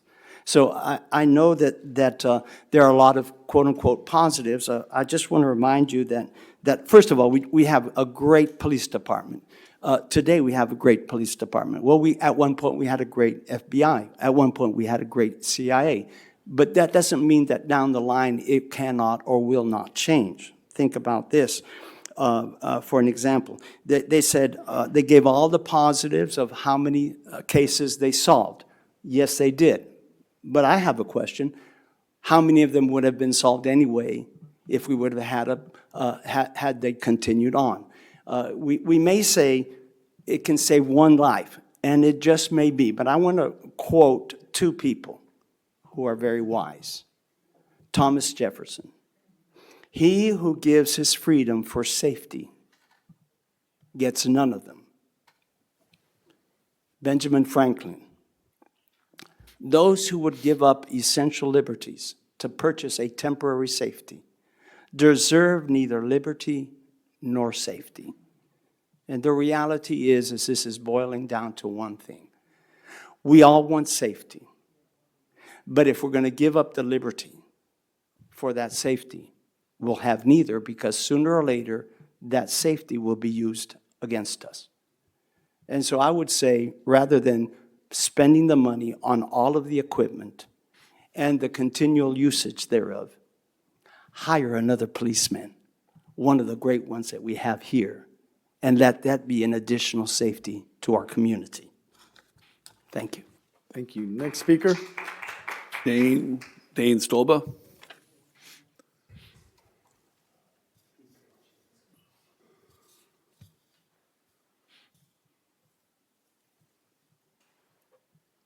Dane Stolba, 425 Tunis Road. When I was a kid, I started seeing articles about facial recognition cameras going up across China as well as in the UK.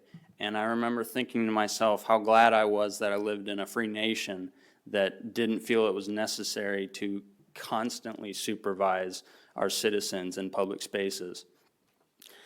And then around the time that I moved to Florida a few years ago, I started seeing these cameras being used in different states and the issues that they're causing. And I thought to myself, well, I'm glad I live in the great free state of Florida. I can't imagine something like that happening here. And yet, here we are now, where we have countless across the state and a significant amount in our own community. And while this presentation brought up a lot of great uses of this system, I would also like to know the number of innocent people whose records are being held for 30 days at a time, whose information can be used against them without a search warrant, where a law enforcement officer can search where this person has been and where they've traveled. I'm sure by now they could very easily figure out what time I go to work, what time I come home from work, where I go to the grocery store, because I can't go to any of those places without being spotted on one of these cameras, and that is terrifying to me. I've done nothing wrong. I'm a law-abiding citizen, yet for some reason, pictures of my car and my license plate are being held on a database of a third party, and I have no control over it. And then we have our law enforcement officers discussing an audit policy, which I just recently found out is a very new thing. And I would like to know who's enforcing the results of these audits, because if it's our own police department enforcing audits of themselves, I think that's laughable, and I think that's a ridiculous policy. And I don't see how there's any way that these could be used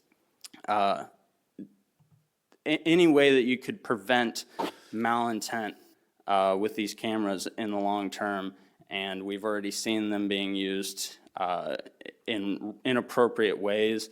And if the department that is possibly using these inappropriately is auditing themselves, how can we expect any sort of accountability with them? Thank you. Thank you. Next speaker. Trevor Phyllis. Next speaker.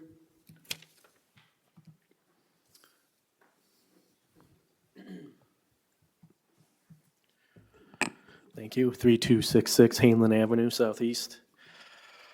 Good evening, Honorable Mayor and City Council members, staff. I stand before you today not as a resident, but as a citizen deeply concerned about the safety and privacy of our community with these flock cameras. I'm here to formally ask this council to cancel our city's contract with the flock safety or move their cameras from our streets. This is not a debate about whether we want safe neighborhoods. We all do. But the real question is whether we are willing to sacrifice privacy, transparency, and public trust for a surveillance system that has repeatedly raised serious concerns across this country. We were sold these devices as simple license plate readers, and in the presentation, that's what they say they only capture as license plate readers. But Flock's own patents have revealed that they are AI-powered mass surveillance machines. Every time a resident drives to their child's school, their movements are captured and transmitted to a private corporate cloud. Once that data leaves our city limits, our local government no longer controls it. Furthermore, because the data sits on a private company's servers, our residents are completely stripped of their public record rights. We have outsourced our citizens' privacy to a $7.5 billion with a B dollar corporation that answers only to venture capital investors and not to this city council, and certainly not to the people who live here. Cities nationwide are already backing away from these contracts because of the concerns, regarding privacy breaches, unauthorized data sharing, and weak oversight. In our city, a resident cannot even go to a simple barber shop or a Chick-fil-A without passing a strict safety inspection. Yet we have allowed a third-party vendor to deploy a mass surveillance network without ever requiring an independent security and ethics audit. When independent researchers discovered nearly 60 security vulnerabilities in Flock systems, threats so severe that they were flagged by Homeland Security's MITRE, the Flock representatives stood at City Hall podiums just like this, dead in the eyes, and changing the very definition of a breach to dodge accountability to local leaders. Furthermore, the CEO sent unsolicited emails to law enforcement agencies across the country claiming these factual security reports were actually coordinated attacks by activists trying to defund the police and normalize lawlessness. We're not trying to normalize lawlessness. We're concerned for our privacy. So why should we trust our data to a CEO so willing to lie and slander to keep their contracts going? The overwhelming majority of these drivers are captured by these cameras are not suspects. Thank you. Next speaker. So I just urge you Thank to you. contract. Connie McClary.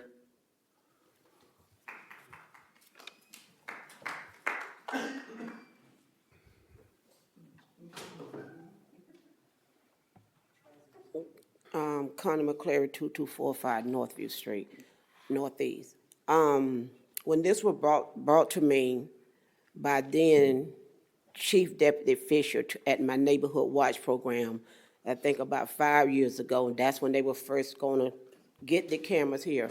I welcomed them into my community. You know why? Because there was a lot of crime, stolen cars within my community all the time. We don't have that no more. My insurance went down because of that.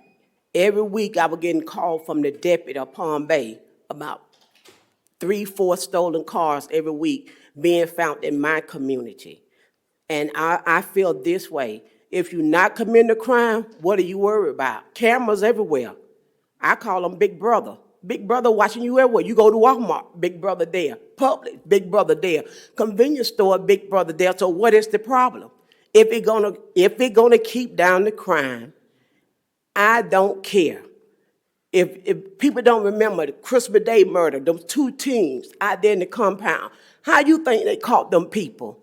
Because of that camera.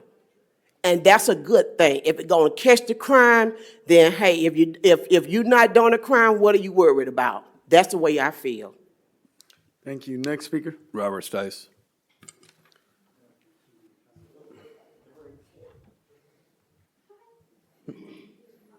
Hey, Robert Stice. I'm talking about this issue. First of all, Thomas Jefferson and Ben Franklin, when they commented on that, we had about 2.7 million people in the country. Now we're a country of 340 million people. They have them in Japan all over. I've been there. They have them in London. And in New York, they have them all over the place. We are the most violent country in the Western world.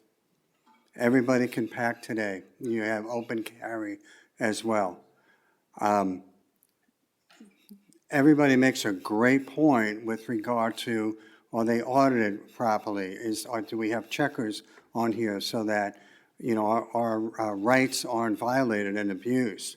But you know what? I'd like if somebody picked up my vehicle and stole it and ran out of here. We got cameras in our HOA.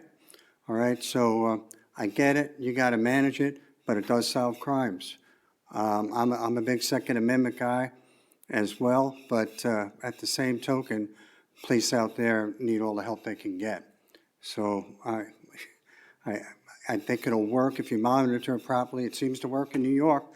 Well, they arrest people, but they let them out the next day. That's the problem, but they know who it is.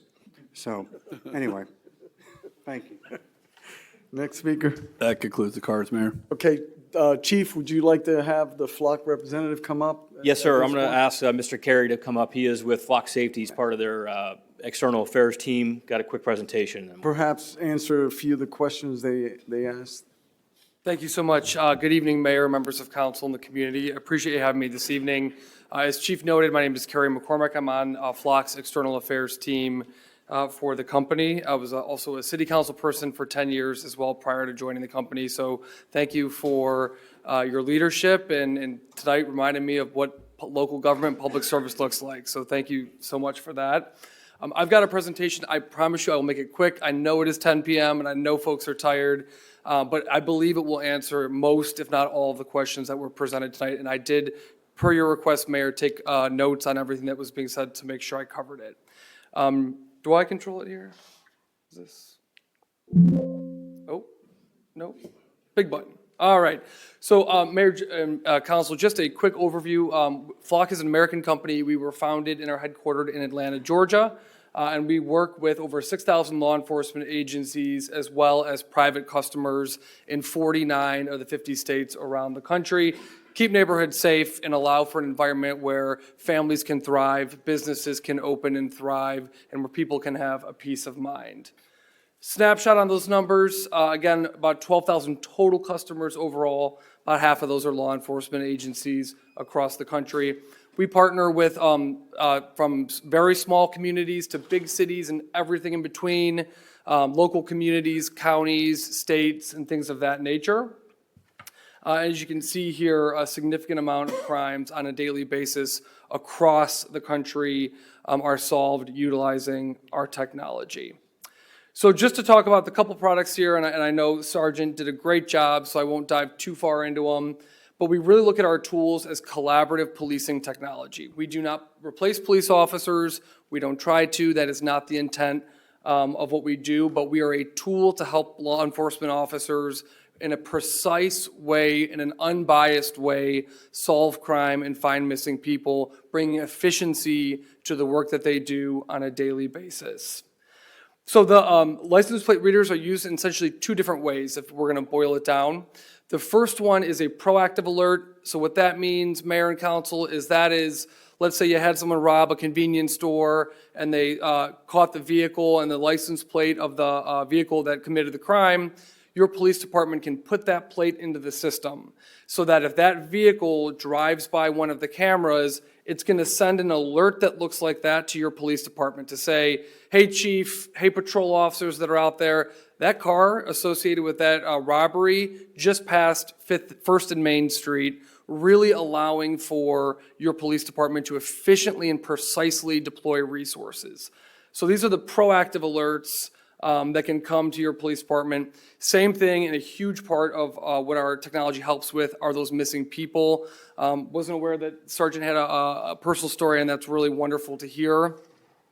Across the country, abducted children, trafficked children, and senior citizens that have cognitive challenges, law enforcement utilizes our technology every single day to bring them home safely to their families. We know that minutes, seconds count when it comes to missing people. Whether you're a senior that has cognitive challenges and you're driving, or whether you're a child that's been abducted, every second counts to get you home safely to your family. So this is the real-time alerts. The other component of it would be retroactive searches. So what that looks like, and again, Sergeant touched on this, is that sometimes it's not for a few days, a week, or what might happen to where your police department knows about the identity of a vehicle or a license plate, or maybe they get a new lead. So what they can do, your police officers that are trained in the system, they have that unique ID. So they can go into the system, log in under their unique ID and say, hey, we got video from a week ago about a convenience store that was robbed. It was a blue Chevy, Florida ABC 123 license plate. When they go in the system, they have to, mandatory, they have to choose a criminal category, so a specific drop-down menu where you have to say, why am I searching this? You then, you can add in a case number as well to search for that. All of your officers' activity from the moment you sign up with the company is logged. So your chief or anybody else, as we were talking about audits, can go into the system to see exactly how the system is being used from the day that you sign up with the company. It's a really important transparency component. I'll talk a little bit more about it in a minute. This just gives you a snapshot of generally of what it captures, the camera. So again, you're going to see the back of the license, back of the vehicle and the license plate. So it's going to pick up that plate and also things that you would see if you were standing behind the vehicle. So the vehicle make, body type, color, things of that nature. This is just a slide that says it works well at night. We know that missing people and criminals sometimes will travel at night, so the cameras work at night. What is this? This is a quick video. I don't know, Mayor, if you want me to keep it moving. Understood. Live video cameras as well. These live video cameras, this is a pan tilt zoom camera. And they are incredibly important for that live coverage, whether that's a park or an area where you're having issues with crime. They are all connected to cellular networks and are generally powered by solar. Here in Florida, that probably makes a whole lot of sense. Other parts of the country, they may need a power source, but generally they require very minimal infrastructure, which is a huge benefit. So again, that no IT required, they are on cellular networks, and all that software is included within the cameras. And then just more information on that live cameras. This is what I want to dive into because I think it's really important. Mayor and council, really good, important questions from the community tonight. That, it's important that we get the information out there and answer those questions. And we're thankful to be in a space like this where we can do that. So while we know that the license plate readers and our live cameras are extremely effective in solving crime and finding missing people, privacy is also critically important. It's important to us, it's important to you, it's important to the residents that you represent. So I'll just briefly touch on some of the components of that privacy. When we say data, that is the photos of the back of the vehicle or the video footage collected by the cameras. Contractually, it is owned by our customers. So that is written into our contract in our terms of service. So you as the customer own that data. Our private customers, so think about mom and pop shop or a convenience store or a retail chain like Lowe's, for example, they will never have access to government databases and hot lists. So Sergeant talked about that earlier. They can give your police department information, but they do not receive any of that important government information back. In the state of Florida, our general policy is 30 days by default. Why does this matter? The reason this matters is because it is a balance between allowing this data to be useful to chief and the PD while putting a finite lifespan on that data so it's not out there forever. So after 30 days, unless your department downloads a photo connected to a specific investigation, the data is hard deleted and wiped from the system. So that happens on a recurring 30-day period.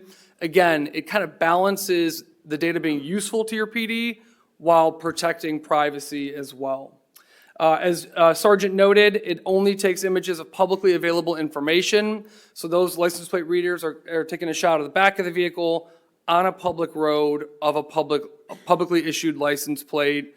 They do not capture facial recognition. They don't get any information about the person in the vehicle, identifying features, anything of that nature. Sharing is a really important component, so you can share with the communities around you. We know that crime doesn't just stop at Palm Bay. It could go to areas around you or missing people. But importantly, all sharing is your choice. So when you sign up with a company, you are not sharing with anyone, but your police department can opt into sharing relationships as they do without our technology. Law enforcement talks to each other and collaborates on issues all the time. Same principle, except it's just important to note that that's completely up to you. We already talked about facial recognition. Also important, critically important on cybersecurity for our system. So all of the data, so the photos and the videos, they are encrypted from front to back. So they are scrambled from front to back to ensure for privacy. We are FBI CGIS, National Defense Authorization Act certified, as well as the SOC 2 and ISO. So I am not a computer engineer, but essentially our SOC 2 and ISO, those are independent, top of the line stress tests and audits of our cybersecurity that we go through on an annual basis to ensure that our servers and systems and customer data is safe. And we have a team, our Chief Information Security Officer is obsessed with this issue, and he's every single day looking for more and more ways to ensure that our system is safe. Transparency, as we noted, all use of the system is audited into perpetuity. You have to choose a reason why you're in the system. We encourage folks to look at those audits to make sure everything is running well. And the other thing that we've already launched is what's called proactive auditing. Really a great new tool. And what this does is will surface things that are different in the system to your administrator. So let's say Officer Carey is normally doing 2 searches a day, and all of a sudden I did 20 on a Wednesday. There may be a really good reason for that. I'm looking to track a horrible shooting or something of that nature, but it's going to just send Chief an email to say, hey, Officer Carey is normally doing a couple searches. He just did 20. Maybe there's nothing wrong with it, but take a look at it. So you have to opt into that. It's no extra cost, but it's a really helpful tool so that it's not just a passive audit. It also helps flag irregularity in the system. So these are just kind of components that our customers can choose. You can choose to filter out certain searches. We talked about that audit log. The federal limitations within the system as well. We get a lot of questions from communities of every stripe about federal involvement within our system. They are not in our state or national lookups. And that is the decision of a local community as to whether they want to engage with the federal government. So just quickly here, Mayor and Council, LPR's a myth that they track you everywhere you go. They take a point-in-time photo of a back of a license plate. Only reason that there's an alert coming out or that your officers are searching for a plate is because it's connected to a crime or a missing person. These things are for official law enforcement purposes only. So for everybody else that drives by that camera, no alert is generated. Okay. Only for vehicles that are associated with a crime or a missing person. Courts across the country and districts across the country have upheld that license plate readers, not just ours, but the technology in general, does not violate the Fourth Amendment. We do not sell customer data, which was Sergeant addressed earlier, and we already talked about how those private customers have no access to police information.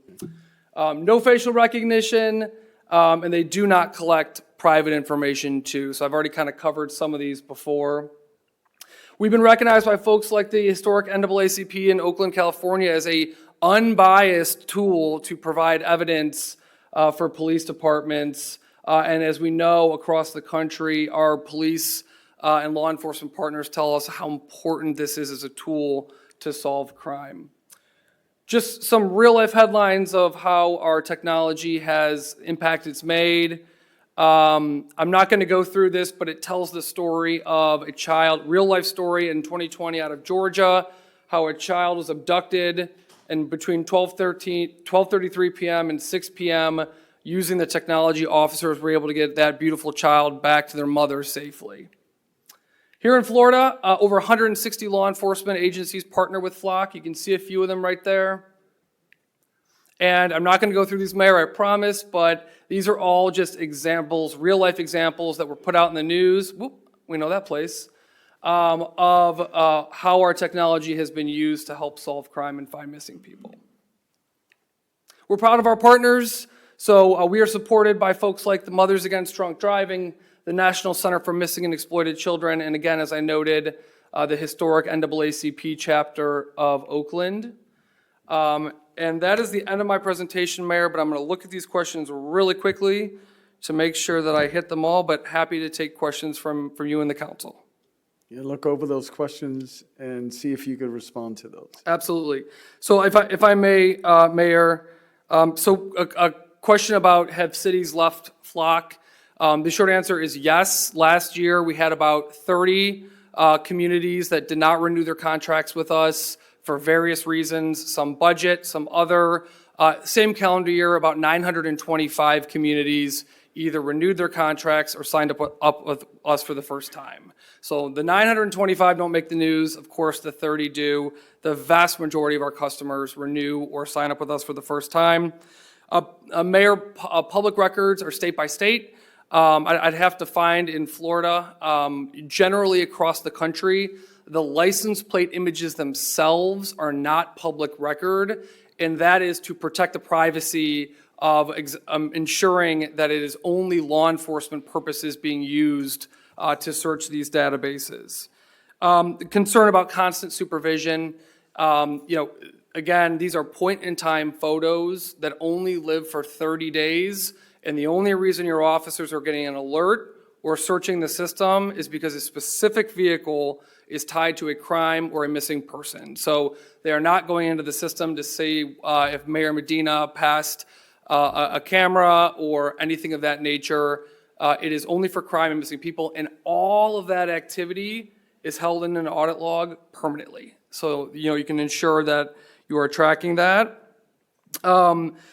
So from a cybersecurity perspective, there are absolutely YouTube videos of people taking apart our cameras that are out there. Importantly, our customers' data, our servers, our databases have never been breached. Yes, they've taken apart our cameras.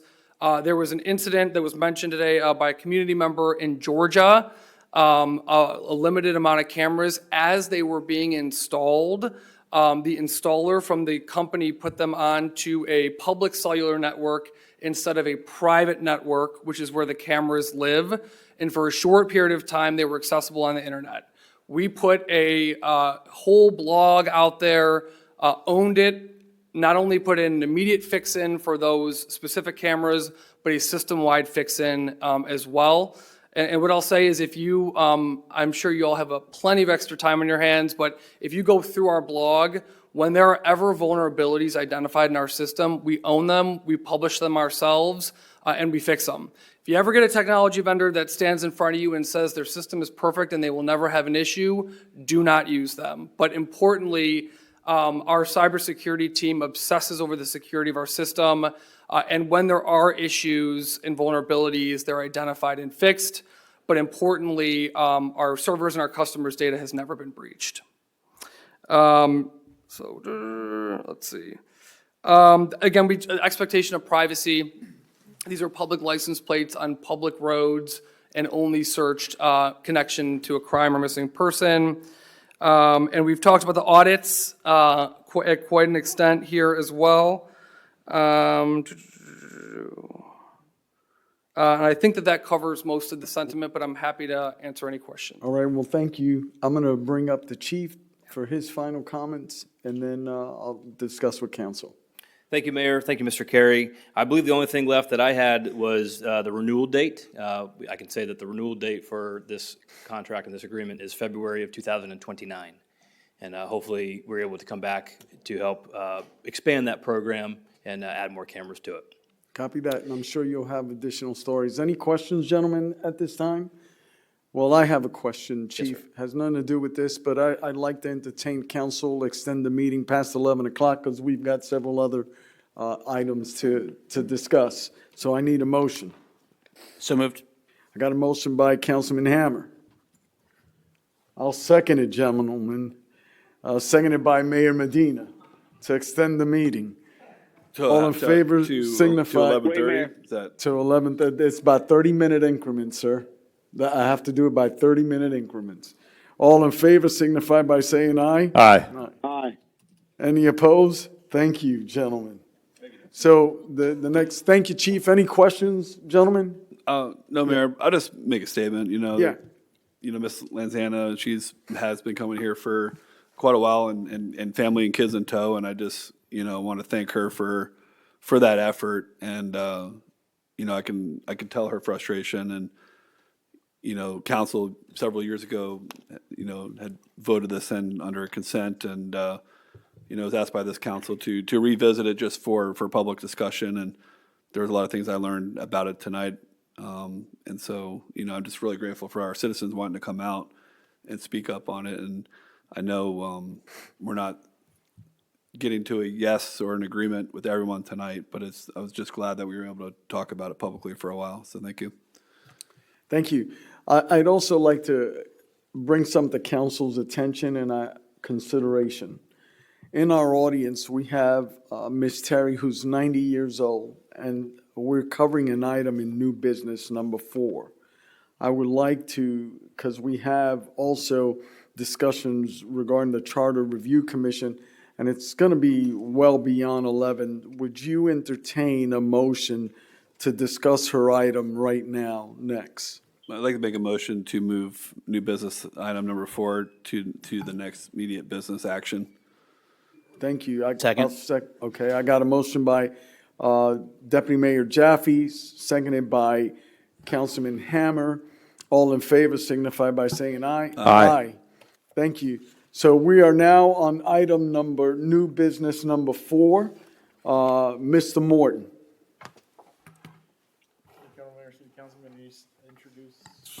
Introduce Denise Carter to present this item. Thank you. I've Thank you.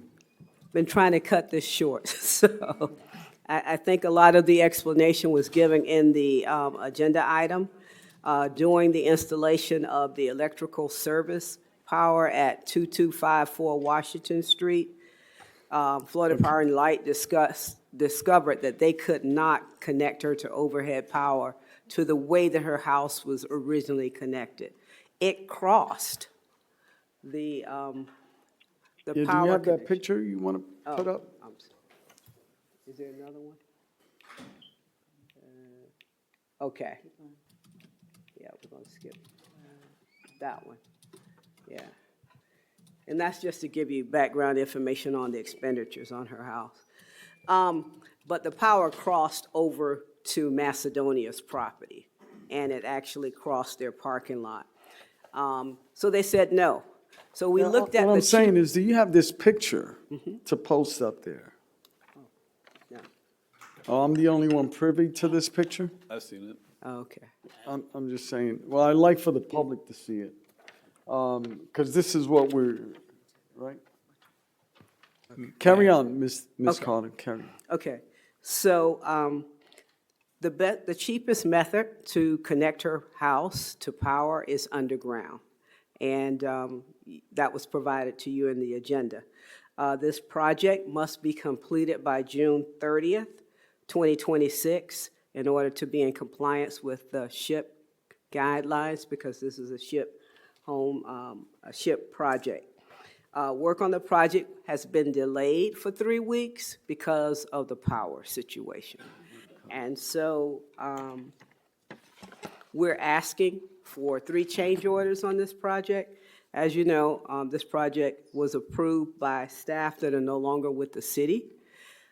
They did not ask for a lot of things in their original agenda. They only asked for the exact bid amount, and that has caused problems. We're asking for a change order of $2,275.18 to connect her to underground power so that we can finish this project. We're also asking for a change order for the contractor's work, because now he has some work associated with electrical and some stucco. He has to bring in subs in order to implement the work that he needs to do with this connection. And then there was never any project delivery costs. And in every one of our projects that we do, we have project delivery costs. But again, that was done by staff that are no longer with the city. We always charge for inspections.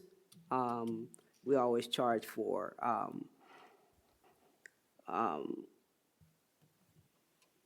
administrative costs that we have associated with the project, any soft costs. And that's in every project, and that's up to $5,000. Then the other thing is for allowance for unforeseen contingency. And I know Ms. Terry's daughter, Alicia, wants to talk to you about that. But we at least we're asking for at least 3%, $9,377.67, in order, because you all would be shut down in June, and we need to finish this project. So we're asking that you work with us and approve these change orders, right now totaling $17,602.85, which would bring the entire house cost to $330,191.85. All right, thank you. Now, you said the young lady wanted to speak? Yes, Ms. Terry. Good evening, everyone. My name is Alicia. Alicia? and- Yes, sir. Can you speak into the mic or get Yes. closer to it? Perfect, thank you. Yes. Good evening, Council. My name is Alicia, and I'm here tonight with my mother, Louise, and my sister here, Shanita, regarding the reconstruction of my mother's home located at 2254 Washington Street, Northeast in Palm Bay. First, we would like to sincerely thank you all, each of you, for the support and assistance you have provided to my mother throughout the process. This has been a long process and a long time coming, and we are truly grateful for the opportunity to see her receive a safe home.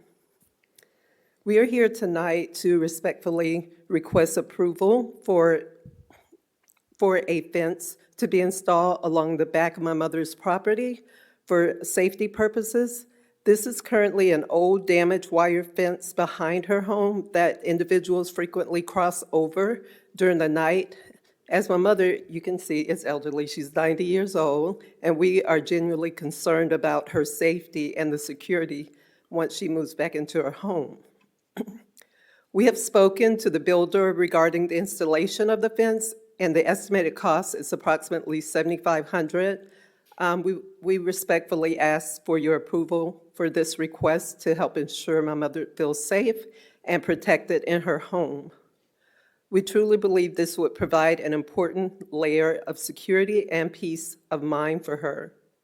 And additionally, we would like to request approval for the 3% contingency allowance. We understand that the City Council would not be meeting in June, and approving the contingency would help address any unforeseen issues necessary, or any necessary adjustments that may arise during the construction process without causing delays after June 30th.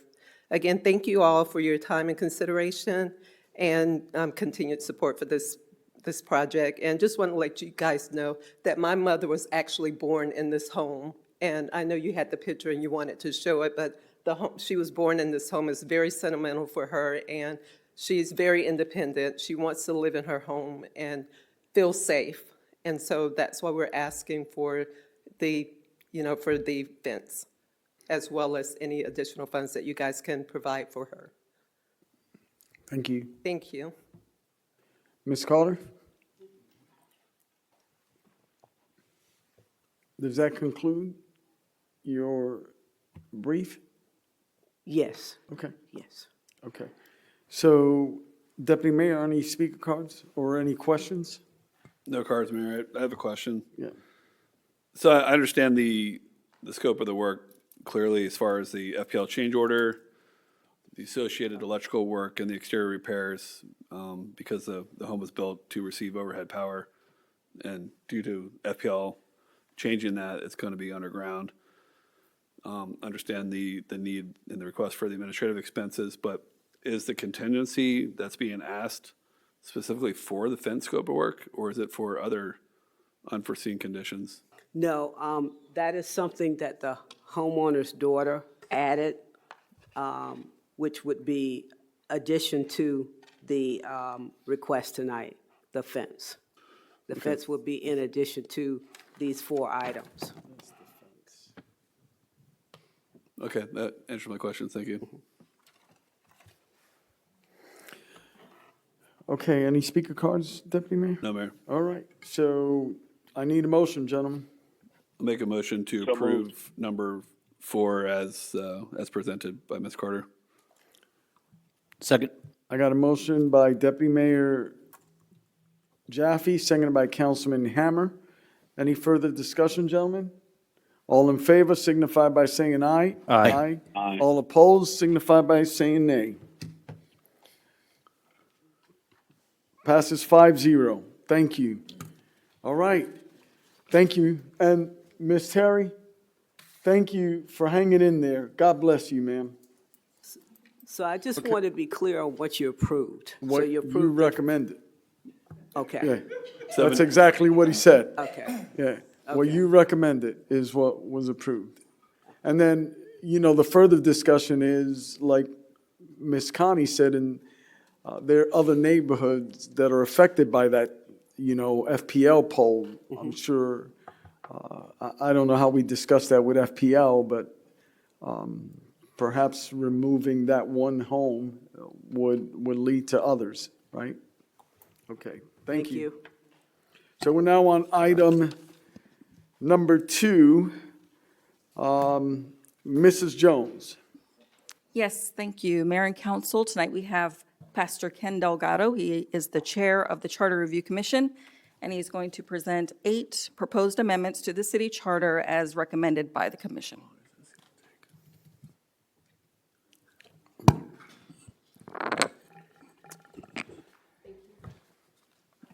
Thank you for this opportunity. First time doing something like this, and so I appreciate it. We do want to thank all of you for the opportunity to serve you and to serve our community in this Charter Review Commission. I know it is late, and Pastor Mark Miller, who is here, told me that he's very old and he needs to be in bed by now, so I'm considering him very much as we go forward. But special thanks. How old is he? Because he doesn't That's- seem that old to me. He's nodding. That means he's almost falling asleep. That being said, I do want to give special thanks also to the commissioners who are here. They did a fantastic, the commissioners that helped, they did a fantastic job. If there was a group of people that came prepared and really dove deep, this group did it. I've been in other charter reviews. This has been the most extensive and deep dive into the charter review that I've ever been in, and so special thanks to them. Also, special thanks to Therese and for Attorney Smith, who braved the time together with us to make it happen. They were fantastic. So wanted to get over just acknowledging all those who were involved in this wonderful opportunity that we had. We did perform our duties as a democracy, in that sense that the majority ruled, so not everything was 100%, everybody was going in the same direction. There were some people who disagreed on some points, but we did our due diligence. But we are a republic.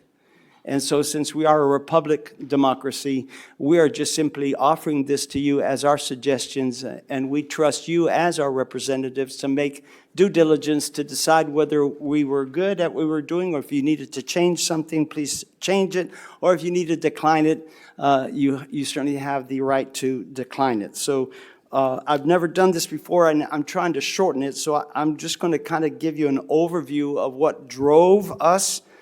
Basically, one of the things that drove our decisions is this: the reality that our Constitution, which is based on the Declaration of Independence, we believe is under attack.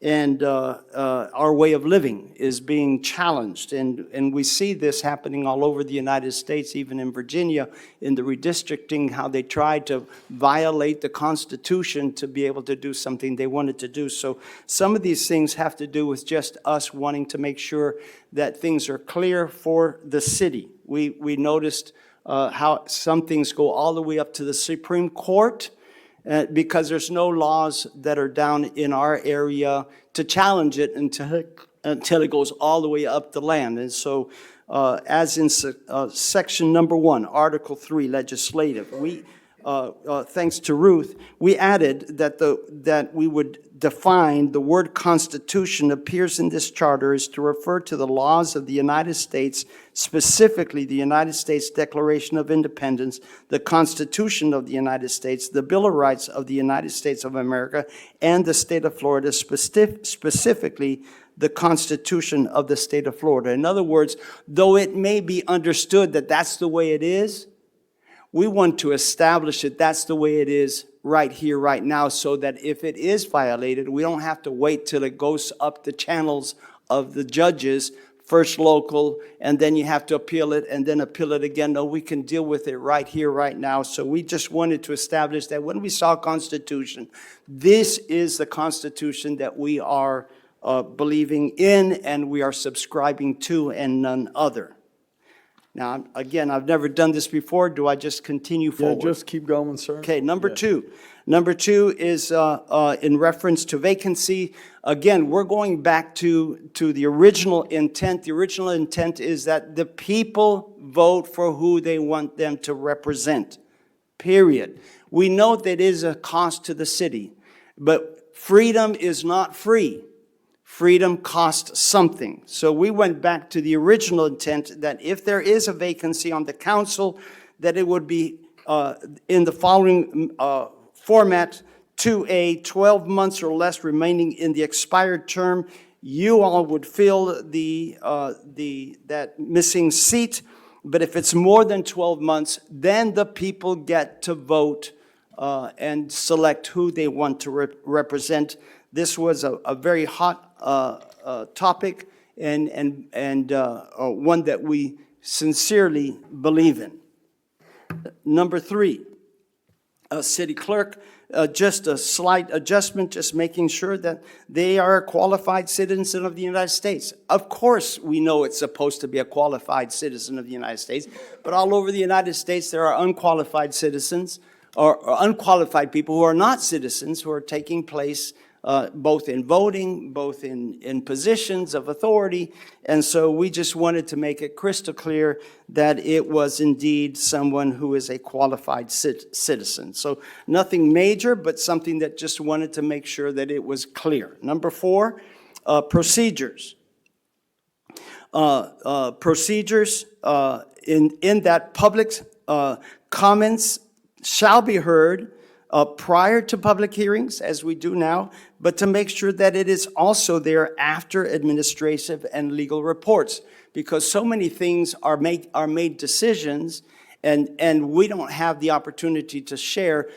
The United States of America is about freedom of speech and a freedom of ideas to speak forth. And so we feel like going back to what it used to be ought to be in the charter, that we can speak both before and after, and that there be, of course, that it be broadcasted, and that public display of freedom of speech is not hindered by not being publicized as it was for a short period of time, but that it be in the charter, that it will be public information. Was that clear?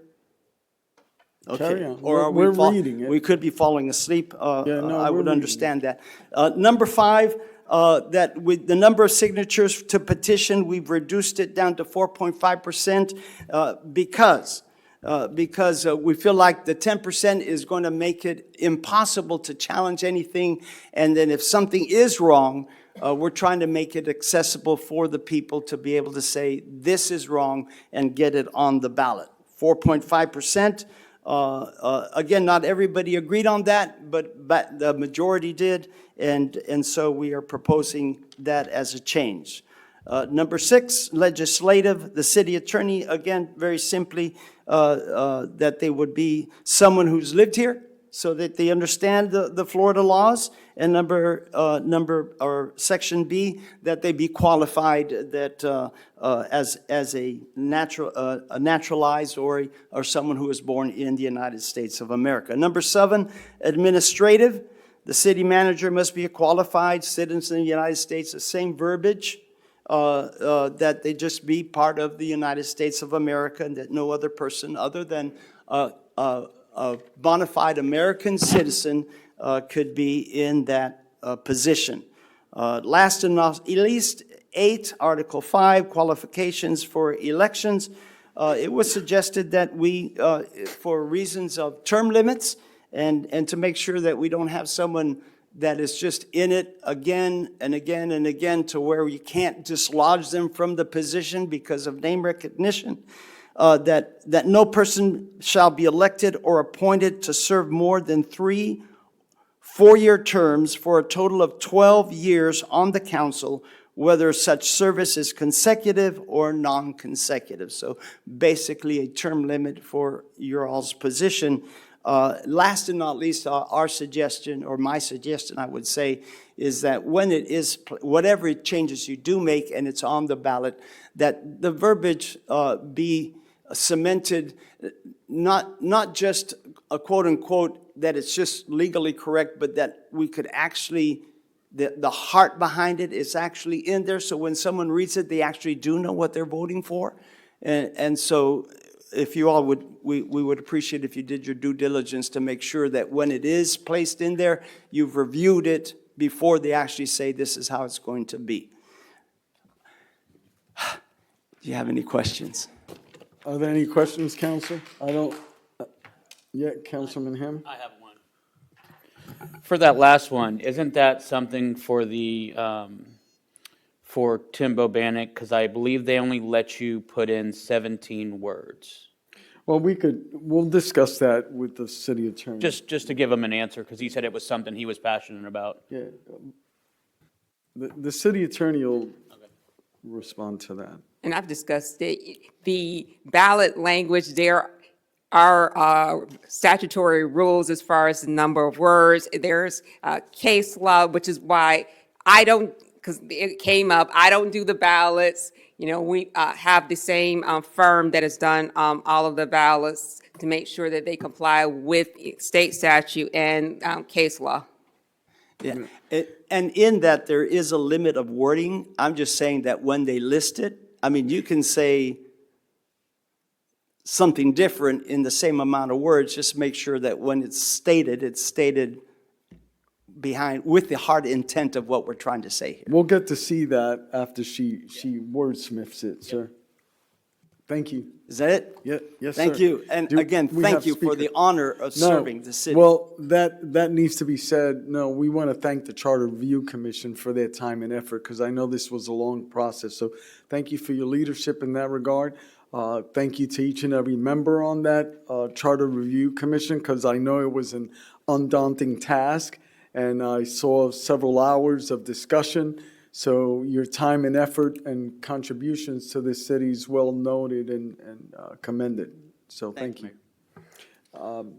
Deputy Mayor, speaker cards? Ruth Caulfield.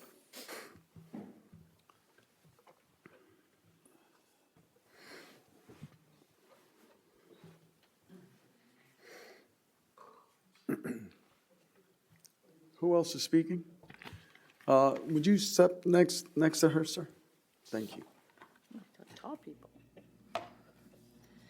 Ruth Caulfield, 935 Douglas Street Southeast. I would like to take this opportunity to say thank you to you for the appointment to serve on the Charter Review Commission. As a Constitution coach and instructor, I encourage all citizens to volunteer for all committees and commissions that affects a citizen's city or locality. I encourage all citizens to volunteer to serve our local governments, to learn how the city works, how to provide input for change, and how to follow through professionally.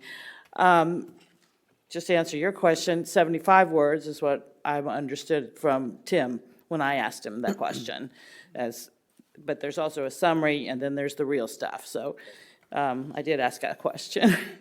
And I really do appreciate being on this charter review. It was very eye-opening and like Chairman Kenny, I'm calling Chairman Kenny, said that we had disagreements, but it was very well run. He did an awesome job in keeping things going, and I think that we were cognizant of what we were going to be proposing. We didn't want to put a lot of things on the ballot because that would just be, crazy for the citizens. So we didn't want to put any undue situations for them. So, thank you. Thank you. Next speaker? Mark Miller. Mark Miller, 898 Nelson Avenue. Sorry I was late. I was in Atlanta all week, and my flight didn't land until 6:15. So I was going to say this in the opening announcements, but I did just want to give just a shout out thanks that I was truly honored to be a part of the Charter Review Commission. Appreciate the appointment and the opportunity. It was a very diverse group, worked really well together. Pastor Kenny Delgado did an outstanding job. He learned quickly the role and stepped up, and I think we have some great things there to present. So, thank you very much. Appreciate it. So, just so that I understand, you're his senior? Well, I was just trying to corroborate, okay. my brother over there. So, in some things, I'm definitely more senior than him. Maybe right, not sir. chronological age, Okay. but. Copy that. Yeah, that surprised me a bit, sir. Okay, that ends the speakers? Yes, Mayor. All right, sir. So, council, let's take these one at a time. Let's go with number one. Everyone's input's gonna matter, so I'll start at the other end of the dais. Sure. So, first off, before we go into all these, my kind of personal opinion is to respect the voters. I think that we should only really have a certain amount. I think 10 from us, and then what the county and then what the state does is going to end up being overwhelming. So, I want to just kind of focus on what I'm only going to be in support of a couple, just kind of prefacing. So, with this one, I would say strike it, and the reason being is. Obviously, we understand what the Constitution is. Actually, the Declaration of Independence is not a legal document. We love it. It's a great document. I love it. The Bill of Rights is also part of the Constitution. So my personal opinion on one is strike it. Okay. All right. Councilman Hammer?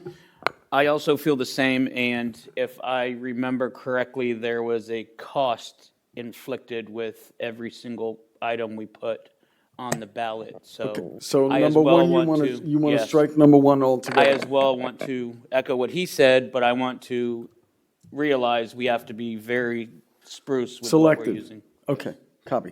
All right, and gentlemen, I'm over here navigating the time clock because I don't know if Deputy Mayor Jaffe's going to go for another 30 minutes.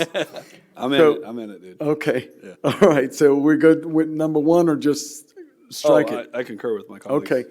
Councilman Johnson, you still hanging out with us or you laying in bed? Strike number one, sir. Okay, so you're laying in bed and striking number one. All right, copy that. So we'll go to number two, okay? Councilman Langevin.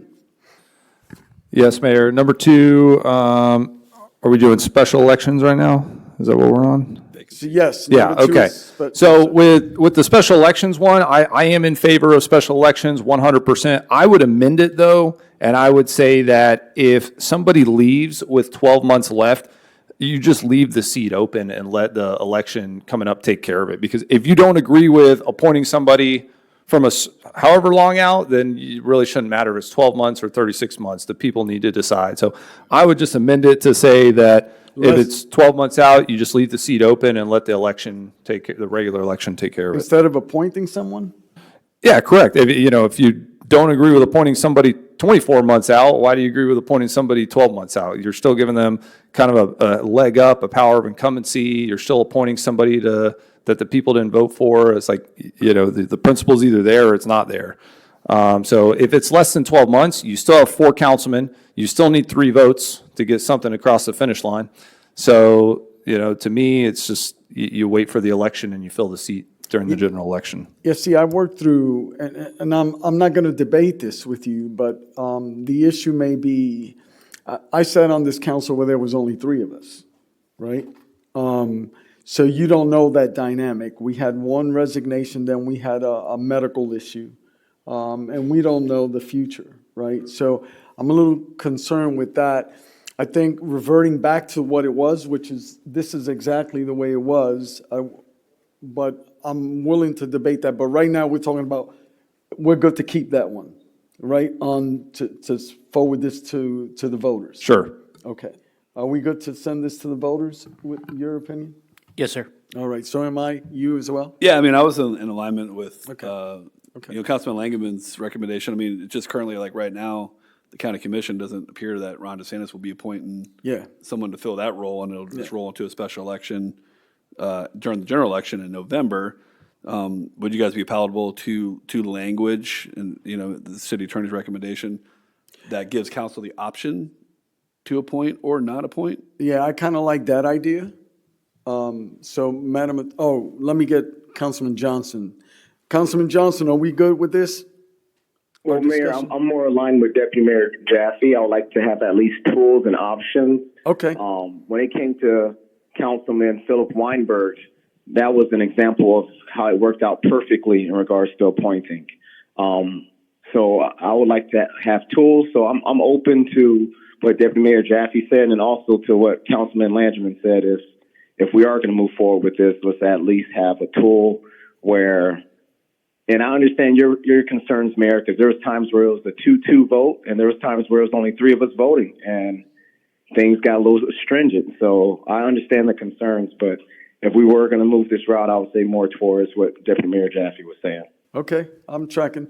So, Madam Attorney. Yes.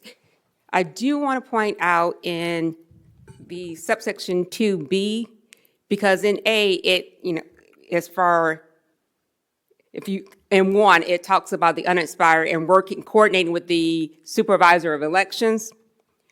Because we essentially went back to the old language. The reason why we had that is we can't direct the supervisor election when that person's going to schedule the election. So if we can, instead of having the no sooner than 90 or no more than 180 days, because that's going to happen whenever the supervisor election decide ultimately, if we could mirror the same one where the clerk will coordinate with the supervisor of election, because that's all you can do. Okay, so I think what I hear council is if it's less than 12 months, just give us the option whether we want to or not. And if it's more than 12 months, we go into Bravo. Is that correct, gentlemen? Yeah, I got a thumbs up here. I can't see Kenny Johnson. Would you move the pillow out of the way, sir? I'm giving a thumbs up too, Mayor. All right, sir. Copy that. All right, so we're all good. Madam Attorney, do you need any additional information from us as a whole? Do we need to vote on this? And Yes. That you all are agreeing to the modification of the language so that a special election shall be scheduled in a manner coordinated by the city clerk and the supervisor of election instead of the 90 to 180 days, which you all cannot enforce. That is correct. Are we good? All right, so let's go. Do you need anything else, ma'am, regarding number 2? No, just as long, if you go through all of the proposed amendments, and then you can just make one motion that Okay, you're. copy that. All right, so we're on number 3 now, Madam Clerk. What are your thoughts on this? Mayor, Yes, ma'am. I do want to say something that's going to help you with this one as well as number 6. Charter officers. Yes. There is a high standard as far, and there is an exception, but I did have Labor and Employment Council look at this. There are laws as far as not discriminating against people based upon citizenship. There is an exception.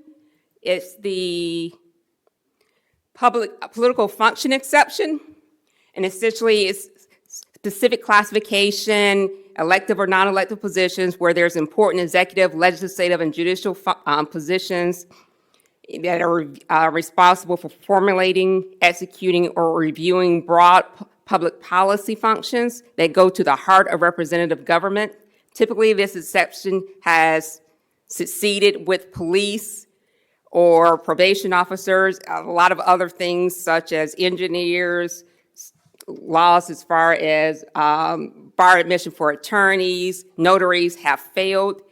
Does not think that the city clerk position or the assistant attorney's positions would qualify. There are arguments that as far as the city manager, the city attorney, can't tell you that they would succeed, but it is not likely that the city clerk or the assistant attorneys would make that high standard to be able to be outside of the exemption of the general rule that you cannot discriminate based upon citizenship.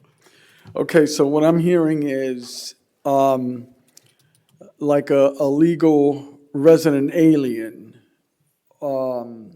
could legally hold this position, and there's nothing that we could do about it. Is that what I'm hearing?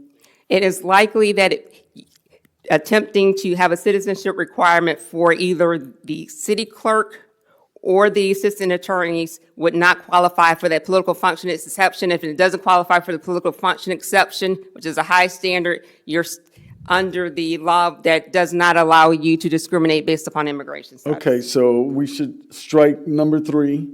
I still don't think we should strike number 3. I think we should do all 3. And the worst that could happen is somebody really cares enough that they challenge it. And then if they challenge it and we lose, then we lose, and then it reverts back. But given the temperature of the country right now and some of the things that have happened in other municipalities, I think it's worth keeping all 3 of them. Legally, is it sound, ma'am? I can only tell you there is no case that actually specifies for the clerk. I can give you the standard. It is, in all the cases that say it is a really high burden, it is just labor and employment attorney's position that there are arguments that can be made for the city manager and the city attorney. Does not think that the same arguments could be made for those positions. So certainly it is essentially a risk, there is no case that says either way. If council is willing to take the risk that it may be challenged and willing to devote the resources to fighting such a challenge, that's certainly council's option. I'm just advising that it may not be defensible. Yeah, I'm not sure I would want to go through that battle, but go ahead, Councilman Hammer. I think the charter members are at the liberty of the council, and if the council is elected by the people and the people think those people should not be there, the council can fire that charter member, correct? That is correct. So the people are going to vote for who they want up there, and the people that they vote for up there are going to be able to make that decision at the end of the day without a lawsuit. So Okay, so I feel good about that. striking this then? Yes. Okay. What are your thoughts? Strike it. Okay.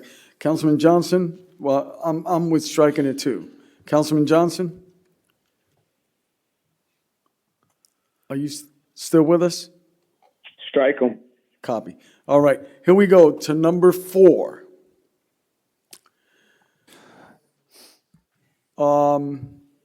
Public comments. A minimum of a 5-second broadcast, that's the last one, or time delay shall be required for unexpected or inappropriate content. How do we, I say strike it, Mayor. yeah, okay. What are your thoughts? I don't think there should be any way, shape, or form of muting or Okay. taking away someone's speech should they feel it's, I mean, we might not like it, but it's their right to speak, and I think it should be stricken. Deputy Mayor? I was confused by Councilman Hammer's. I think he's talking more, the Oh, 5-second I got you. delay. Yeah, okay. I mean, yeah, earlier today, like a Yeah, guy yeah. said an F-bomb every 3 right. seconds, so. Right, I had to, well, it was during his 3 minutes, though. Yeah. So are we talking about or subsection A? We- Are we Yeah, talking about the whole that's thing? that was what I read, but he said, we could strike it. But what are your thoughts on striking number 4 or keep it going? I mean, I'm open-minded to reestablishing the old council agenda through just policy and procedure, but not through amending the charter. Okay, I'm open to establishing non-residents to speak at the end of the meeting, yeah, okay. and So we- even open up a second public comment section at the end of the meeting for residents as well. But that's Through council policy. policy Yeah, procedure, that's yeah, through but- policy. So we're striking it as a charter, right, amendment, okay. Are you good with that, Councilman Johnson? Yes, sir. Strike it. All right, here we go. We're on number 5 now, brother. Mayor, I'll make a motion to extend the meeting to midnight. Oh, thank you, sir. I got a motion by Deputy Mayor Jaffe. Second. Seconded by Councilman Langevin. Thank you, gentlemen. I appreciate it. All in favor signify by saying aye. Aye. Aye. So we're good till midnight, guys, but we got to hurry up. Number of 6 signatures on petition. I think this one's worthwhile. That's my opinion. We're a growing city, lowering that threshold. Well, That's where sorry. I'm at. But Councilman Langevin? Yeah, just in the interest of keeping it fast, my opinion is it doesn't matter if we grow or not. You should have 10% of the people weigh in, and if it's a bigger city, it shouldn't matter. You shouldn't be allowed, be able to say, well, the people voted in a council, and the council, look, we had a charter review commission just now. We're talking about charter reviews, but now a small percentage of the city can just come together and then completely override what the majority. So the majority of the city can vote us in. We could do what the majority of the city asks us to do, but then a small minority can then come in and essentially override that. That's really not democracy. So I'm actually not in favor of the petitions at all, but I'd like to keep it at 10%. Okay, that's cool, 10%. So we're talking about strike it. Okay, I'll agree with you, brother. What about you, Councilman Hammer? Feel the same. Okay, strike it. We're good. What do you think? What about keeping 10%, but allowing more time in between to obtain the petitions itself? I think that's what some of the bigger issue is, Okay, the restriction of time. Was that? 30 days, right? Yeah.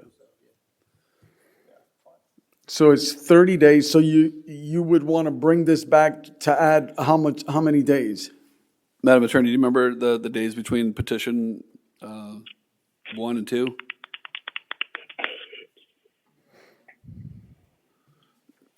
For the sake of time, I'd say double.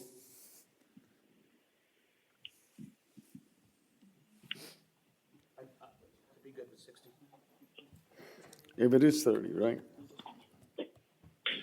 So you want to add this on the charter review? On the ballot is what I'm saying. If we do it, that would just be my recommendation. I'm confident, I mean, I agree with the argument of 10% being the standard. I think the challenge is just how large the city is. If someone wanted to go down this process, Yeah, for 30 days. 30 days. Yeah, I'd like to verify it says 30 days because I don't see it. And will people be voting on it to say 60 days, right? So you want The to, two-step process, there's the first petition, and then there has to be a second round of signatures. what, they verify them, you mean, or? Madam Clerk, can you respond to the limited time they would have to get the signatures? I'm looking at it right now. Okay.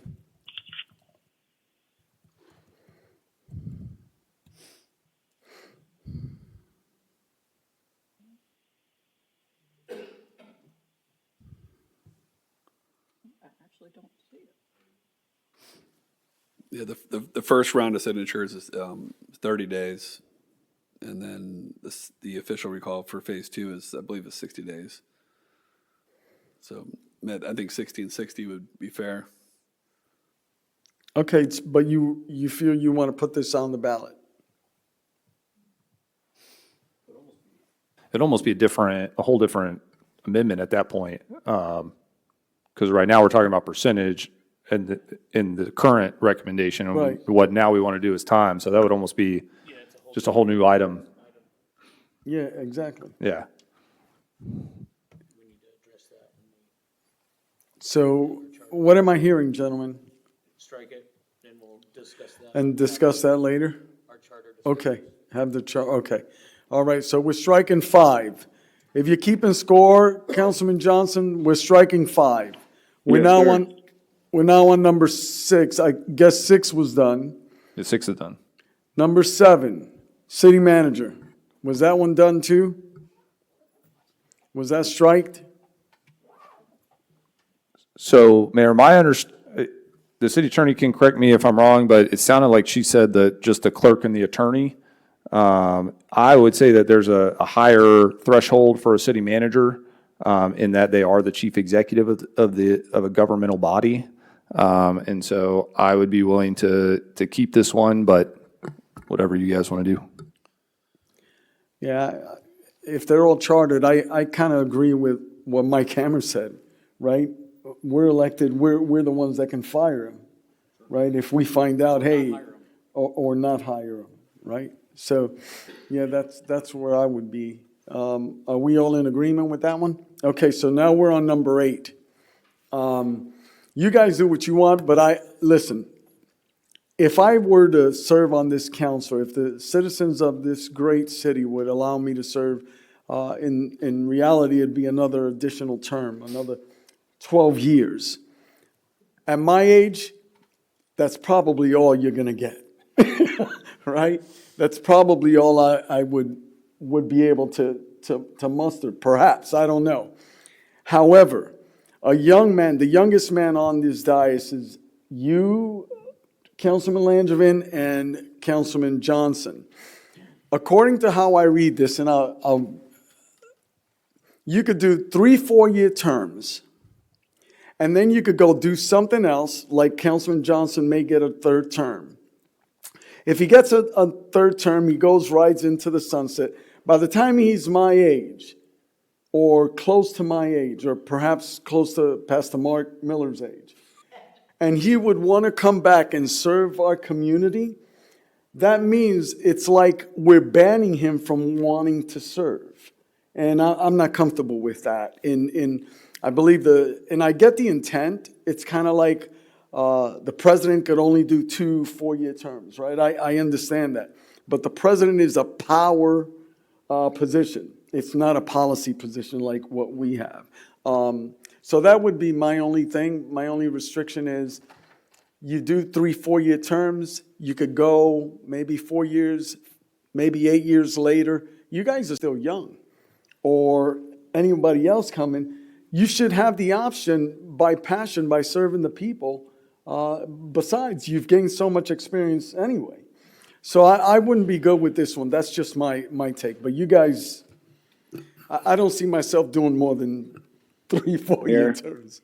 Yes, sir. I wholeheartedly agree, honestly. if we were to add the ages up of our 5 council members, I would say we probably have one of the youngest councils in Brevard County, if not the state.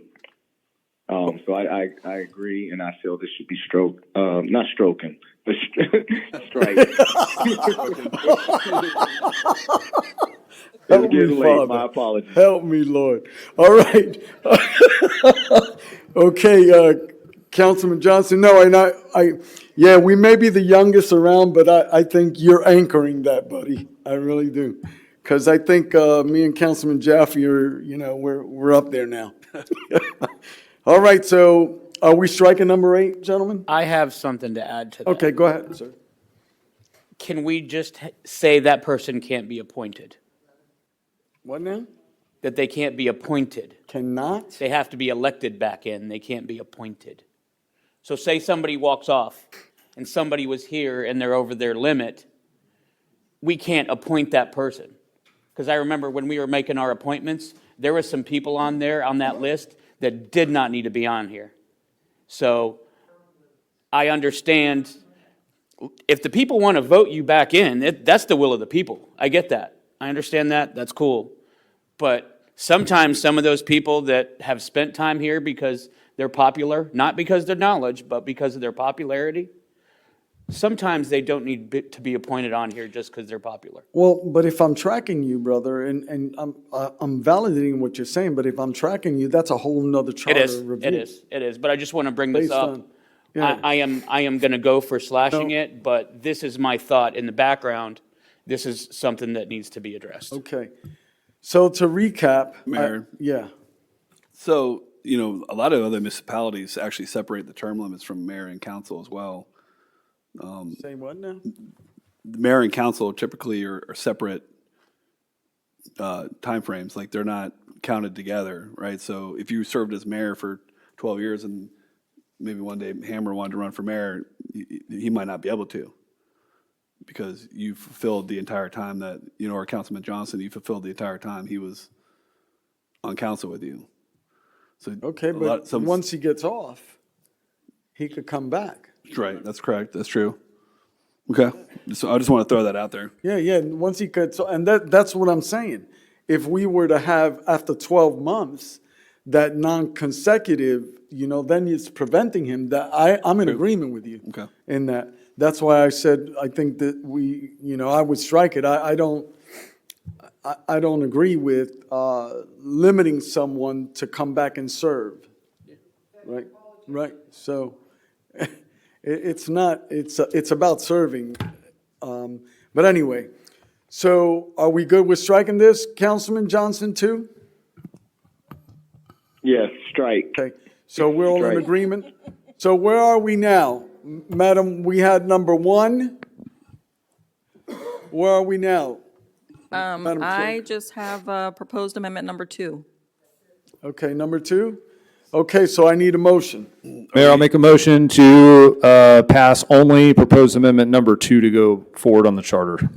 I got a motion by Councilman Langevin, seconded by Councilman Hammer. All in favor signify by saying aye. Aye. Aye. Any opposed? Passes 5-0. We're now on item number 3. Mr. Morton. Thank you. Honorable Mayor, City Council, consideration of amending the maximum award limits for the Home Investment Partnership Home Program and amending the SHIP Program lien and forgiveness periods to maintain program consistency. And we have a presentation tonight from Ms. Denise Carter. Okay. This is a agenda request, will help with bringing about consistency with our housing rehabilitation programs. When we take somebody off our waiting list and we decide which grant program we're going to put them under, place them under, then all of the housing programs then will be consistent.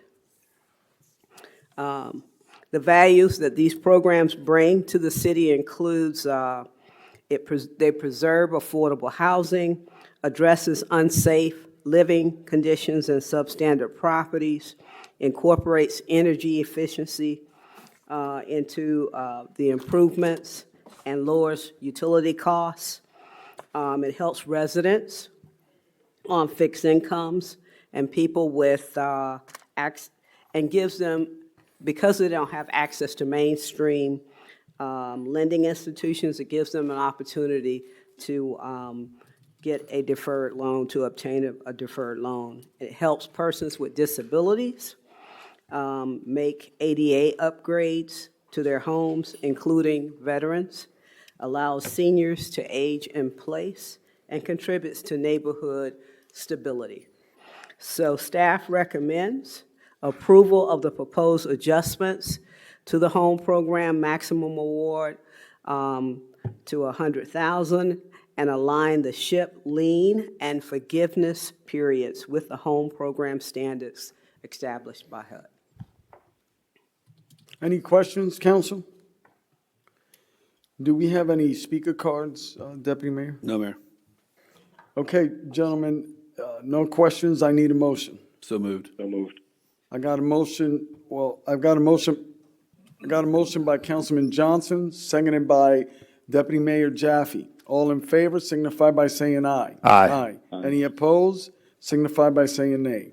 Passes 5-0. Item number 3 is completed. Now we are on reports because item 5 was already worked out. So Councilman Langevin.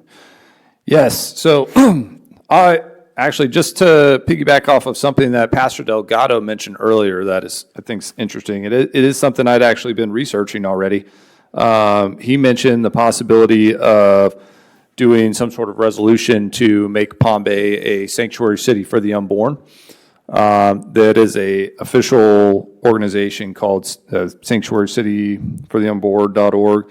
There's over 100 cities and 25 counties. I actually thought about it about 6 months ago, but we got a little busy with some other stuff, and I decided not to bring it up. But since Pastor Delgado brought it up, and it's something I was thinking about, I wanted to get approval for council if we could just bring something back and see if you guys like it. I got a thumbs up on that one right here. Okay. Yeah, you, sir? Just for clarity, you mean just prevents abortion clinics from opening up if someone had an emergency at the hospital and doctors deemed an abortion would need to take place, they would be able. Yeah, and of course, like I said, I'm just getting, permission to start looking at the ordinances and the resolutions, and I would bring something back, and then if you didn't like that, then we could amend it or whatever. Okay. I'm good with that. I'm good. You'll work with, I guess, our city attorney. All right, thank you, sir. That's it? Councilman Hammer? Yes, I only have one thing. I was requesting the assistance from our city attorney. There has been some misrepresentation of our legal authority under the city charter, and it's been creating significant public confusion. I would like a official written legal opinion or statement, a clear, concise, and authoritative document from the city attorney's office detailing the exact separation of powers under our council manager form of government. Specifically, it needs to explicitly state that the council has zero legal authority over employee discipline, that interfering would violate the city charter, and the city manager office holds executive exclusive jurisdiction over those matters. Second, I would request a public-facing fact sheet or a script, which would be a short, legal, sound statement or infographic outline that council members can directly utilize or distribute to constituents who inquire about the issue. Having a unified, legally backed response will allow us to redirect public inquiries to the appropriate administrative channels without violating our charter obligations.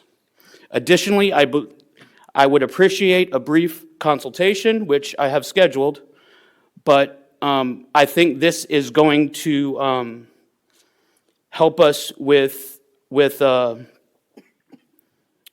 us understanding or branching understanding to the public on what we can and can't do, and where I put a lot of things into my heart, and I take this extremely seriously, and when people come out and say, I'm not doing something, they don't take my word at it.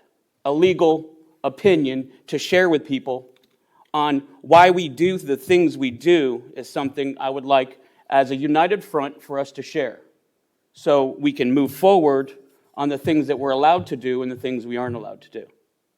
Because it is getting to where we're being judged a lot for things that we can't do, things we're not allowed to do.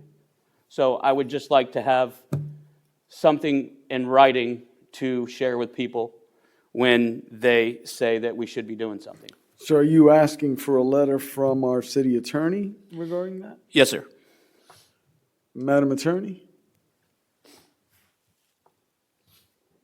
I believe is asking for consensus of council that you all are okay with me. I'm doing that with the intent being that this is going to be something public facing, the memo itself, and something else, I think, as far as the almost not necessarily frequently asked questions, but something to that effect. I'm just wanting to say the city manager has a job to do, and we do not need to be interfering in his job. He has things that he has to worry about. We have things that we have to worry about, and there is a proper SOP, and it needs to be shared. So Facebook attorneys don't think that they can overstep their bounds and say we can do something when we can't. Councilman Hamm, is that what's driving this? Is your encounter with social media? Not just social media. We have people coming in here saying council should be doing this and council should be doing that. We have a guy in here tonight upset because council's not getting involved in one of our employees here, and that's something that we can't overstep. It's not our SOP. Okay, I get where you're going with that. I'm good with that. Like I said, I was already good with it. Maybe we could even have it listed as part of a decorum statement is what I'm hearing, as well. Okay, we're good, Madam Attorney. He's got consensus on that. What else does that conclude? That's it. All right, thank you, sir. Thanks for clarifying that. Councilman Johnson. Thank you, Mayor. I'm still here. And that actually tees it off to the first thing I wanted to discuss is, everybody's been on the council for over a year now. All of our charter officers have been here well over a year. It's time for everybody to make sure they do their charter officer evaluations, because that is the time where you can give feedback in regards to departments and your opinion and have discussion. So that's the time where those conversations should be had one-on-one with the charter officers individually. So just want to encourage everybody to get that done. Following up from there, this is more so for the city attorney. Last year, we had the allocation of the opioid litigation funds, and we used the RFP or RFQ, one of the two, for nonprofits or organizations that will help in combating opioids and fentanyl and things of that nature. So I want to make sure we're still moving in that direction, or if it's something that we need to give consensus towards. I don't want it to be something we're getting consensus every year, because we're going to be getting funding every year along with Brevard County. But I want to make sure that we're staying proactive and combating the opioid crisis. Yeah, you know what? Right along, I'm glad you brought that up, Councilman Johnson, because it's my understanding that that opioid committee from the county that we're supposed to be on, they haven't been meeting. And I got that from the elected official from Melbourne, who is also part of the League of Cities. So, yeah, we should be digging into that for sure. I don't know where we're at. Do we know, Mr. Morton, how many appointees we have on that opioid committee from the county? I do not know the status, but we will dig in and report back to council. All right, thank you. Is that good, Mr. Johnson or Councilman Johnson, or did you specifically want something from the city attorney? Well, that, but I would also like for us to continue. Once we do receive funding for this year, if we haven't already, I would like for us to move forward with the RFP or RFQ for organizations to provide assistance in the city of Palm Bay combating opioid crisis. Okay, is that Madam Attorney? That is more of a city manager. It was essentially Okay. what the process before was is management, we did the whole RFQ, because management was seeking direction from council on how you all wanted to expend those funds. Okay, so I guess you'll be working with our city manager's already gonna dig into Yes, this. sir. So is that good enough for you? Yes, sir. Anything else? Two more items.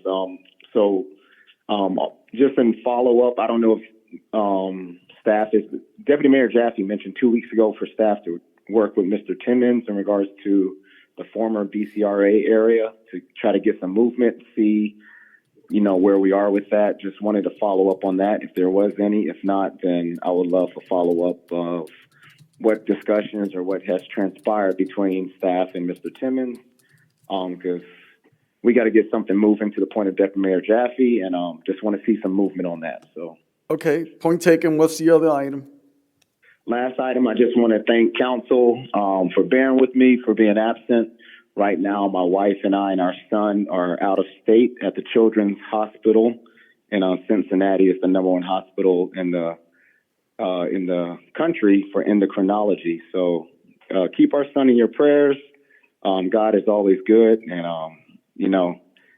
there's no testimony without a test. So appreciate y'all. Appreciate you, Mayor, Councilman Langevin, Councilman Hammer, Deputy Mayor Jaffe, staff, residents in the audience. Thank y'all, and God bless. What's your boy's name? Josiah. Say again? Design. Design. J. Design. Thank you, sir. Does that conclude your report, sir?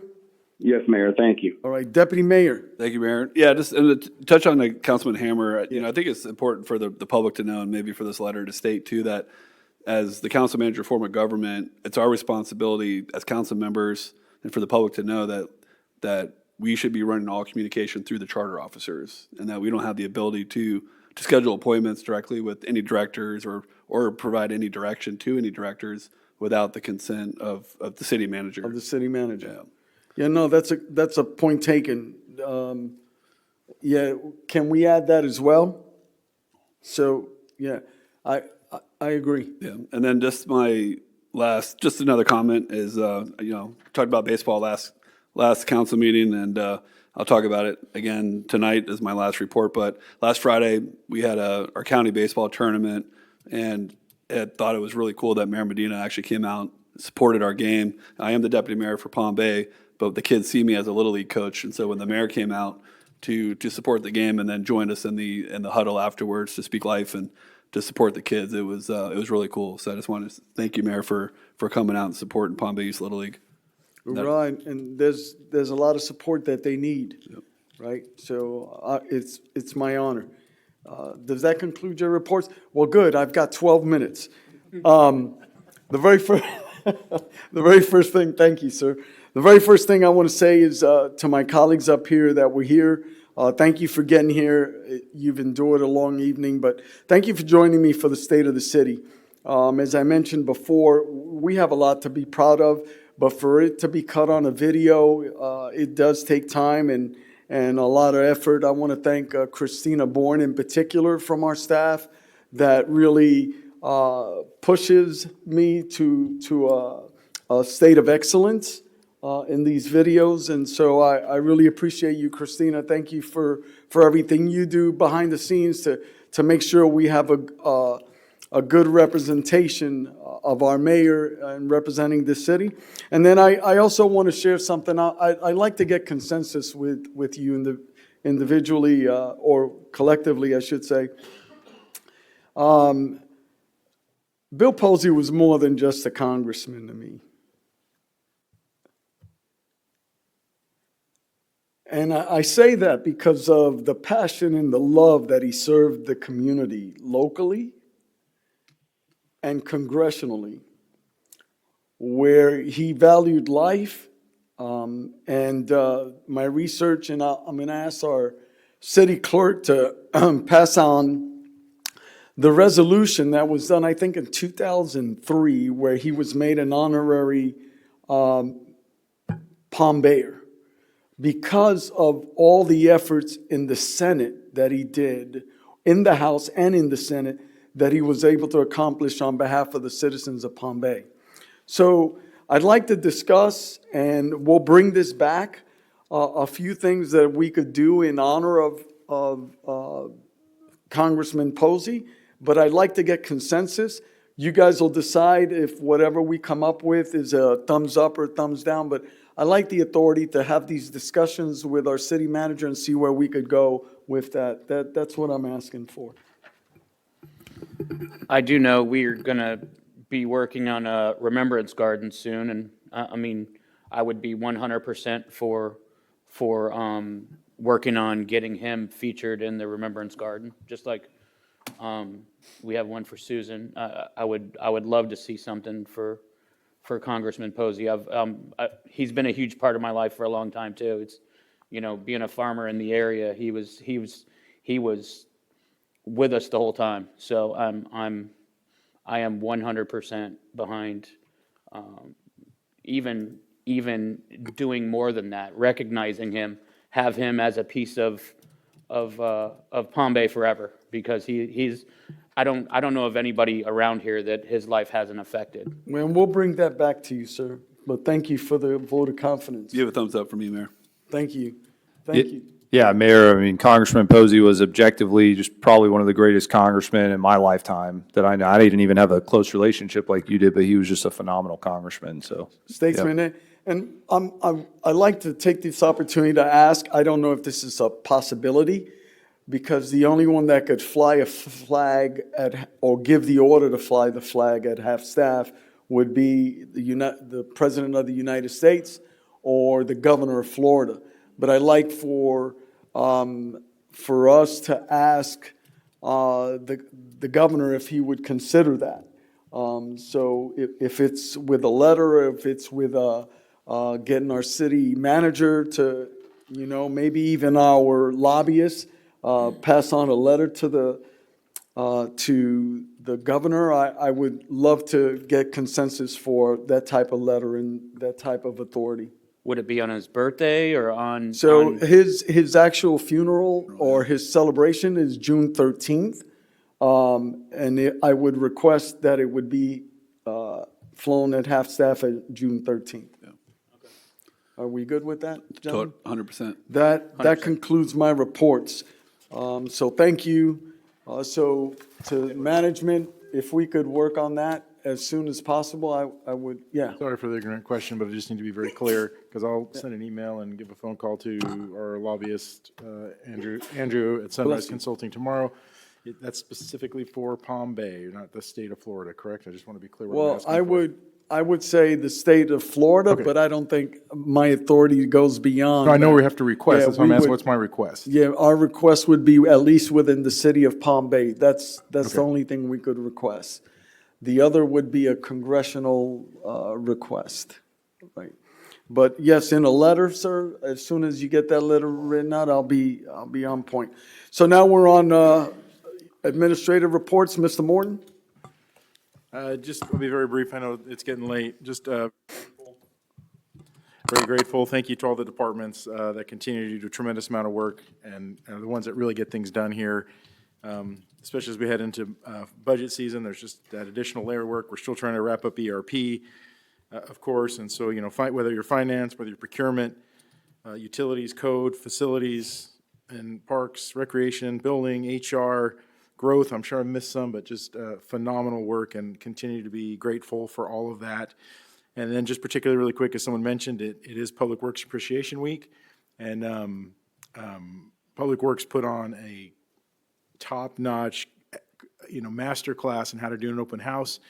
We had a phenomenal turnout from the community, but it was so engaging, it was so exploratory, it was really cute seeing all the little kids with their little yellow hard hats and vests, and families engaged at the dozens of places they could stop and learn about traffic roundabouts, learn about traffic cabinets, learn how, why we're cleaning swales, learn about different equipment. Mr. Hook mesmerized me. I never realized you could make a mosquito bucket. There's so many wonderful things to learn and do and see and explore, and so we're just grateful for that. And thank you, Public Works, for embracing the transparency initiatives we have and continuing to invite people in from the community to see what we do. So thank you. And does that conclude your report, sir? And Madam Attorney? Nothing further. All right, that concludes our meeting.